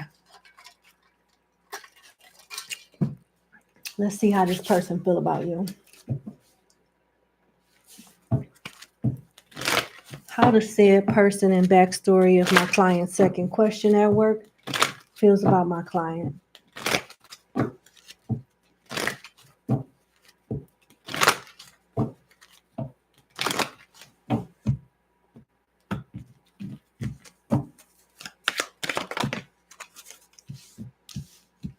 Mature woman in reverse, thoughts in reverse, false person in reverse. He doesn't think you're competent enough for your role. That's why I was getting this a man's world. He's the male chauvinist. It's him. He does not have the highest thoughts of you due to his set ways of like men and women. Yeah. False person. Why would something be fake about you? You know what I'm saying? What other way would you interpret that? He doesn't think you're qualified. He think, something like that. With mature woman in reverse, the opposite of mature. He doesn't think that you're ready or fully capable.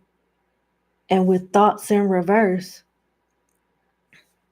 not only does he not have the best thoughts about you, but he doesn't have the best view. I'm easily interpreting this as him alluding to you being incompetent in your role.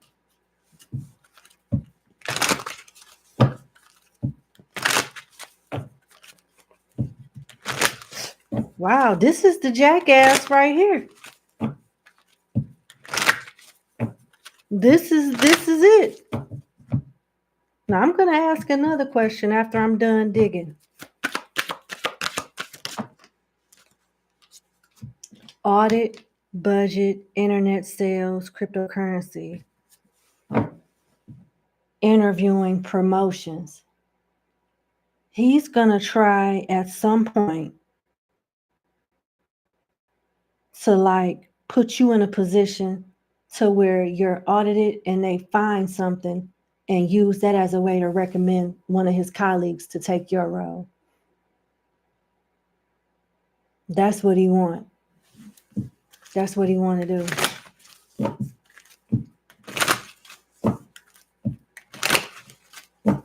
What else?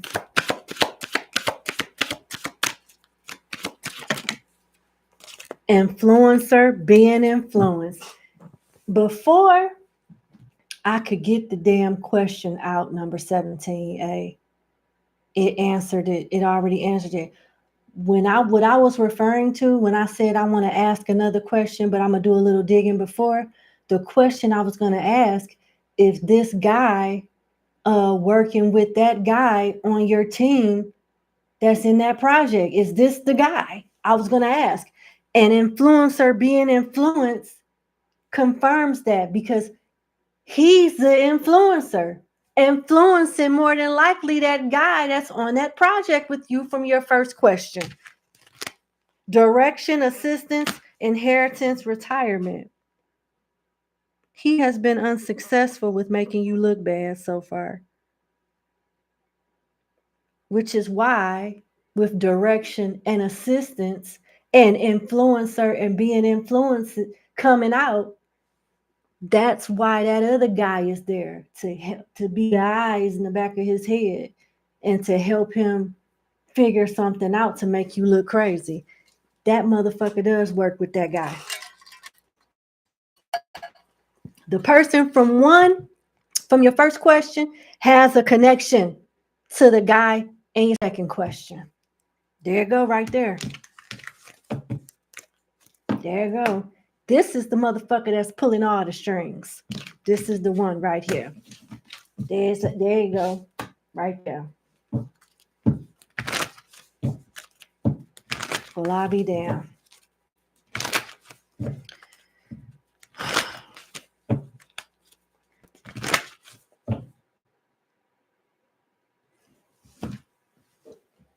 Hold on.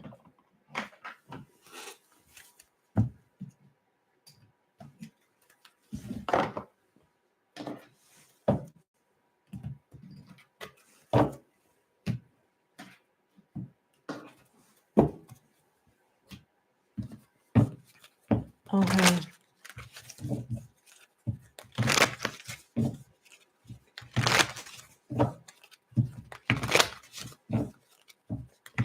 Let's see.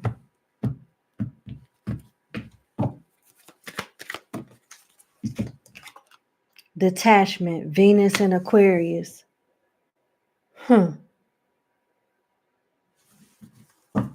Venus and Aquarius. Sun and Libra for harmony, and Mercury and Aquarius for originality.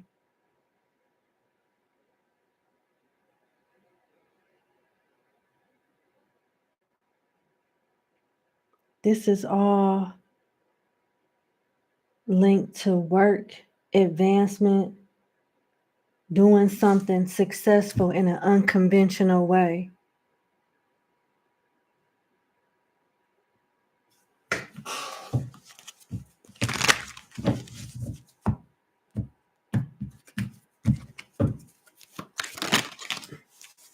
Saturn and Capricorn for riches, and Venus and Sagittarius for flirtation. He does find you attractive. He wouldn't mind dating you, but he's not good for you. He has a issue with control. The way he looks at women, the way he looks at relationships is really, he's a slob. He looks at women to be like, instead of us being equal, I can understand a man that is traditional, that is alluding to him being a leader, but there's something that's kind of like degrading or something about him that suggests in his energy that he thinks men are better than women in certain situations, or just in general, like something like the old days or something. He finds you attractive, he does,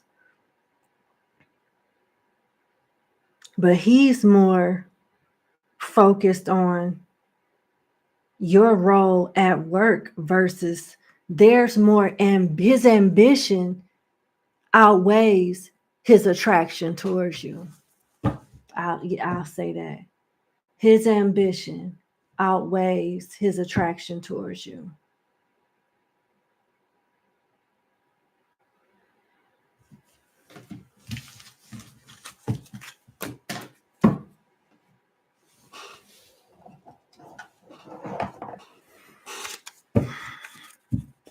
Anything else my client needs to know about this person, romantically speaking?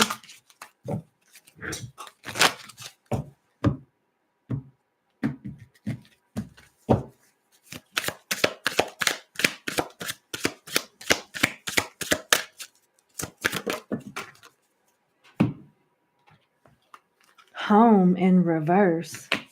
Property, real estate, residence. Why would home be in reverse?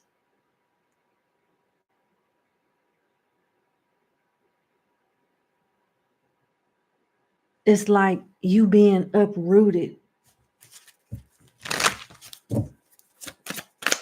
Weird. Dating. Yeah, he does find you attractive. He wouldn't mind dating you, but he doesn't want you to stay at that company. If y'all were to get together, he wouldn't want you to be there anymore. And he would expect you to be okay with that because of his views of a man's place and a woman's place. He don't feel like you should be in that position any damn way. He does find you attractive. He would like to date you, but you a little too ambitious for him. Communication, texting, phone calls, online. He's going to make this clear to you too. But it's only sexual at the bottom of the deck, short term. He just want to see what it's like. Quick flings, ending, time. That is disgusting.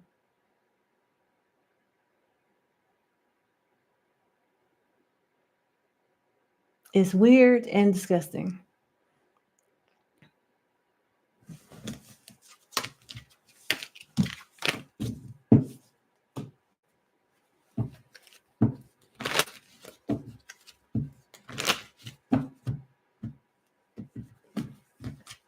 Closing message. Wow, the butterfly in reverse. And the golden mirror. So that's where the male chauvinistic energy come from. The butterfly in reverse talks about a relationship not evolving to the next phase. And the golden mirror upright talks about a self-absorbed narcissist. Sounds about right. Sounds about right. One-sided relationship, love bombing. This guy is a piece of shit. Play it by ear, keep it professional, and cover your ass, and you'll be all right. You have a lovely evening. Thank you so much for booking with me, and you have a great day. Bye.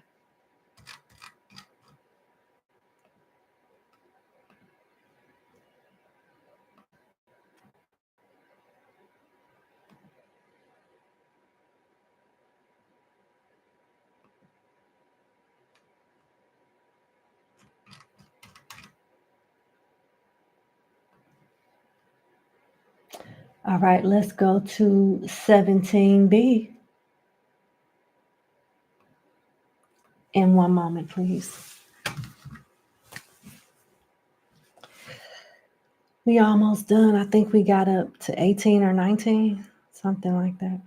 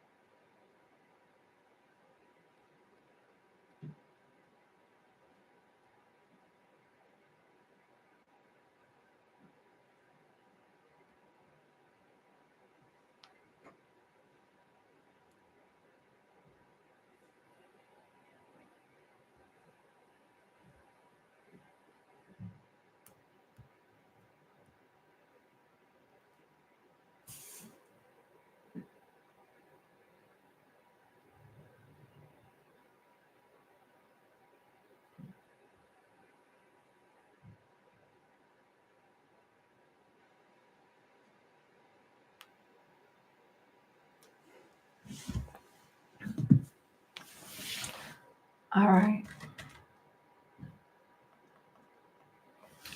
17B.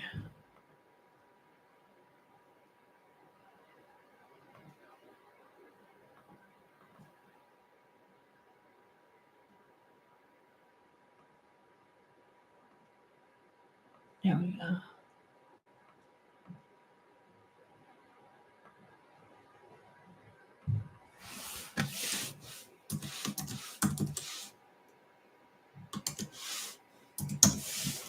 All right, 17B. Thank you so much for booking with me. Let's get into your question. You want to know, should you accept the internal position you interviewed for recently? Congratulations on getting the interview. Let's see if you should accept the role.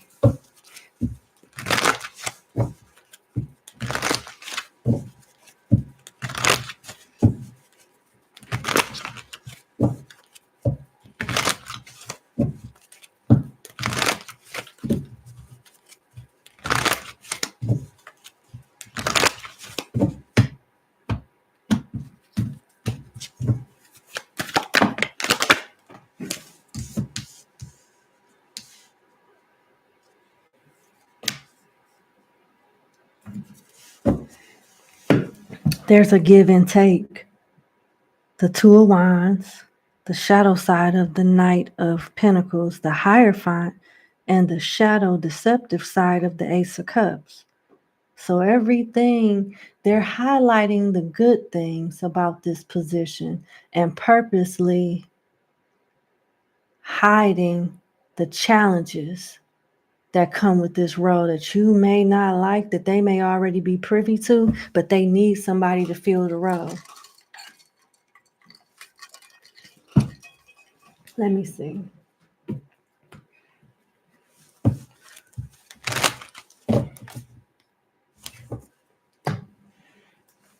Okay. Let's see.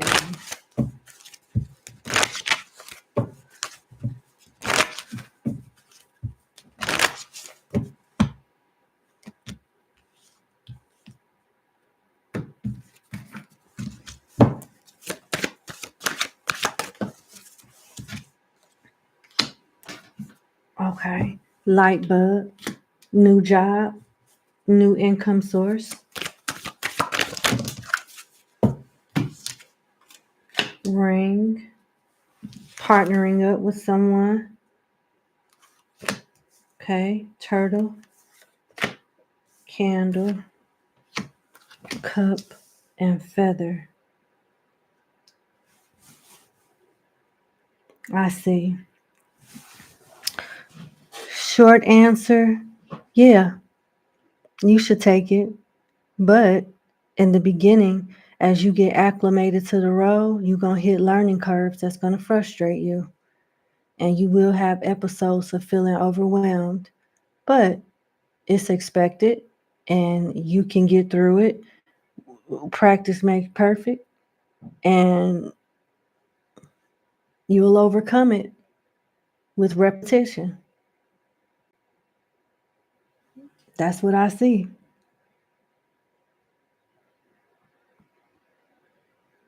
They want you. They definitely want you for the position.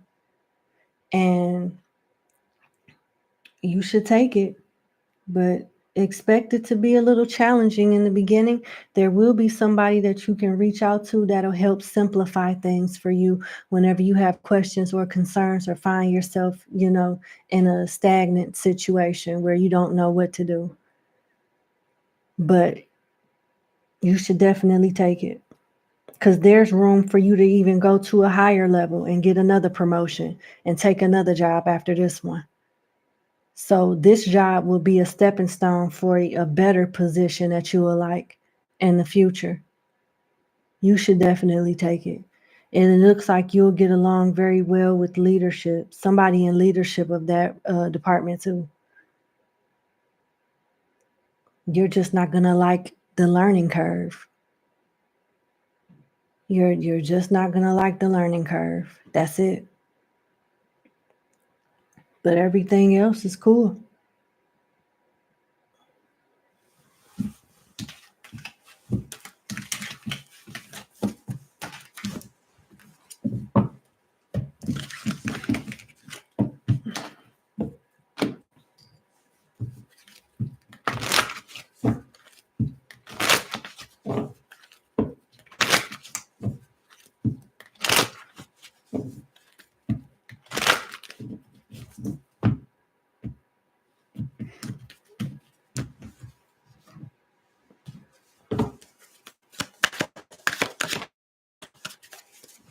Look,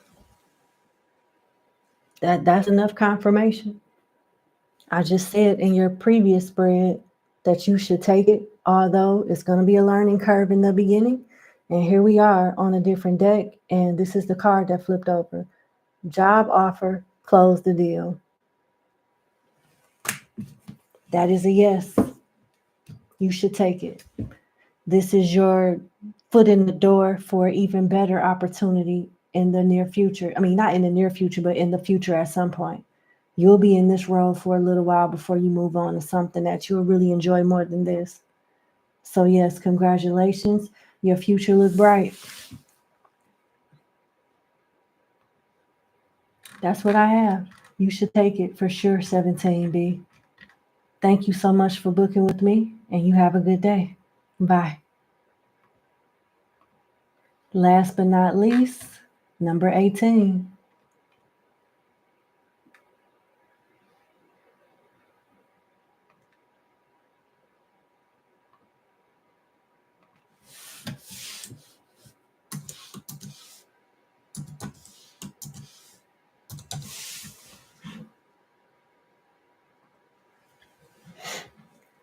Number 18, last but not least, thank you so much for booking with me.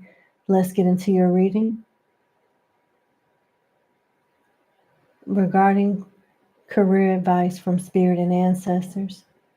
Corporate jobs have never worked for you. You know an unorthodox career would be better. What path should you take that would be the most lucrative? Okay, let's see.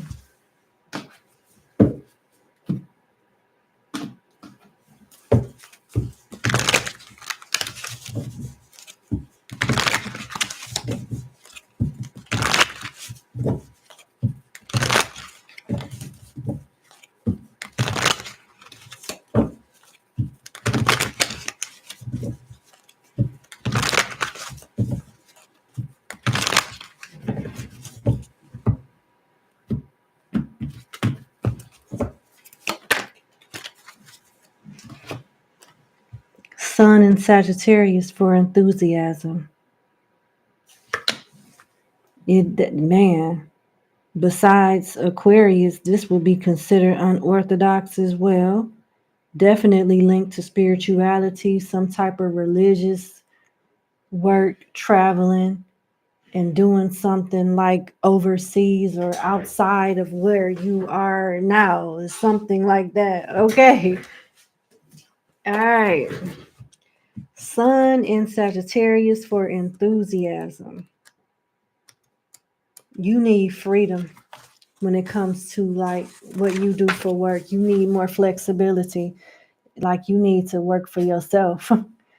This card talks about splendid opportunities, contact from abroad, the prospects of long distance travel, a new philosophy and optimism about a new project. When this card is chosen, it indicates an interaction to foreign places and people to the extent that the person concerned would live for some time in another country.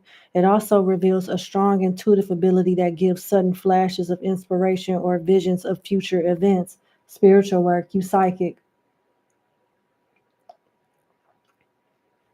But you're not being advised to go cold turkey. The enthusiasm card in a reading predicts to drive to continue education and keep up a renewed interest in philosophical, religious, or ethical concepts. So you stick around with your current 9 to 5 as you build your intuitive gifts, i.e. in business. Yeah, it's going to take time, but at least get on that path and grow. Get on the right path and grow. And when it's time for you to transition, you'll transition. But it's not something that you should do cold turkey, okay? The downside of this card is the chance that one is about to let out a home truth that might hurt someone's feelings. Be careful. Keep certain things to yourself, especially in the workplace. People may not be ready for certain informations and advice and truths or whatever. Take your time. Don't be in a rush to do this. Everything is in divine timing. But yeah, You're definitely supposed to do something in the esoteric, religious, spiritual realm. Definitely. And you psychic. So there you go. Let me get my other deck out.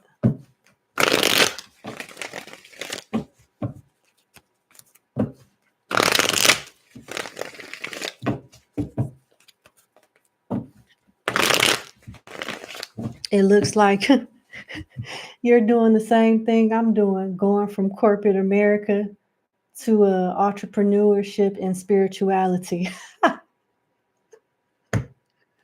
Yep, that's what you're gonna eventually do. That's what you're gonna eventually do. But don't quit your 9 to 5 yet. Just take it in stride. Yep, take it in stride. Too much spiritual work at one time will drain you, and you won't be good for your work, your 9 to 5, or what you do on the spiritual side. The 9 of fire talks about you going on a totally different path. If this is the path that you want to take, you abiding by a totally different set of rules. More than likely, your initiation would involve you not having sex. It'll be a list of different rules and different things. I'm serious. Okay. Let's get the book out. The 9 of fire.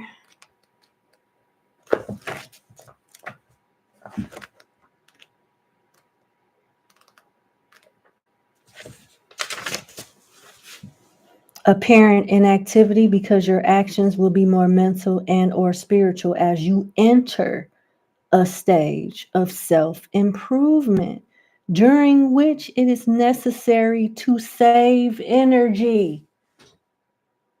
Number 18. Didn't we just talk about this? For that purpose, it is advisable that you refrain from material things to reach higher levels of consciousness. Abstain from alcohol and sex. No smoking, no drinking, no doing it while you go through this purification and initiation phase.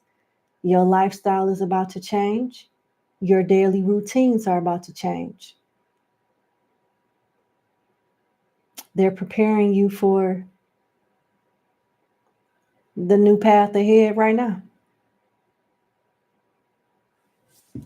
Yeah, I'm telling you, I just went through this. I couldn't do it either. I couldn't do it either. And you're gonna find out some stuff about people from the spirits too.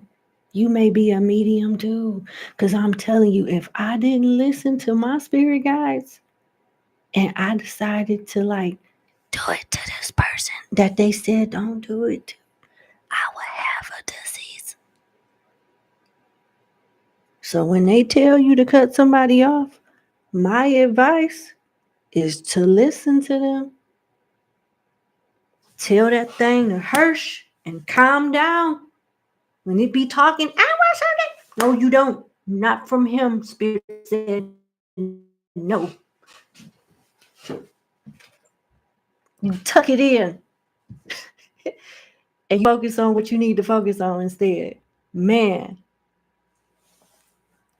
I'm so glad I listened. And I pray that you listen too. And you and your spirit guys be like this.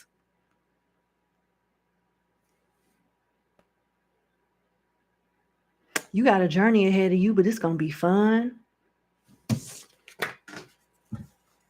It's going to lead you to this, to the earth. You about to have some, you going to have some money. 10 years from now, you'll be on a different level. 10 years from now, you'll have an abundance of things, spiritually speaking and materially speaking, for sure. You stay on this path, you won't regret it. It get rough, it get lonely sometimes, but you build so much strength in the process. that ways that people would try to break you in the past, that shit funny. It'll be funny as hell then. Get ready to turn into like the best version of yourself. I'm serious. You in for a treat.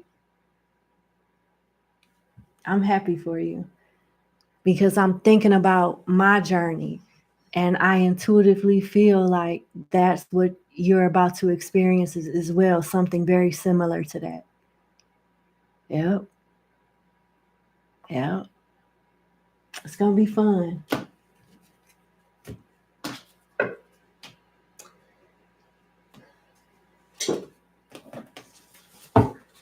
Closing message.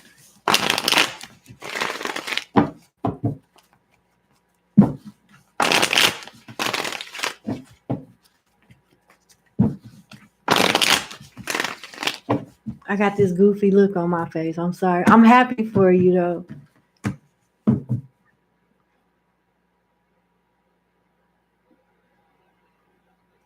I remember, I can't tell you that, but I got some good memories with like some of the spirits that I've connected to over time.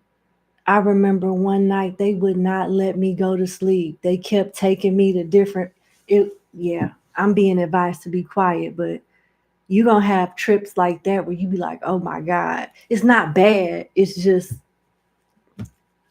you'll know. You'll know. Okay. Seven of Pentacles, you about to plant the seeds that you need to plant in order to grow. And with the Three of Pentacles, you're about to be led to the perfect association, which are teachers that you can learn from and students that you can grow and learn with, your soul tribe, and righteous leaders that'll raise you up in the spirit the right way. That's good. That's a blessing. I don't know who it is, but somebody love you and they got their hand on you. Because I'm going to tell you, this life is dangerous. It can be very dangerous because everybody, instead of trying to be closer to God and the Most High, they want to play God and the Most High. And they lead their students and people that follow them down a path of destruction and egotism and narcissism and just atrocious endings. It's not a lot of people in this life that are righteous teachers that care about their students and respect the Most High and the universal law. It's some people here that's very wise and powerful, but they be like, fuck universal law. I know just what I want and I want it now. They don't care about following orders. They don't care.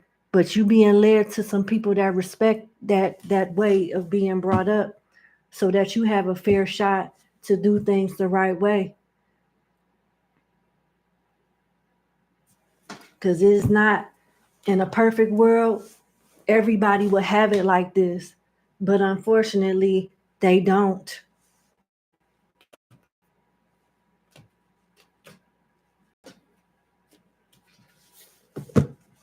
People just start off wanting to grow and evolve, and they get with the wrong teacher and get turned out and led down a road of destruction.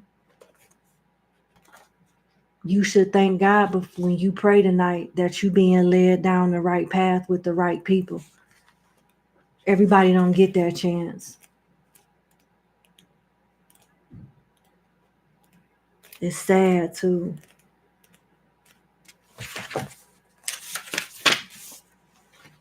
Three of Earth talks about conjunction of work, service, and savings made with great effort, talent, and wisdom. You have the talent. You just don't have all the wisdom yet. That's why you're going to get around the right crowd of people that's on your level, some lower, some higher, and the right teachers to give you that wisdom. The last sentence of this card says perfect association. That's what you're being guided to. Once that gets organized and in the works, you'll start learning and growing. Then you'll go to another level and turn this into a business. Then you'll start earning. Your earning potential will grow until it replaces your primary stream of income. And then you could say bye to your job and bye to that life, and everything is spirit. Help you, all of that. Even though it's not like that, I am one of them niggas, but I'm just saying it. I'm joking, but you know what I mean. You can do what you do in the spirit and peace and work for yourself. It is the best thing you could ever do. I talk to my best friends every day. We help people figure things out. They help me figure things out. And I'm very blessed because of that. I live a good life because of that. It's the best thing in the world to do. And you'll get a chance to experience that at some point in your life. All right, that's what I have for you. I wish you the best. That's your reading. Thank you so much for booking with me, and you have a good day. Bye. And that concludes the live question reading segment. Until next time, y'all have a good night. I'll see you in the morning. Well, no, well, yeah, I'm gonna get up early, and if I can get in bed by 11:30, I will get up at like 5:30 and upload the bonus readings, the remaining bonus readings, which are Aries and Taurus, and see if I can upload Aries, Sagittarius, and Leo's readings for the theme that I'm doing this week on how do your ex-lovers and friends view you now. That's going to be the theme for this week. Let me try to go to bed. I'm going to post these timestamps and try to lay it down, and I'll see y'all tomorrow. Love you. Bye. Thank you, Vanessa.